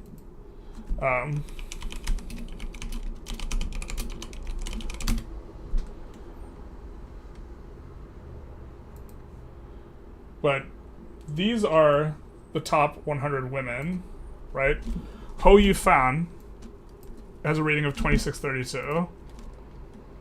These are the top 100 men. So Ho Yufan is not in the top 100. So there's definitely an indicator, let's say, that men are better. I just think it's wrong. I think that just some dude being like a bro and being like, I'm gonna raise my children to play chess, and then he has 3 daughters and they're just all uber crushers, is just a perfect example. Gay people will never understand women. Jordan, Kermit, Peterson, Sag. Peterson is a respected scholar. He created a web app that raised male graduation percentage by a wide margin. Oh, that's interesting. He's a pretty skilled scholastic, but his politics aren't so respected. I mean, I don't respect his metaphysics very much, but that's a different thing. They used to only hire women for computing purposes. This is, yep. Women don't always prefer the long D. Sometimes it's just as painful. That's true. It do be hurting when you hit the cervix. Wait, they separate women and chess, men and women in chess tournaments? Normally. The reason that Judith never became women's world champion is because she refused to compete in women's category, in women's chess. The men's chess has always been open category, and women's chess has always been exclusive to women, which is how sports is done. But Judith was like, yo, dog, I can just crush the men. And she did crush the men. Like, Judith Polgar was insanely strong. She's the only one who's beaten a reigning world chess champion while they were reigning, as far as I remember. Although Ho Yifan maybe beat Magnus at some point. I don't think so. But like Judith just absolutely crushed. But yeah, she said she wanted to be the strongest in the absolute category, and she refused to play in women's tournaments. She thought it was like degrading, and to some degree I think it probably is. You learn more when you lose in chess than when you win, and so when you have someone at the very top of their category and they just stay there, it probably stunts their growth. Like, so the like, I think that she was probably a better player and also one of the fiercest competitors. She was probably a better player by not competing in the women's tournaments. But also, like, the type of attitude where she could have just won the women's world championship over and over and over again and just absolutely crushed and eviscerated anyone else in front of her, and then she chose to never compete for it, is just, like, super baller. You know what I mean? Training your children to be Master Vic 3 players. Yeah. You remember some article saying the reason we don't see more women's champion is simple statistics? Well, I think women are encouraged to play chess less. I think that Laszlo is a really good counterexample. And that, but I think I think that the argument is wrong, but I think that to say that you can't make the argument that men are naturally better at chess is just crazy, considering you look at the top 100 and they're all men. You know what I mean? What is a man, the chromosomes or the characteristics associated with masculinity? That depends on people's definition, which is something that has changed over time. But I would argue that it's like the characteristics. But also, if I'm talking to my doctor, I answer that question differently. Like, if my doctor, like, okay, if I'm trans, let's say, hypothetically, as far as I know, I'm XY chromosome, but let's say I'm an XX chromosome, right? And I'm talking to my doctor, and my doctor asks me, if my doctor asks me, if I'm trans and my doctor asks me, are you a man or a woman? And I don't make abundantly clear that what my chromosomes are to my doctor, then I think I'm an idiot, right? Like, the context is going to inform what's like the meaningfully good way to answer that question. In the realm of social presentation, I think it's the characteristics that are overwhelmingly important.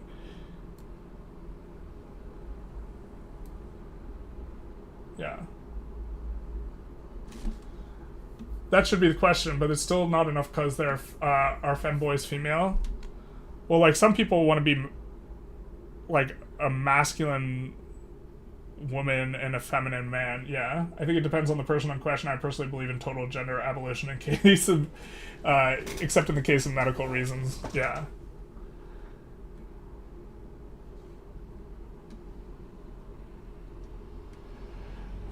It's the class case of correlation, not causation. Yes, the top women isn't in the top 100 men, but that isn't necessarily because of obvious variables, being a woman. Right, but you can still make an argument. What would have been interesting if with Laszlo Polgar, instead of being, only having 3 kids, if he had 100 kids, and he raised them all in the same way.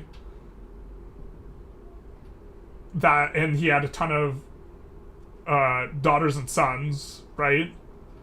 That would have been a much better experiment. But he only had daughters, and they all just crashed. Look, like, if you beat one of Laszlo's daughters in chess, the first thing you would have to do is wake up and apologize, because you would be dreaming. Chess data has some socioeconomic angle for their disparity. Yeah, that's an interesting one, too. So some people cite the IQ differences between men and women and how men's IQs are more polarized, which is to say that they're more polarized at the top end and at the bottom end, so there's more men at the extremes. And this is some sort of explanation for men being more successful in, like, some things because they have more people at the polls. The polarization of IQ only happens amongst wealthy. And it goes away when you control for wealth or, like, in lower socioeconomic circumstances. Men are universal, women are the exception. Bam, we have some theorists in here. Pog Tarkus Collab 1.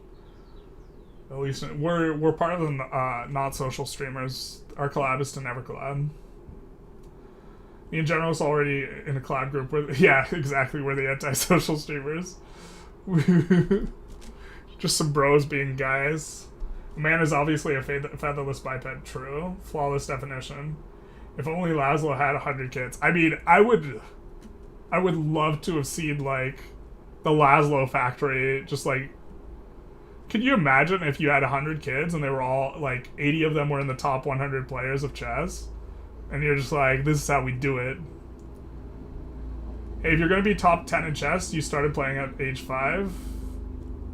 I think Magnus started at 7, and he's probably the best chess player of all time.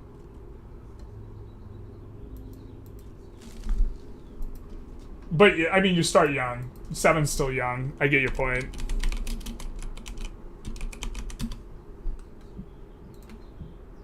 Magnus Carlsen's probably the GOAT.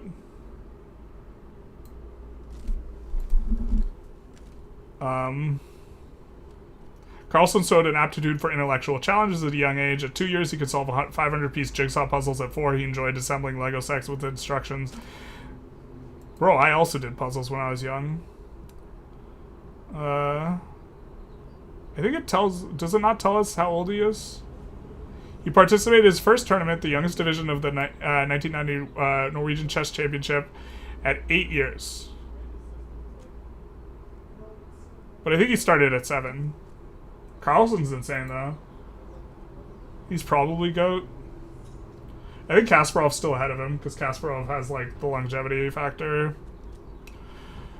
I think Karpov's ahead of him, too, but I have a bias towards Karpov. I like Karpov. I don't like his politics, though.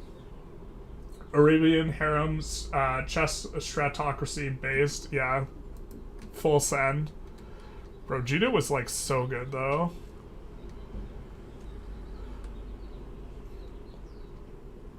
Judith also just, like, must have psychologically terrified the shit out of so many of, like, the misogynistic people in chess who, like, Gary Kasparov, he's, like, walked back these statements, and I think he's changed his perspective, but he once said the only use that women have in chess is to make chess babies. So you have a ton of people with opinions like that, and then they go up against Judith here, young Judith, who I think set the record for youngest grandmaster when she had gotten it. It's since been broken. But young Judith here just rolls up and just crushes them. Can you imagine how much psychological pressure that is? Like, knowing you're talking this big smack, and then this girl just, like, runs up and just crushes the shit out of you. Polgar defended Boris Spassky in an exhibition match. Big nice. Boris Spassky was, like... Boris wasn't really Boris after... Oh, Kasparov, the touch move controversy. This is, like, a wild thing where Gary Kasparov takes these backsies against Judith, which would have, like, lost him the game. And Judith didn't say anything because, like, bro, you're going to call out the world champion? On the 36th move, the world champion reportedly changed his mind on the move of a knight and moved the piece to a different square. According to chess rules, once a player has released the piece, which Kasparov did, the moves must span. So if Kasparov did remove his hand, which he did, he should have been required to play his original move. Polgar did not challenge Kasparov at the moment because she stated, "I was playing the world chess champion and I didn't want to cause unpleasantness during my first invitation to such an important event. I was also afraid that if my complaint was overruled, I would be penalized on the clock when we were in severe time pressure." She did, however, look questioningly at the arbiter, Carlos Falcon, who who witnessed the incident and took no action. The incident was caught on tape, and it's pretty obvious that his hand did leave the knight. They should have forfeited him after the fact. As U.S. chess journalist, this guy points out, in the majority of sports, instant replays do not overrule the referee's original decision. Chess, no exception. Blah. Whatever. Anyway. Hey, there's Karpov. Big nice. But yeah, she now does commentary on a lot of matches, but 4 kids who never play Vic 3 but watches Generalist tutorials, and then 4 who never play Vic 3 at all. We're gonna raise them.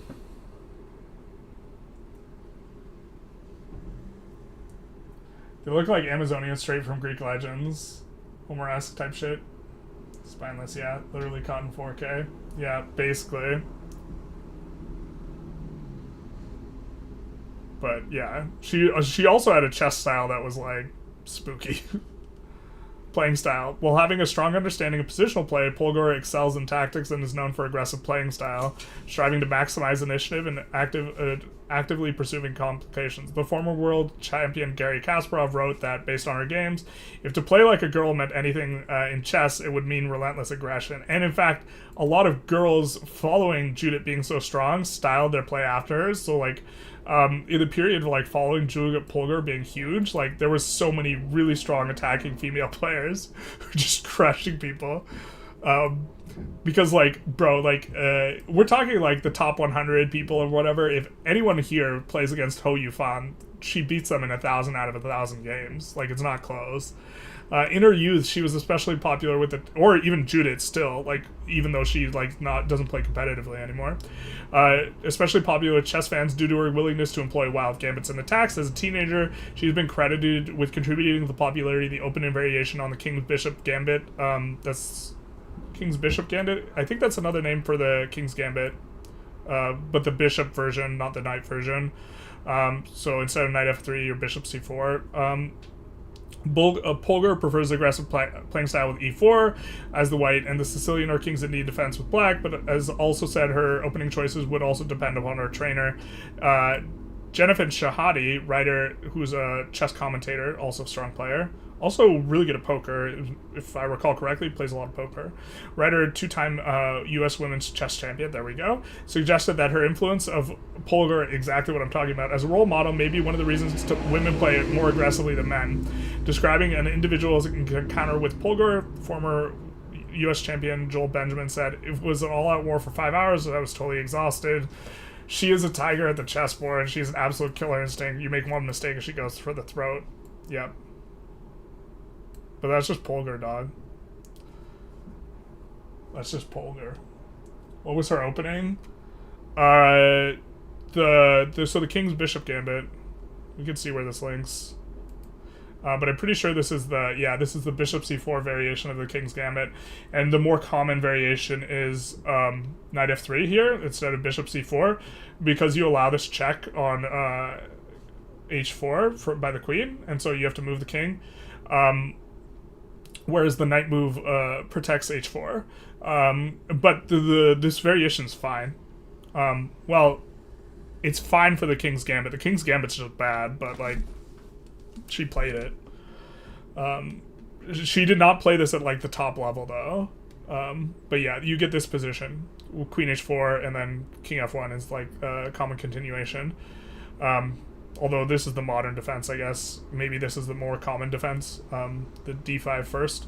But this check generally, I mean, if you don't know all the lines and variations of this Bishop C4 variation, you should probably just play Knight F3, or you should just not play the King's Indian. Oh wait, we were back here. So she was a London system enjoyer, bro. That was before her time.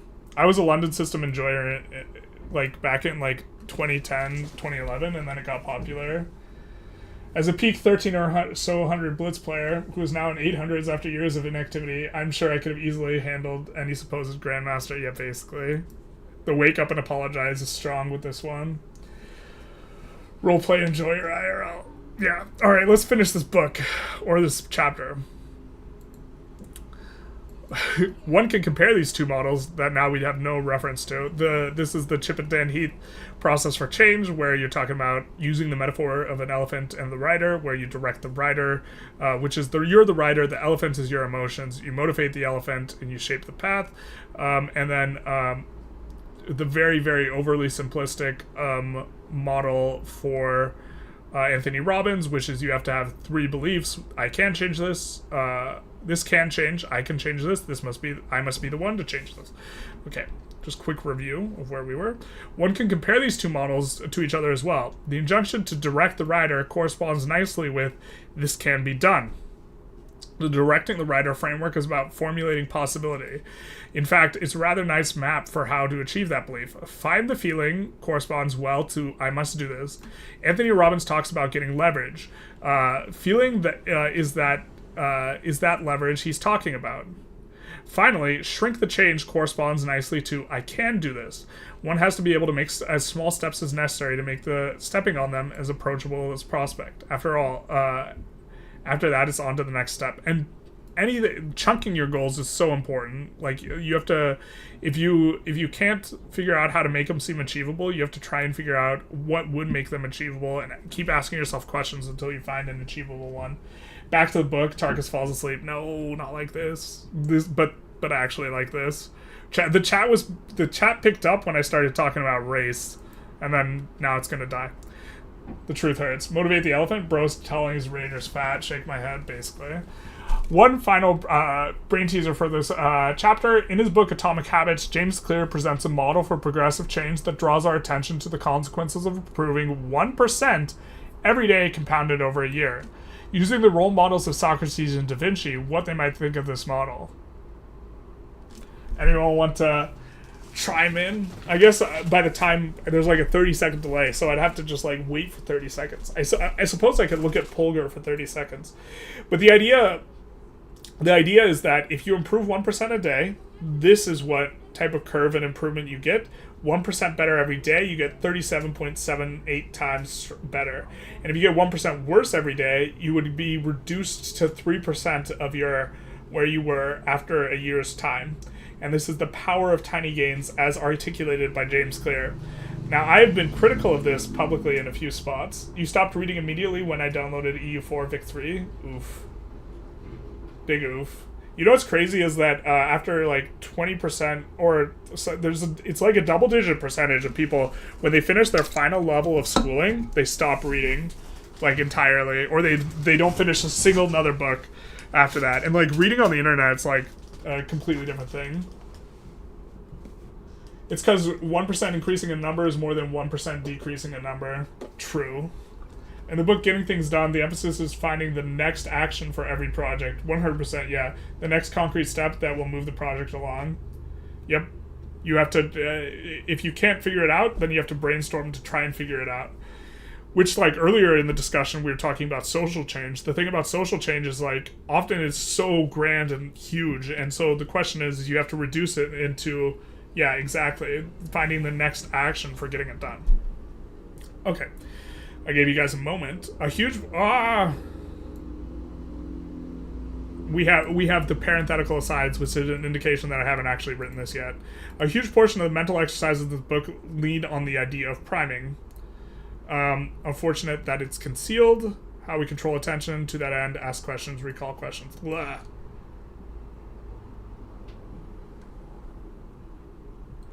Bro. I didn't even write this thing. I asked you guys to think about it, and then I didn't say it. Well, so here's what I think. I think Leonardo da Vinci would be a little bit more pro this model, and Socrates would point out that, bro, 1% improvement every day is not possible, because exponential growth is like a pipe dream, and that's not actually how growth works. Growth actually has diminishing marginal returns. It's way easier to get... most of your improvement happens in the first 100 hours of deliberate practice. Or not most of it, but like that's when you improve the fastest. And in fact, if you take someone who has 0 hours of chess and you give them 100 hours of training, they will crush someone with 0 hours of training really, really, really consistently. If you take someone with 100 hours and put them against someone with 200 hours, the 200-hour person will beat the 100-hour person at a rate that is much smaller than the rate at which the 100-hour person beat the 0-hour person. Improvement actually happens with diminishing marginal returns. And so there's a notion that the power of tiny gains, improve 1% every day, this is a lie. But it's a nice lie in that it gives us a story to tell ourselves that can help us to improve more. That's what I'm supposed to say here. Yeah, I don't know exactly. Oh, mental exercise, agency questions. Move this to block 2. I'm supposed to move this. Okay.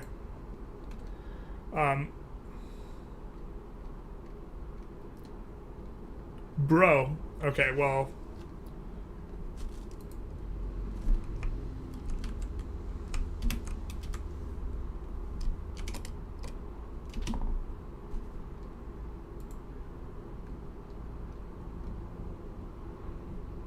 Oh, you know what? In a later part of the book, I've talked about this. And this is supposed to be in block 2 instead of block... Okay, so this is just something else. I just don't talk about it. Like an idiot.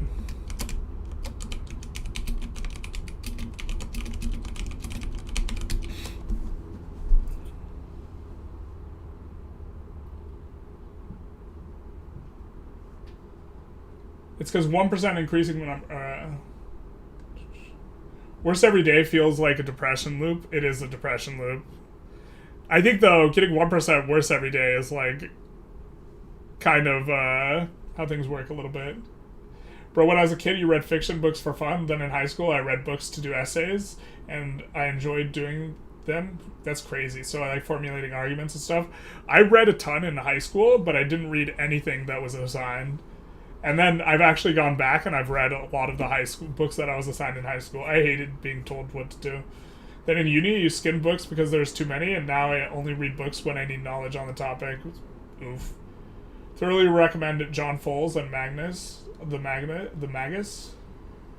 Like, reading seems like a Herculean task in the traditional education system, though. It becomes something you want to avoid after graduation. Yeah, you can get better at it, though. It gets so much easier.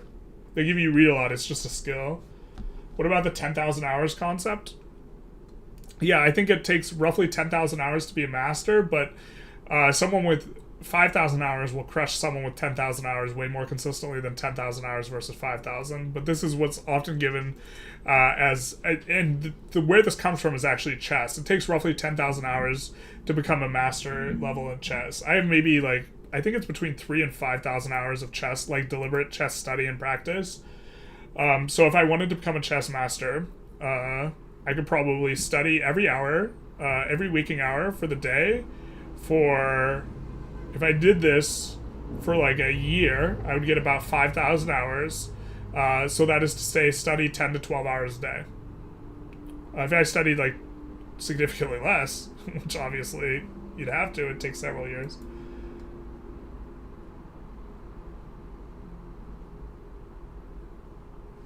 By the way, it's 37.78, not 31.18. Oh, these are ones. This is even more deceptive than... This totally looks like a 7. It's just a different way you write 1 and 7. Yeah. I'm not a fan of this. I think that this is a miss by Clear. I'm a big fan of Clear's book. I think that this is a miss overall. But then we have this mental exercise agency questions. And the idea of this, which was moved...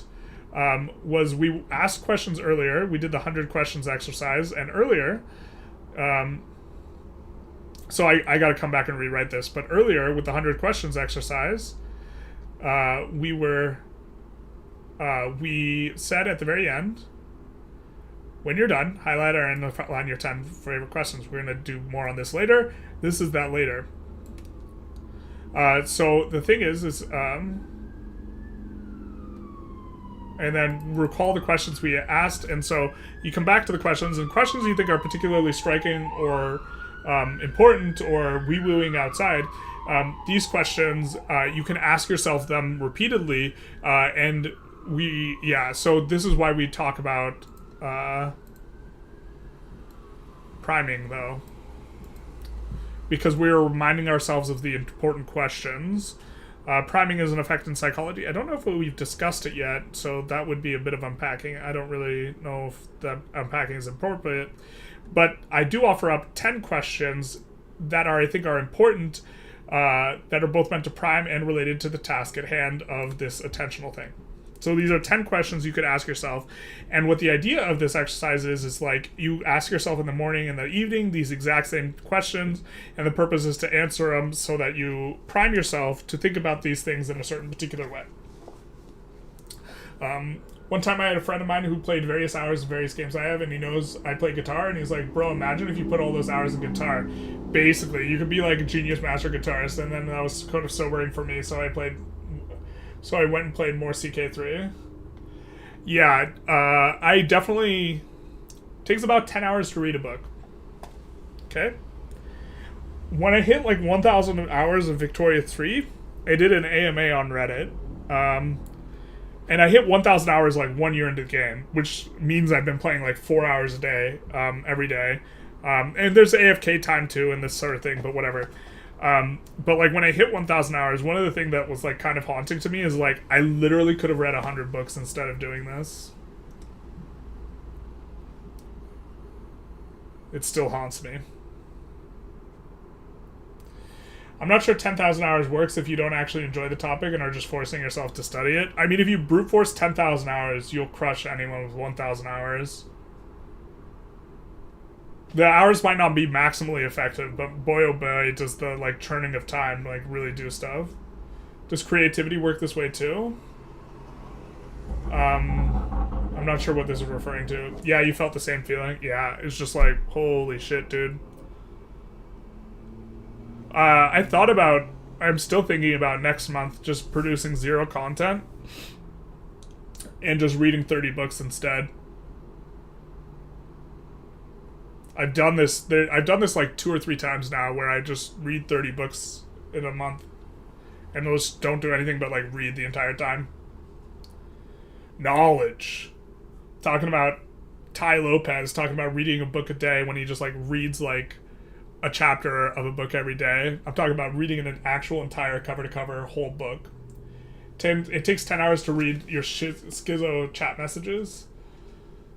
Big true. No content, Sag. Yeah, I mean, I'm thinking about it, but the problem is like I'm already like, bro, like the Victoria 3 numbers are just down. It just feels bad, man. I don't know, like it's such a like an externalized thing where like you're like it has nothing to do with the quality of my content. It 100 has to do with people just don't want to play, and so they don't want to watch videos, and they don't want to play the game, like when the expansion's coming out. And when they announced that they delayed it, like the concurrent viewers dropped from like 10,000 to 7,000.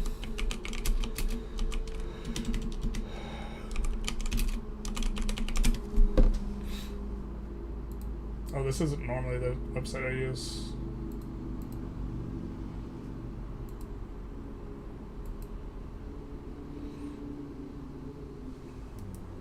That one's not as bad. Steam DB. Let's find the Fire and Brimstone one.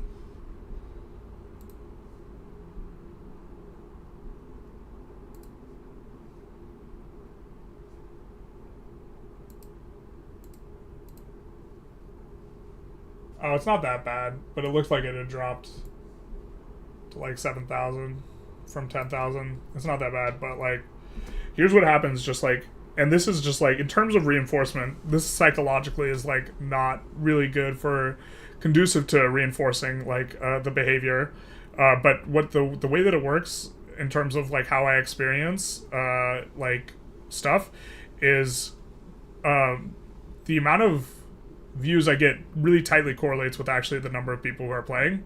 And so what will happen is an expansion will come out, and then I will just like absolutely explode in views, and then I will lose view count for months and months until a new expansion comes out, and then the views explode, and then lose view counts for months and months, and it's just the same thing. And here is the recent drop-off, like, following the announcement. Which this is like, I don't know if this is interesting to people, but like, just like every spike, just a ton more, and then it's just falling off for like months, and this is how it works.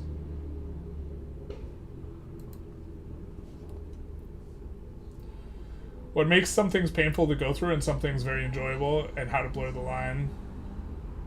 Interesting. Also, you want to do it, May is the month to do it. Nothing is happening in the map game world right now. Yeah, I know this is the time to do it if I want to do it. So I've thought about it.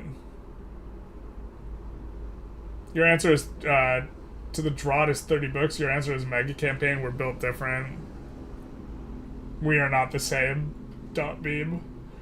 I wonder if he meant read a book every day, which is different than read one book a day. I still wonder, he said it in a way that it implied heavily that he was reading an entire book every day, and then when pressed on it, he like it was like reading a chapter from a book a day, which is not like reading a book every day. But the idea behind the chart is like I'm always doing worse than I was before, except for like a 5-day window every few months, and my overall trajectory is up. But man, it sucks just like doing worse than you were doing before. Like psychologically, it's just a very long streak of like losing, and then just this huge euphoric just punch up where like I just like crush for 4 or 5 days. Does getting creative inspiration in arts improve as you put hours in, or do you hit a rock wall eventually? So the 10,000 hours thing, we could talk about it a little bit. There's a book called Range. I have to try not to dox my... There's a book called Range that actually examines this 10,000 hour rule in a bit of an interesting way, where the 10,000 hour rule is way better for things specifically where they are kind learning environments and your feedback is pure and perfect. So chess is a good example of this. But in areas where feedback is not very good, like in art or in music or this type of stuff, then actually having a lot of interdisciplinary knowledge can be useful. Epstein's basic argument is that he focuses on early specialization, i.e. chasing 10,000 hours, is unwarranted. Starting in the world of sports, he contrasts Tiger Woods, who specialized early as a golfer, with Roger Federer, who came to focus on tennis much later in life, and argues that when he looks more broadly at successful people, they seem to have more Roger than Tiger in their development stories. He then argues that while specialization is useful for kinds of problems in closed, predictable environments like chess or like a chess game or playing music, the modern world is characterized by, he argues that while specialization, this is poorly worded, I think, is useful for the kinds of problems in closed, predictable environments like chess or playing music, the modern world is characterized by wicked problems, which require us to deal with new situations where we can't rely on perfecting from known experience. So, in instances where you are in closed and predictable environments, the 10,000 hour rule and brute forcing is really, really strong. As he puts it, and that is what rapidly changing the wicked world demands, conceptual reasoning that could connect new and abstract ideas across contexts. He then expands his idea to argue that range, combining knowledge from and experience from multiple fields and late specialization, which is very much thematically like evident in this portion of the book here, is better focused than early specialization. Some critics, including Jim Holt and Nicole Schmart-Series, see his argument as a response to Malcolm Gladwell's popularization of the 10,000 hour rule that argues for specialization. Malcolm Gladwell's writing is like sex. It's just so good, but like his ability to process information is like not as good as like the scientists.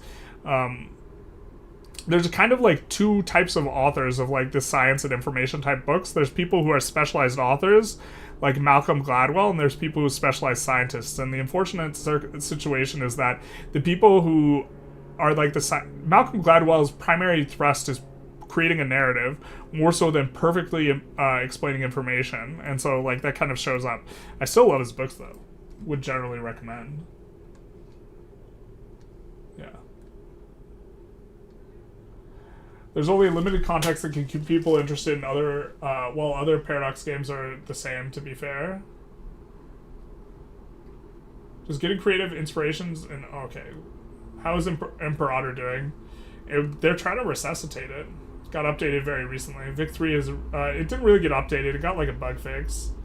But the patch, or the mod, Invictus might be getting updated. Vic 3 is really unique though. Generalist Fog, basically. Full generalist. The collab we need. My university added compulsory philosophy classes and theater art classes of choice using this rhetoric. Yeah, I generally don't like gen ed in university. If you're charging people money and you're trying to teach them a particular thing, I don't know. I have mixed feelings of it, but I generally dislike it. Although I do think philosophy is important, so there's that too. Okay. Here are some questions that are both meant to prime and are related to the task at hand. Over what do I have influence, and how can I extend my responsibility circle of influence? What about my environment is great? How does my environment inspire me? So this is being more positive about things. I might redo all of these. I don't really like this one that much. I guess it's okay. How can I change my environment today so that it is more in alignment with priming me towards my values? You know what? I think these questions were pulled. I think this was moved from a different chapter where all these questions make a whole lot more sense in the context of that other chapter. I think that's what's going on here. What might I do differently if I brought 5% attention to my explanatory style? This more kind of has to do with last chapter. How can I better bring attention to the temporality of my problems? How can I better bring attention to the locality of my problems? Yeah, this is 100% tailored for last chapter.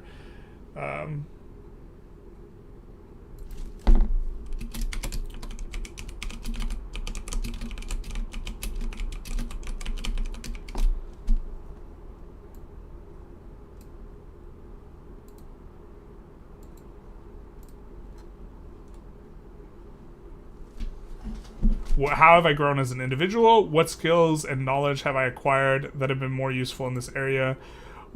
I think gratitude is super important, and I super underdo it. What or who am I grateful for? How does this gratitude help me in other areas? And the idea is you read these either every morning or every evening or both, or this type of stuff, and you are using the questions that you formulated back in the earlier asking questions or highlighting important questions and doing this. Okay. Gen Ed was cool at uni for me. I didn't have very good experiences with Gen Ed, so maybe I'm just biased based on my experiences. What is responsibility, Matt Walsh? Oh no. Oh no. What does responsibility mean in this context? So, responsibility is very much in alignment with kind of the Tony Robbins model that we're looking at, which is that I must be the one to change this.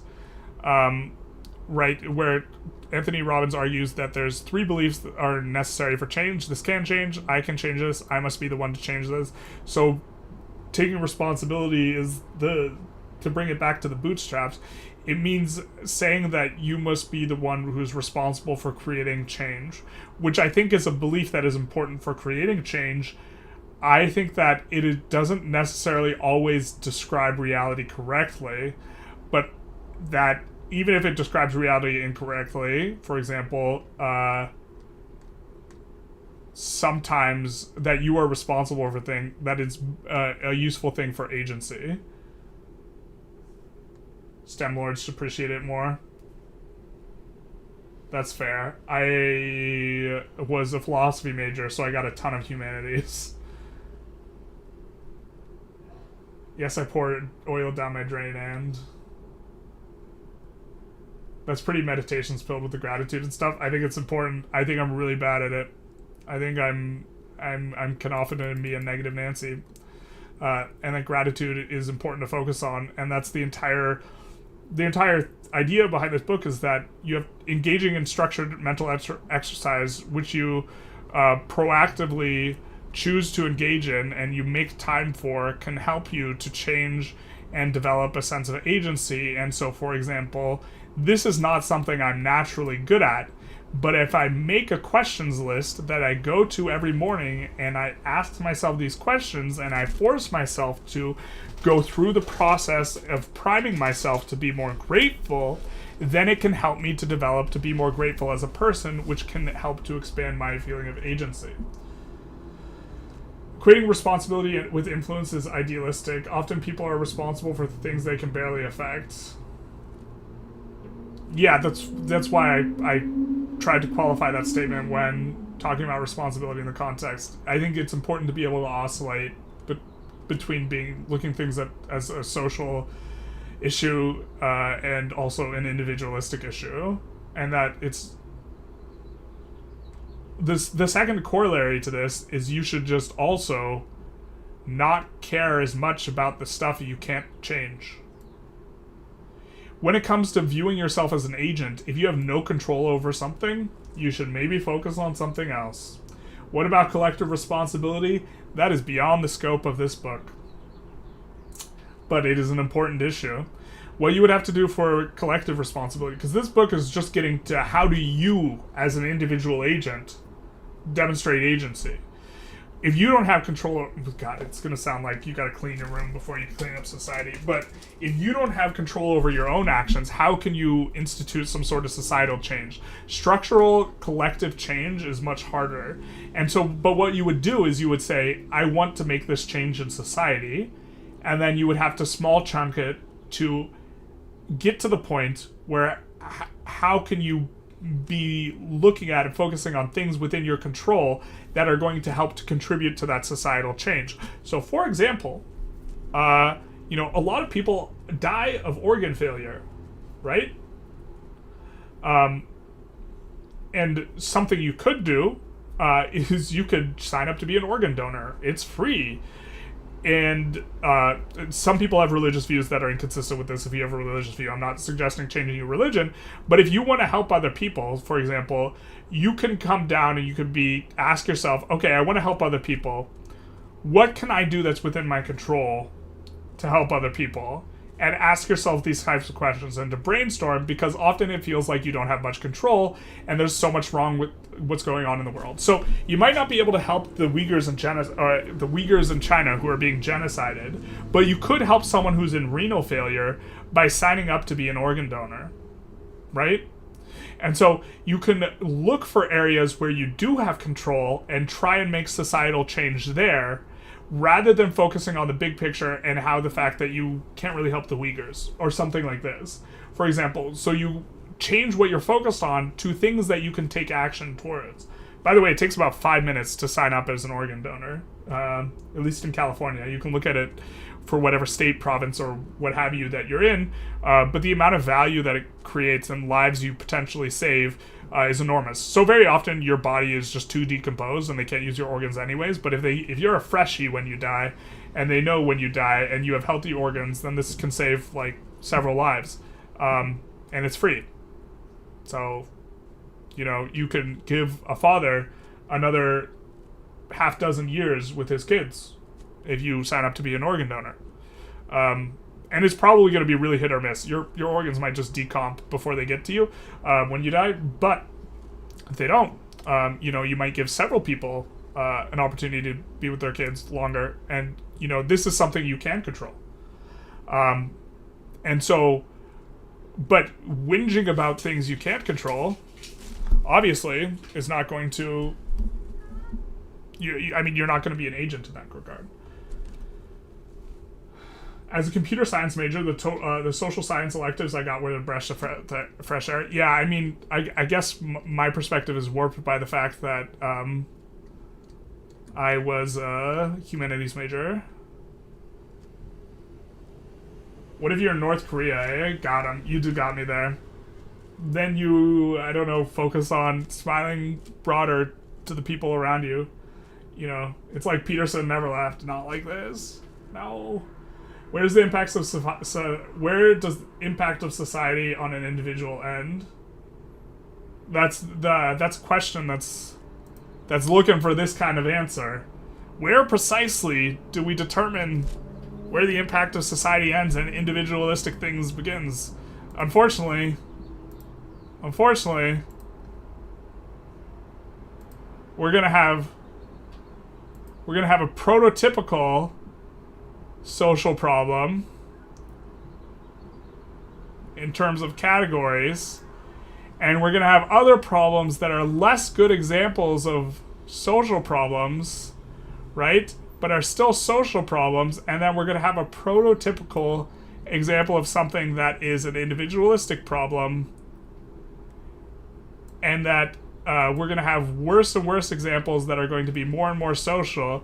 At some point, maybe they overlap in the middle here in some way where they're not clearly delineated as one or the other, or they're a combo problem. And there's no clean, like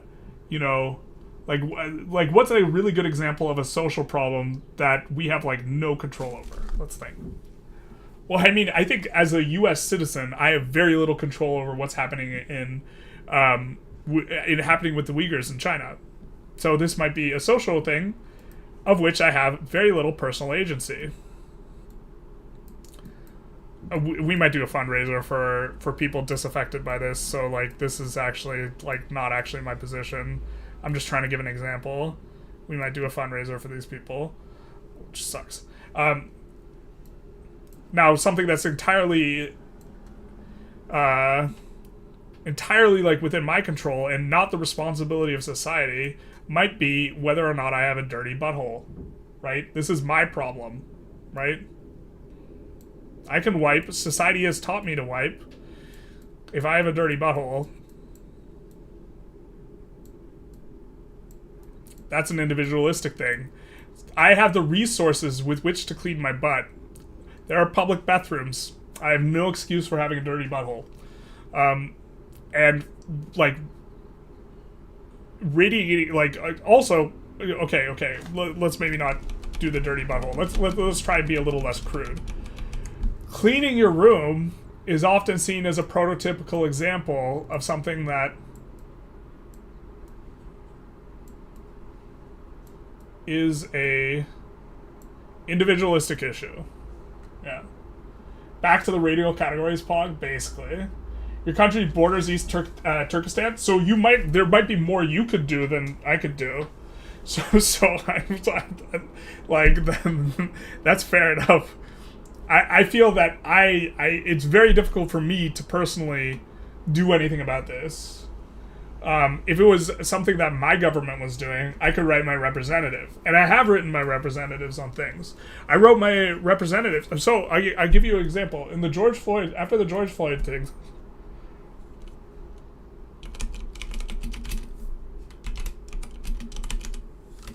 after the George Floyd thing, I didn't protest like everyone else because I was of the opinion that the lockdowns were productive, and I thought going out to protest was counterproductive and would cause harm. I did, however, read the report on President's Task Force on 21st Century Policing to see what the commission that was made. And this is 116 pages. It's not long. It's publicly available. You can find the PDF, right? On how policing can be enacted in a way that is more humane and helps to avoid the types of problems that was created in, the George Floyd situation. Although I think this was written, of course, before the George Floyd situation. But this is a document that it shows you what changes there are. And then I wrote my representative, and I said that these are some changes that I would like. That is something I can do. That is within the realm of things that are within my control. Now it's starting to get out towards here, perhaps, where it's like this social issue, but me reading about and becoming informed and then writing my representatives, these are things I can do.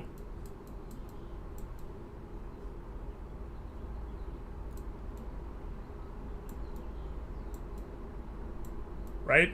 I can also vote and do these sorts of things.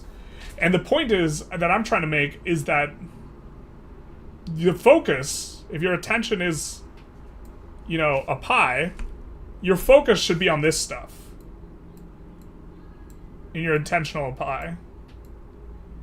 And I think too often the people who are focused on social issues, they focus on the social issues that are completely outside of their control to change anything about, and don't engage in actual change, and they just engage in a lot of complaining, a lot of whinging.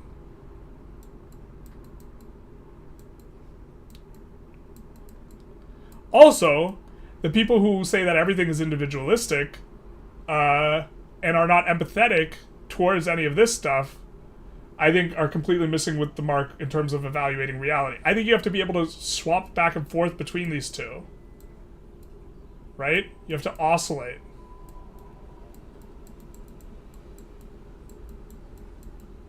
Between these two ways of looking at things. And it is only by this oscillation where, like, I was like, hey, that George Floyd thing, that was messed up. This is outside my control. I can't control what the police do. And then coming back to what I can control, hey, I can become more informed on this, and then I can write my reps, is by doing this that I can engage in a sort of agency, sort of action that I can help to institute social change. But the point is not getting lost in the sauce over here, where you're just like, society sucks, man. Please, English only, Lacrame, because I can't read Cyrillic. If that is Cyrillic. Must be Central Asian. I mean, he said he boarded Turkmenistan. Born to shit, forced to wipe, exactly. The truth hurts. Bro, I live in Xinjiang. Yeah. It's our anthem and it slaps like no other. Big nice. But please write in English, because I can't moderate. I can't know if you're, like, describing how to make a bomb or something. Linguist privilege. It's 116. It's not long. Bro. If you can't read 116 pages, then you know what you need to do? You need to come back here. You can't write your reps. This is too hard. You need to chunk it smaller. Make it a smaller chunk. You need to learn to read. This is your first step to enacting change. Learning to read. My camera might cover that up, but you know what it means. One small issue, racism, pretty big issue, but yeah. But also, I don't think by writing my reps did too much. But it's something I could do. He's writing his representative about cleaning his room. Yeah, but who's going to clean my butt? Go canvassing? Oscillating between the two, that's why I said you're a libertarian in theory, but a communist in practice. I really think I think that model, like, should be reversed. Also, I'm definitely not a communist. Like, Marxist in... it might be, like, you could make an argument that I'm a Marxist in theory, but a libertarian in practice. But the side of practice is that individual responsibility. Things get done with individual responsibility.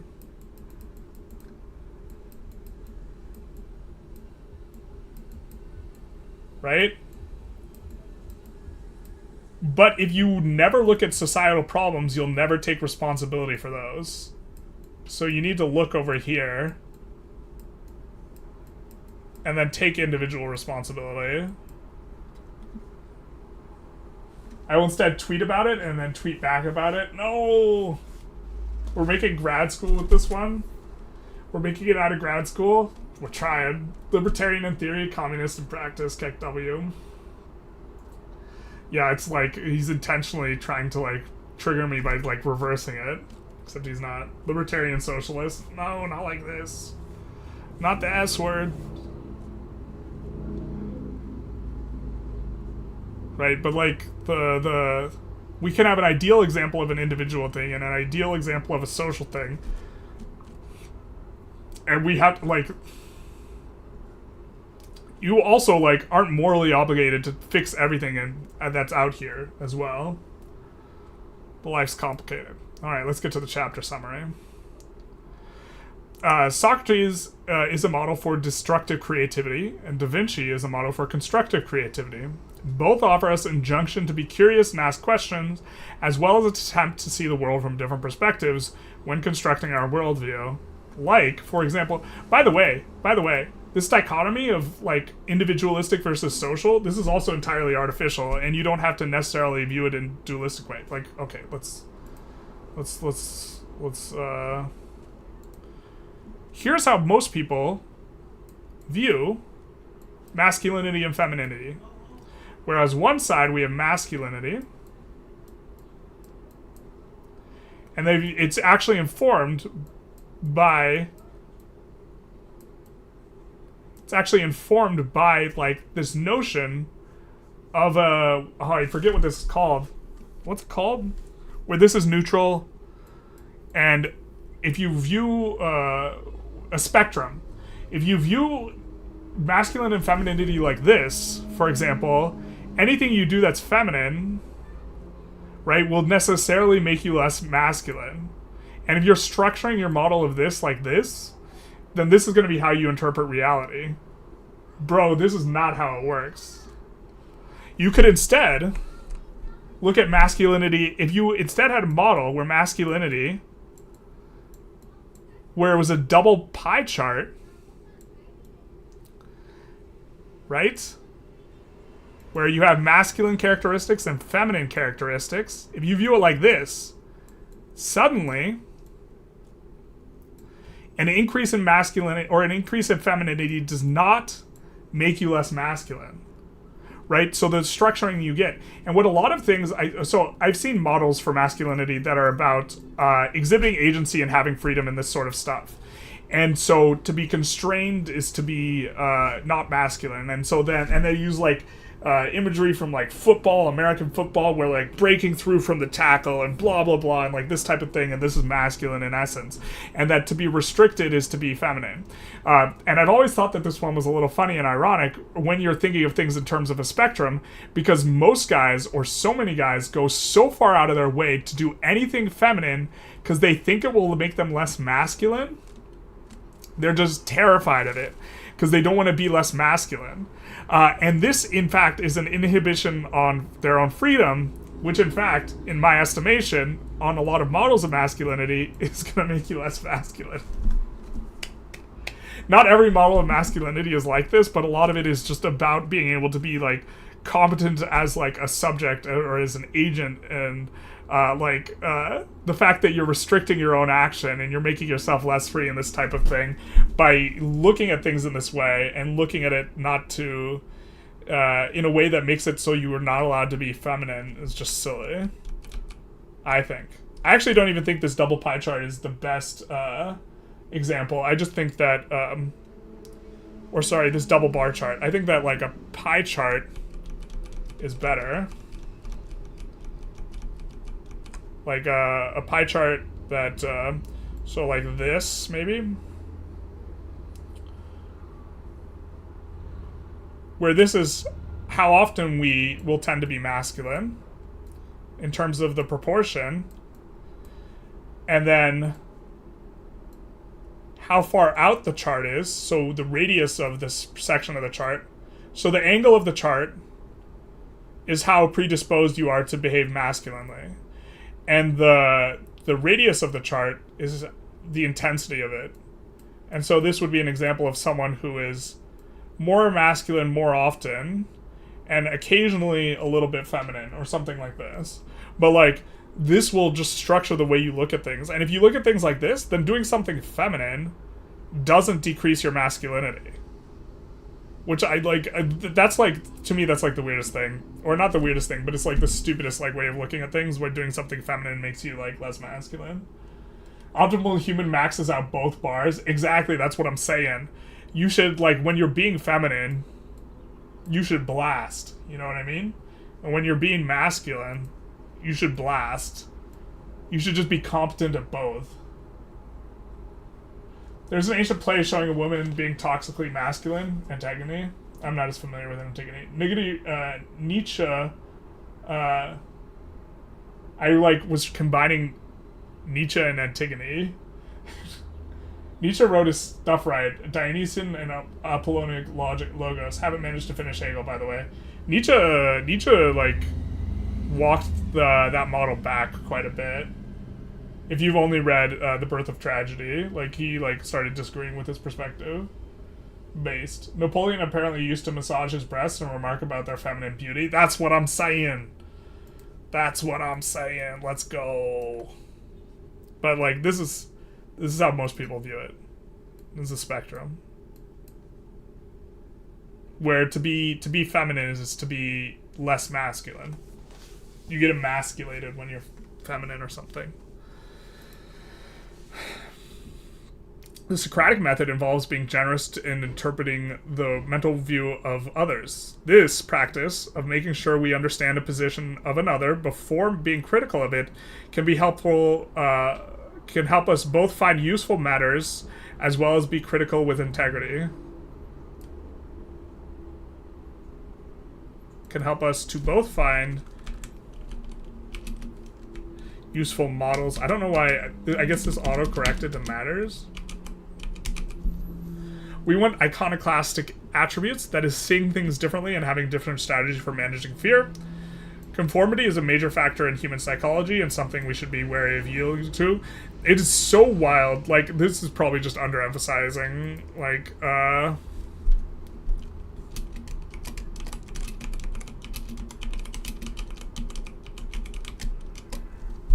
Return to tradition and embrace super masculinity. Yeah, it's also like the ancient Greeks, like it's so funny how often they get invoked as like something masculine appealed to appear to, when like a lot of their activities would not be considered masculine today, which just betrays a just deep understanding of how the ancient Greeks were like, because the ancient Greeks would have been more like this in looking at things than like this.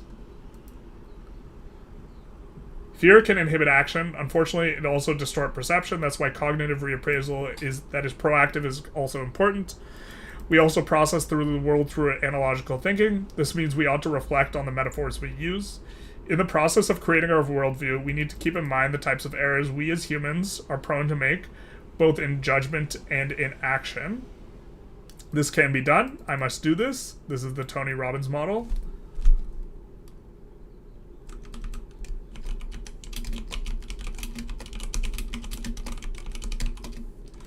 And then this is the Chip and Dan Heath model of change.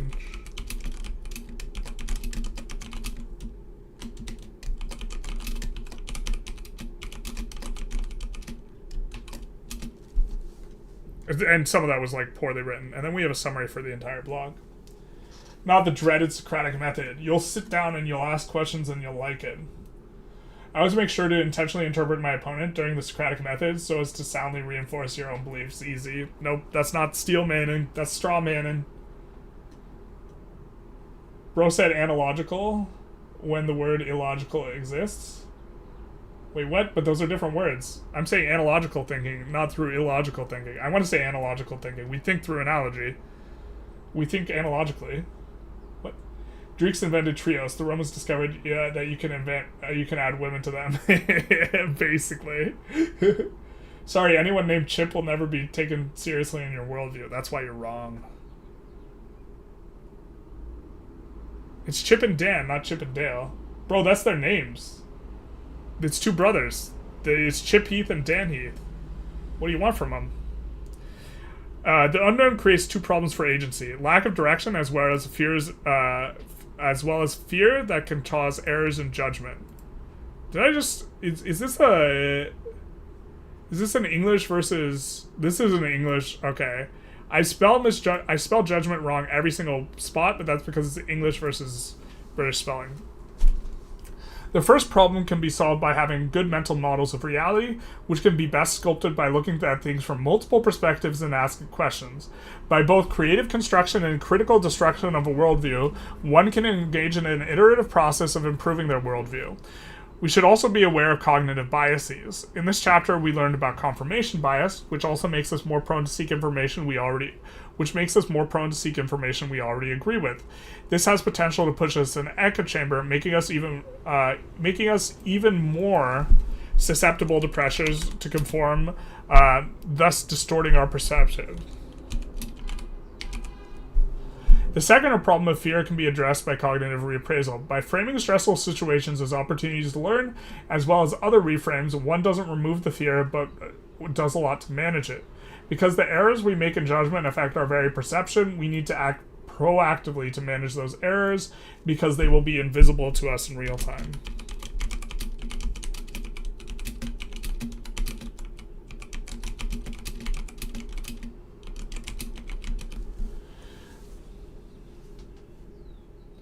Oh, he means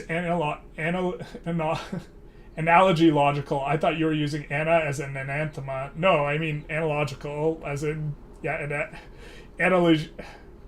analogy logical. I can't say analogy logical. New word for your vocabulary. Yep. Analogical. English versus British spelling. So I spell everything with British spelling except for the word glamour. The word glamour is glamorous. Here, we'll do pink, feminine, perhaps. But we should be glamorous. In English, it's spelled M-O-R, O-R, but we do O-U-R because it's glamorous. That's the only word we spell with the English spelling. Biggest British eye since 1776. Yeah. What have we done?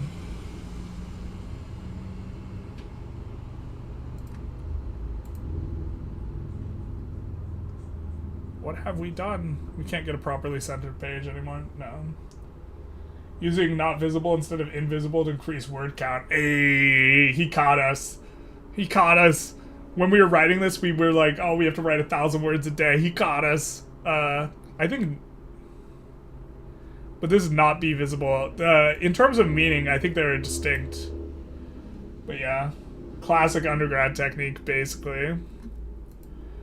Bro, when I was attending university, my favorite word... I put this in so many essays.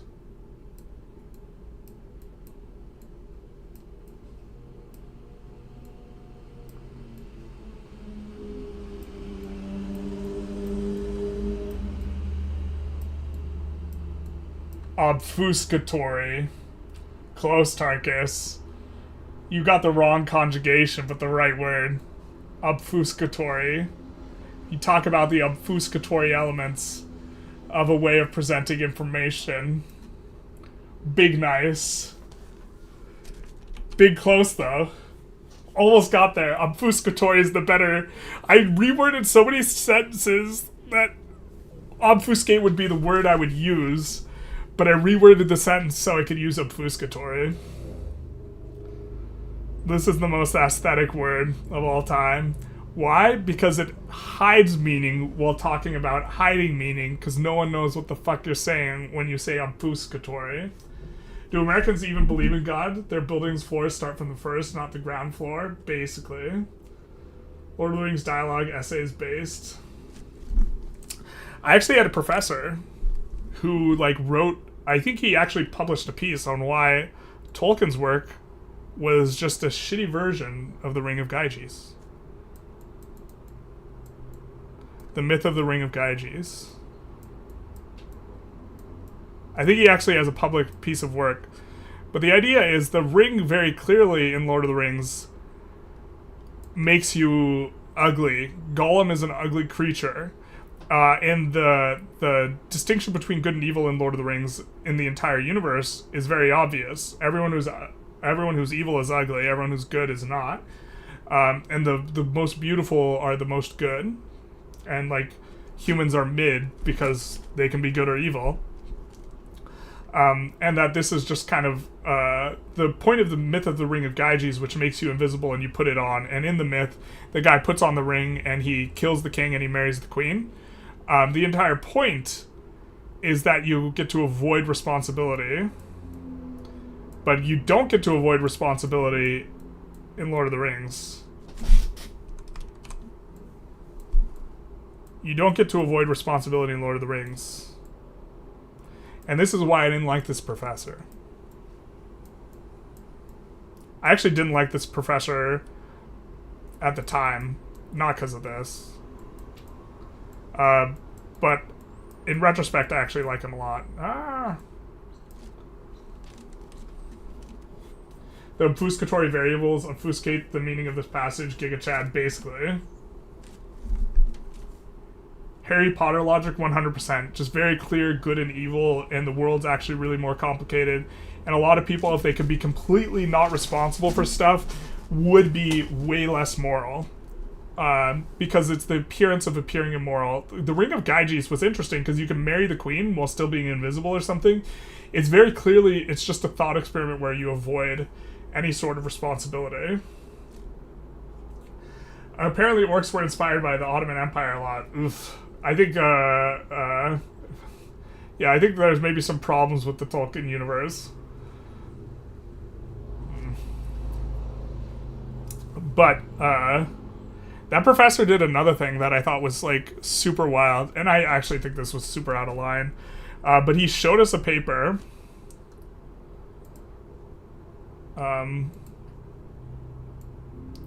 as an example of a student's paper, of an essay. He's like, your essay should be like this. And it was super well written. And we were just like, what the fuck? And he's like, this is an example of an A paper that a student turned in. And several days later, he revealed that he wrote that paper.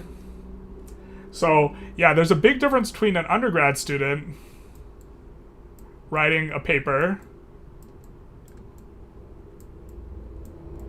and a PhD who's a literal expert on the thing writing the paper, huh?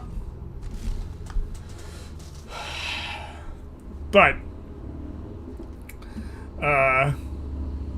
I get why he did it. There was also another time where he showed up to class wearing, like, he generally dressed pretty professional, but he was just, like, was wearing some, like, stupid, like, t-shirt. And I actually almost walked out of class because I was like, I'm, like, if he's not going to come prepared, I'm just going to, like, peace out because, you know, this is stupid.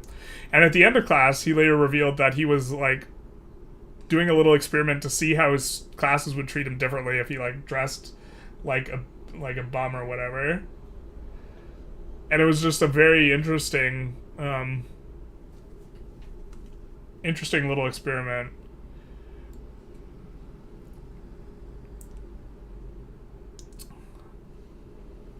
No way? Yeah, he totally, like, passed it off. The dude was, like, a little bit weird, but, like, I think, like, retrospectively, I think his, like, the way he looked at things was, like, correct. He also was a super hard ass about grammar. And he was the only professor I had that was a super hard ass about grammar. And he said, if you get one thing wrong grammatically, you're going to go down a letter grade.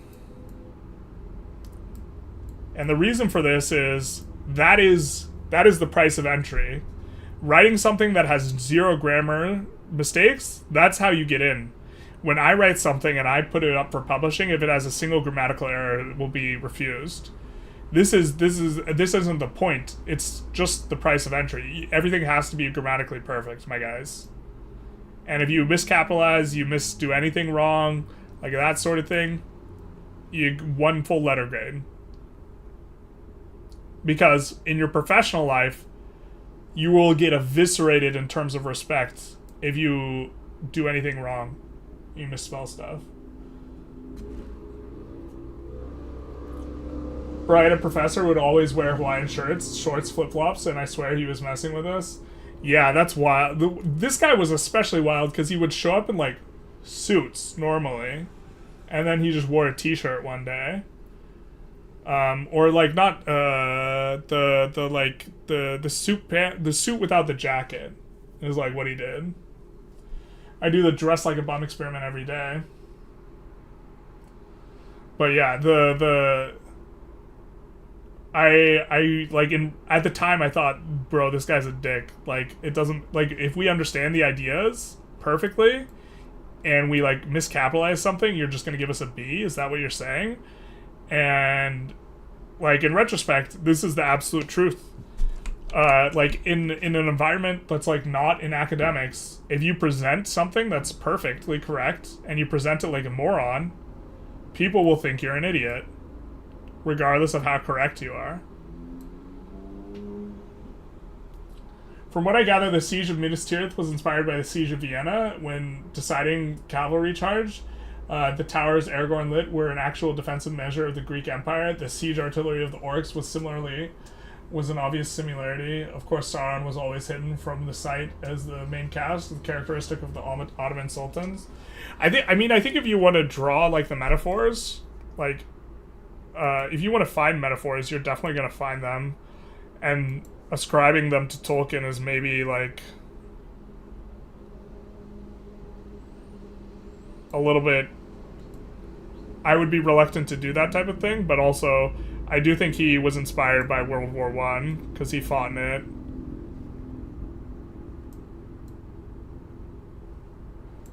There's Minas Tirith, I guess. These will be the orcs. Like, he said that it wasn't about industrialization, or villainizing industrialization, or a romanticization of that, but, like, bro, it kind of does seem like that, low-key.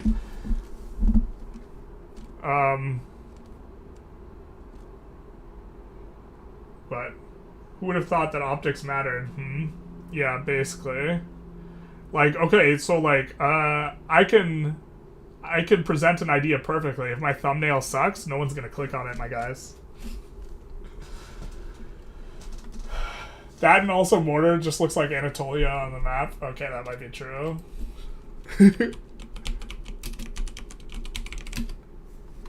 you.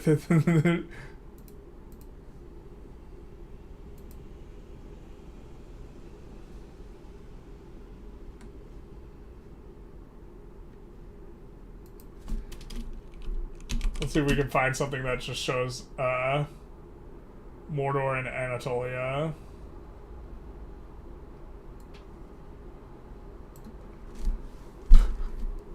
Well, we see a lot of Mordor and a lot of Anatolia. I mean, it's somewhat similar, but that's like saying a rectangle looks like a rectangle a little bit.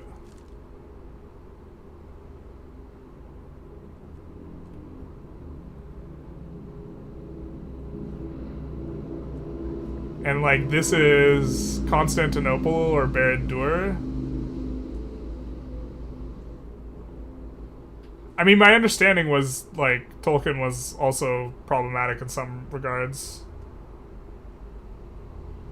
I also really like Lord of the Rings memes.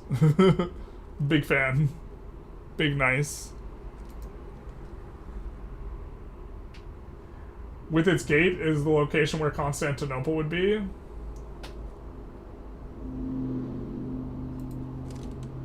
Yeah, so there versus there. Makes sense. I wonder where my country of Bulgaria fits in Lord of the Rings.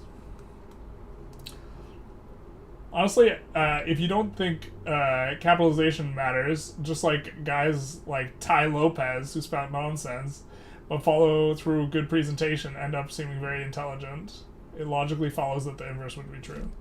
Let's reread that. Well, why would we read that? Because he doesn't capitalize, bro. You start your thing with lowercase and then you do all this punctuation. If you don't think that capitalization matters, just consider guys like Ty Lopez who spout nonsense, but through good presentation end up seeming very intelligent. Knowledge. It logically follows that the inverse would be true. Yeah. If you present something perfectly, so let's. There's three like appeals. And in the Western intellectual tradition, I think they get this wrong. There's ethos, logos,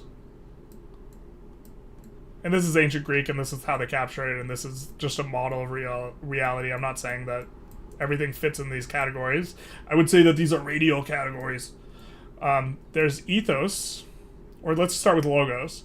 This one gets the A+. All the intellectuals like this. And this is an appeal to logic.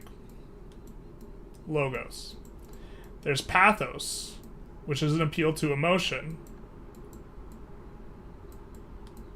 And then there's ethos, which really should be the ethos, like the emotion one, but here we are. It's ancient Greek, not ancient English. Which is presentation. Just presenting the information in a way that's really good. And this gets a bad rap in the Western tradition, mainly because we really like Socrates, and Socrates ripped on the guys who were good at this, and those were the sophists. And sophistry has a bad connotation. But these are the people who are just good at talking. If you want to be really, really smart sounding and appear smart, you should try and get good at presenting ideas and talking about ideas. Not, or here. Then you need to get better at ethos, not getting better at logos. Similarly, understanding the world better and understanding things better will not make you seem smart. Logic don't do that. That's not how that works. About to drop the ethos, pathos, and logos. Yeah, you know it. And then also, if you want people to repeat what you say and to be invested and to actually spread your ideas, pathos is probably the most important thing. Which is how the myth about the razor blades and the candy bars gets spread around Halloween, even though there's never been a single instance of that happening in reported history that I have been able to find. If you trigger the bottom of the brainstem, if you talk about sex, violence, danger, you will spread your ideas really well. This, in the intellectual tradition, is overrated as hell in terms of actually spreading your ideas. And if you just, like, if you snub your nose at both ethos and pathos, then you will be a bad communicator. Counterpoint, Donald Trump wouldn't know grammar if it hit him, but he became president. Donald Trump was real good at this one. Kind of good at this one. And this is exactly what I'm saying. If you want to be a good communicator, this is not the important one. If you want to understand the world, then this is the really important one. And if you want to seem like all you want to do is understand the world, then you're going to need the help of ethos to make it look like you're only oriented in logos, which is what a lot of people try and do. And that's the task of appearing smart, is to use ethos and sophistry to make it seem like you're just logos oriented entirely.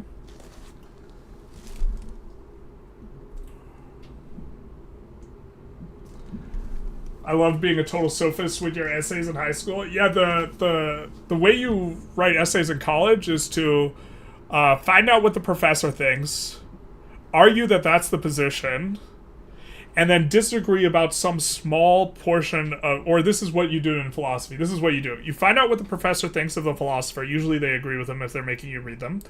Then you agree with the overall argument, but because you have to do something critical, you just disagree with the way in which you present. That is to say, this is how you do it in philosophy. This is what I did for like most of my essays. I would agree with the entire logos of the philosopher. I'd be like, this guy got everything right, but he sucked at presenting the ideas. He missed here. The ethos, no good. Pathetic derives from emotion, Aristotle bros. Pathetic. Is me, you're the guy who put the razor blades in the candy. You've never been caught. Lizard brain supremacy. He was funny, and not gonna lie, that sells. Funny. Exactly. That's how you spread an idea. If you make it a meme, and that meme is funny, that meme spreads better. Also, in terms of pathos, chat picked the hell up when we started talking about racism, which is going to trigger pathos way more than talking about something like agency. Which, to be fair, maybe our discussion on agency isn't even logical. Maybe it's just this. The truth hurts. That sounds like rhetorics. Yeah, right, it's rhetorics. You did that exact process in your second year history courses that I took as electives? Yeah, that's 100% what you do. That's why Greek democracy is a lottery. Very suspect. Were you not allowed to argue against the professor? Well, okay, so reminds me of my philosophy professor, who was an expert on Nietzsche. And she wrote her dissertation on a feminist interpretation of Nietzsche's thought. Nietzsche's hard to spell.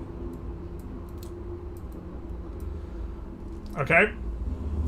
I remember when selecting topics, we had to get them approved from her. She straight up would just tell students they couldn't do a given topic. She'd be like, no, you can't do that because it's wrong. I'm supposed to disagree with this person, and they identify as an expert. Their identity for their entire life is an expert on Nietzsche. And you want me to disagree with this person and try and convince them that they're wrong, which is going to make them feel like an asshole or an idiot. Let's do idiot. Because they missed the mark. That is what we like to call academic suicide, because even if you argue it wrong, or even if your argument's good, like, come on, this is you're allowed to argue against the professor, but I mean, I'm not gonna argue with someone who wrote a dissertation on something that they were wrong about it. Like, that just seems wild as hell. Like, at the community college I went to, the guy wrote a dissertation on Moby Dick. One of the literature professors, or as I like to call them, storybook professors. And I remember a friend of mine went to his office hours a ton and described to me one time when someone tried to argue with him on Moby Dick, and the guy was just like, the guy argued with him, but then like at the end of the day, he would just be like, "No, you're just wrong." And like, what do you do from here when this guy? Also, you're probably wrong if the professor wrote a dissertation on something, and you disagree with that dissertation. You're also just probably wrong. In your first year, I took a rhetoric course and learned this stuff. Most valuable course I took uni, and for life, not gonna lie, yeah. The way you present ideas is probably more important than the ideas. The difficult task is to try and be good at both.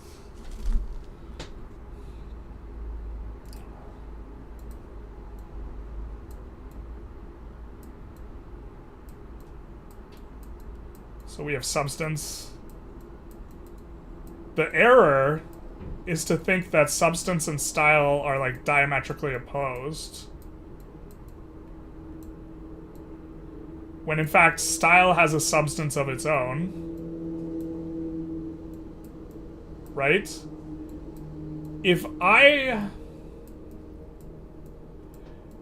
So for example, there's value in objects, right? Let's say there's value in objects. I might even disagree with that statement, but let's say there's value in a toaster, right?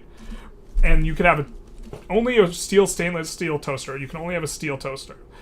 In terms of tracking the economic output of a country, if there's a steel toaster and a black toaster, they're considered to be the same output. However, when you go from only being able to choose the steel toaster to now being able to choose the black toaster, that has value. That type of value fails to be captured when you're talking about like GDP and this type of thing, and that is the value of like being able to make a choice in terms of this sort of thing. Also, you can take off the glass, you can take off like the lens through which you're perceiving reality, which is like a perceptual stylization, and you can look at it itself and it will bias your perception of reality in a particular way that is stylized.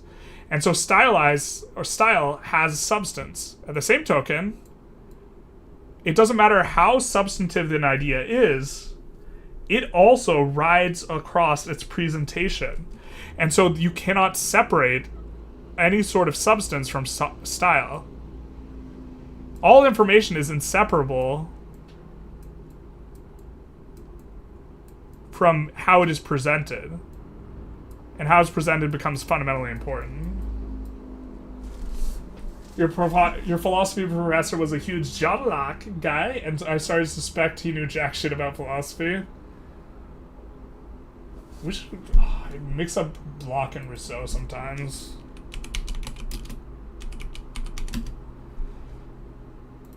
Jan Locke. John Locke was English professor, widely regarded as most influential of the Enlightenment. What did he write? What's the one? His writings influenced Voltaire, Francis Bacon, social contract. Okay, social contract theory? I thought that was Rousseau. His writings influenced Voltaire, Rousseau. You know what? I'm actually just more familiar with Rousseau and Voltaire. Oh, tabula rasa is this thing. Yeah, that's crazy. I think that's just wrong.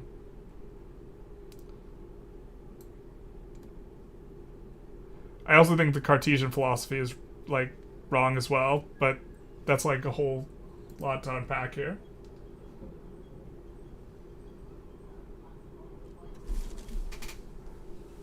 System seems to work perfectly. Yeah, I mean, like...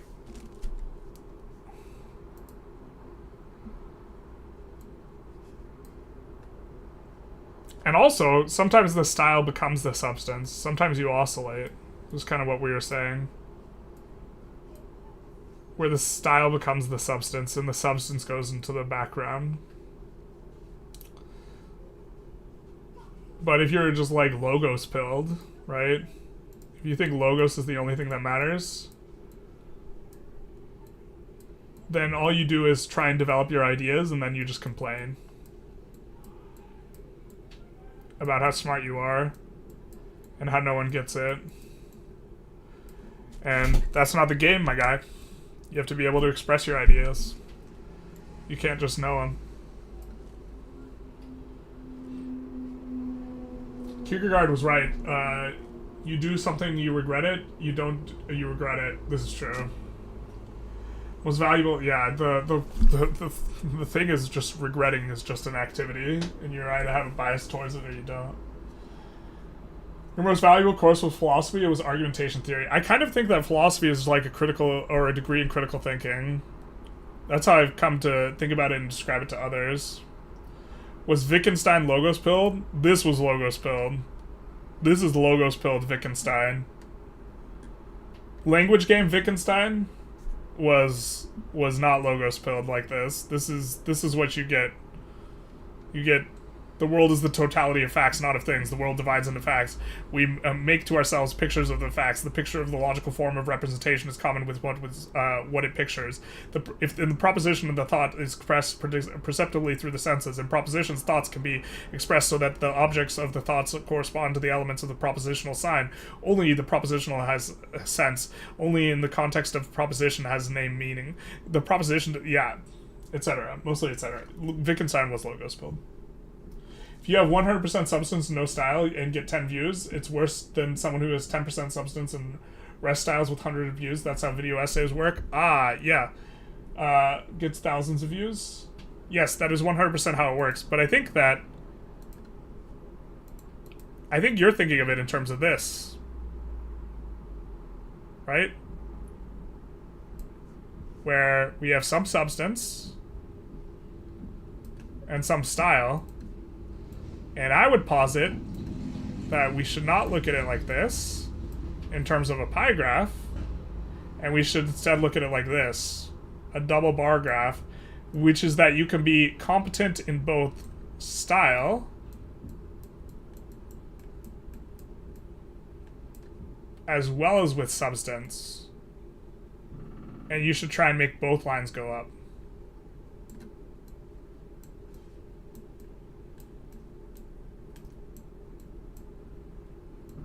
Transcendental Chads, where are they at? Not here. Transcendentalism is a vibe. Logos bros are the ones who complain about the sheeple. That's exactly the logos bro, yeah. Who complain that people are idiots, and that everyone's sheeple. And then the logos bro is not trying to understand why people think the way they think or understand other arguments. This is the logos bro.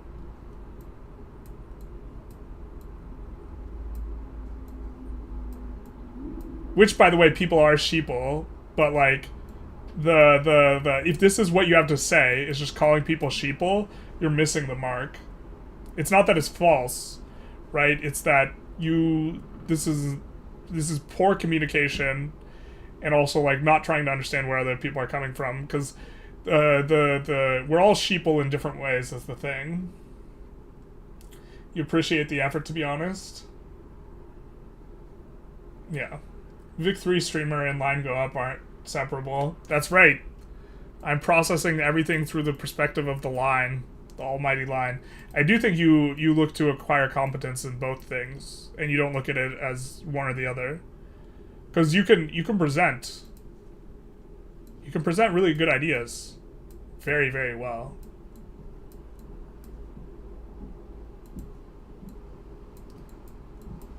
And this way of thinking about it entails that the better you present something, the worse the idea is. Or the better the idea is, the worse you present it. And the unfortunate truth is ideas really also don't really spread too much based on ethos even either. Right? Ideas spread mainly on pathos. And they spread just because they're good at spreading. It's called memetics, which applies evolutionary biology ideas to the thinking about spreading of ideas. This idea is about the study of self-replicating units of culture. For the critical and philosophical term mimesis, for the internet study of memes, see internet meme. Big nice. Memetics is the theory of evolution based on Darwinian principle, with the meme as the unit of culture, similar to gene. The word meme was coined by biologist Richard Dawkins in his book, 1976 book, The Selfish Gene, to illustrate the principle which he later called universal Darwinism. All evolutionary processes depend on information being copied, varied, and selected, a process which with variation with selective retention. The information that is copied is then called the replicator, and the genes are the replicator for biological evolutions. Dawkins proposed that the same process derives cultural evolution, and he called the secondary replicator meme. He gave the examples of tunes, catchphrases, fashions, and technologies. Like genes, memers are selfish replicators and have causal efficiency. In other words, their properties influence their chances of being copied and passed on.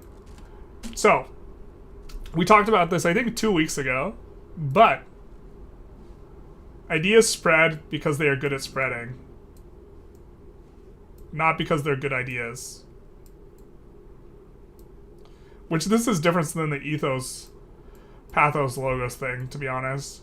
But often, if you're going to fit it into that model, this tends to be pathos. Which is not like, oh, you presented that idea well, but that idea was just dripping with emotion, appeals to the bottom of the brainstem. And this is... what this often means for us is a combination of outrage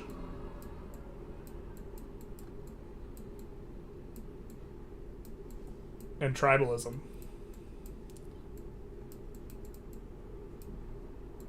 Is this why communism won't win? I think that when communism wins... oh, yeah, that's why communism won't win. Let's just say it's because communism won't win. I mean, I think that what does a win even look like for communism exactly?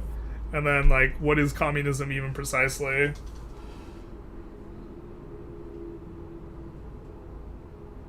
I actually think communism as an idea is actually good at spreading. If we want to examine it from the idea of good at spreading, I think communism or Marxist theory can be really good at spreading because you can be really easy to explain, which is that there's a good guy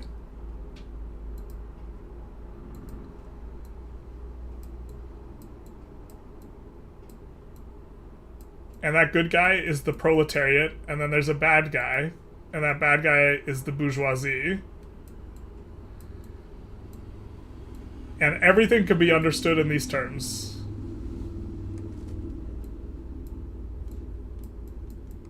Oh, wait. My bad.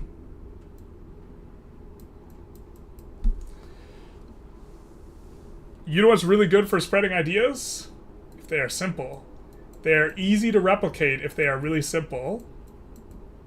And there's also good guy versus bad guy is tribal. The memes from Marxism are actually pretty good. Now, when they start getting bad is when you actually read the theory. Like, a lot of it is just, like, terribly, like, presented, where we're talking about the de-reification of, you know, stuff, and it's like, oh, Jesus. What does reification even mean? Oop, that's not the right thing I wanted to go to.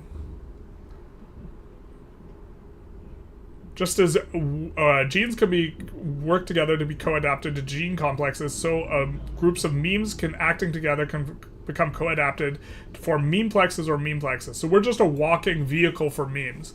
Memeplexes include, among other things, language traditions, scientific theories, financial institutions, religions. Dawkins famously referred to the religions as viruses of the mind. That sounds like Dawkins. But where's the bit where he says...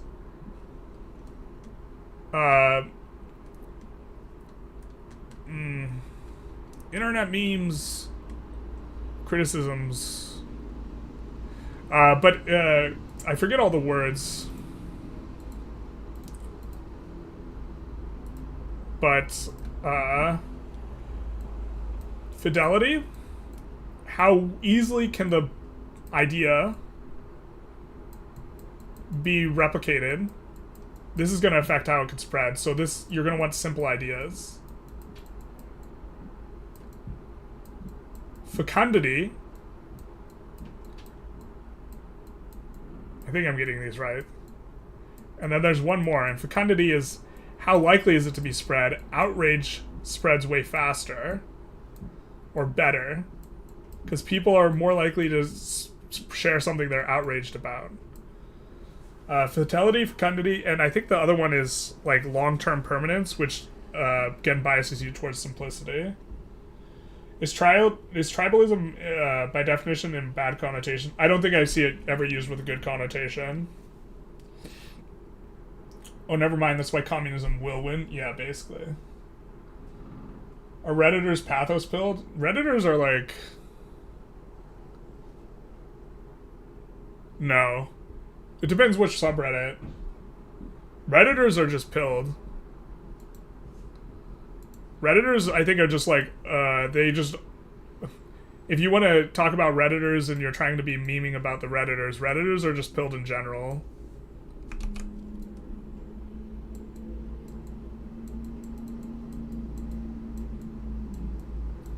Which is to say, they will overly appeal to rhetoric devoid of substance or emotion.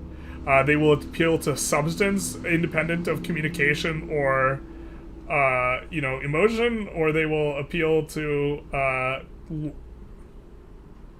emotion entirely devoid of other stuff. So they're just pilled.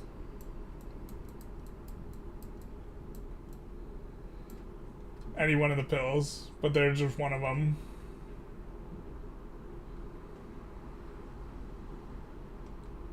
Memetics is why I watch videos about bridezillas. Exactly. Redditors are sophists who get destroyed by Socrates. Reminds me of Aristotle's heavy things fall slower. I mean, that's fairly intuitive. To be fair, heavier things that are the exact same size do... wait. Aristotle says heavier things fall slower? I thought it was heavier things fall faster.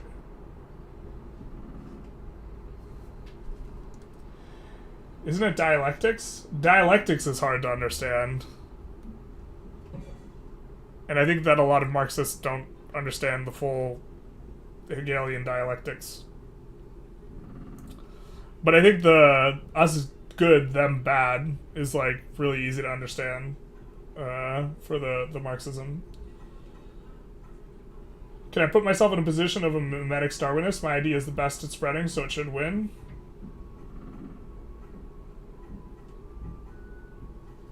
Well, win is equal to spread, yeah. I don't know what you mean by win. The idea that's best at spreading will spread best. Meme complexes, I find them quite easily, actually. Yeah, basically. The idea that we're just a vehicle for a meme, though, is, for a collection of memes is kind of interesting, and it completely denies our sense of agency. We talked about it, I think, last chapter, or 2 chapters ago. Super interesting model, but yeah, the quality of the idea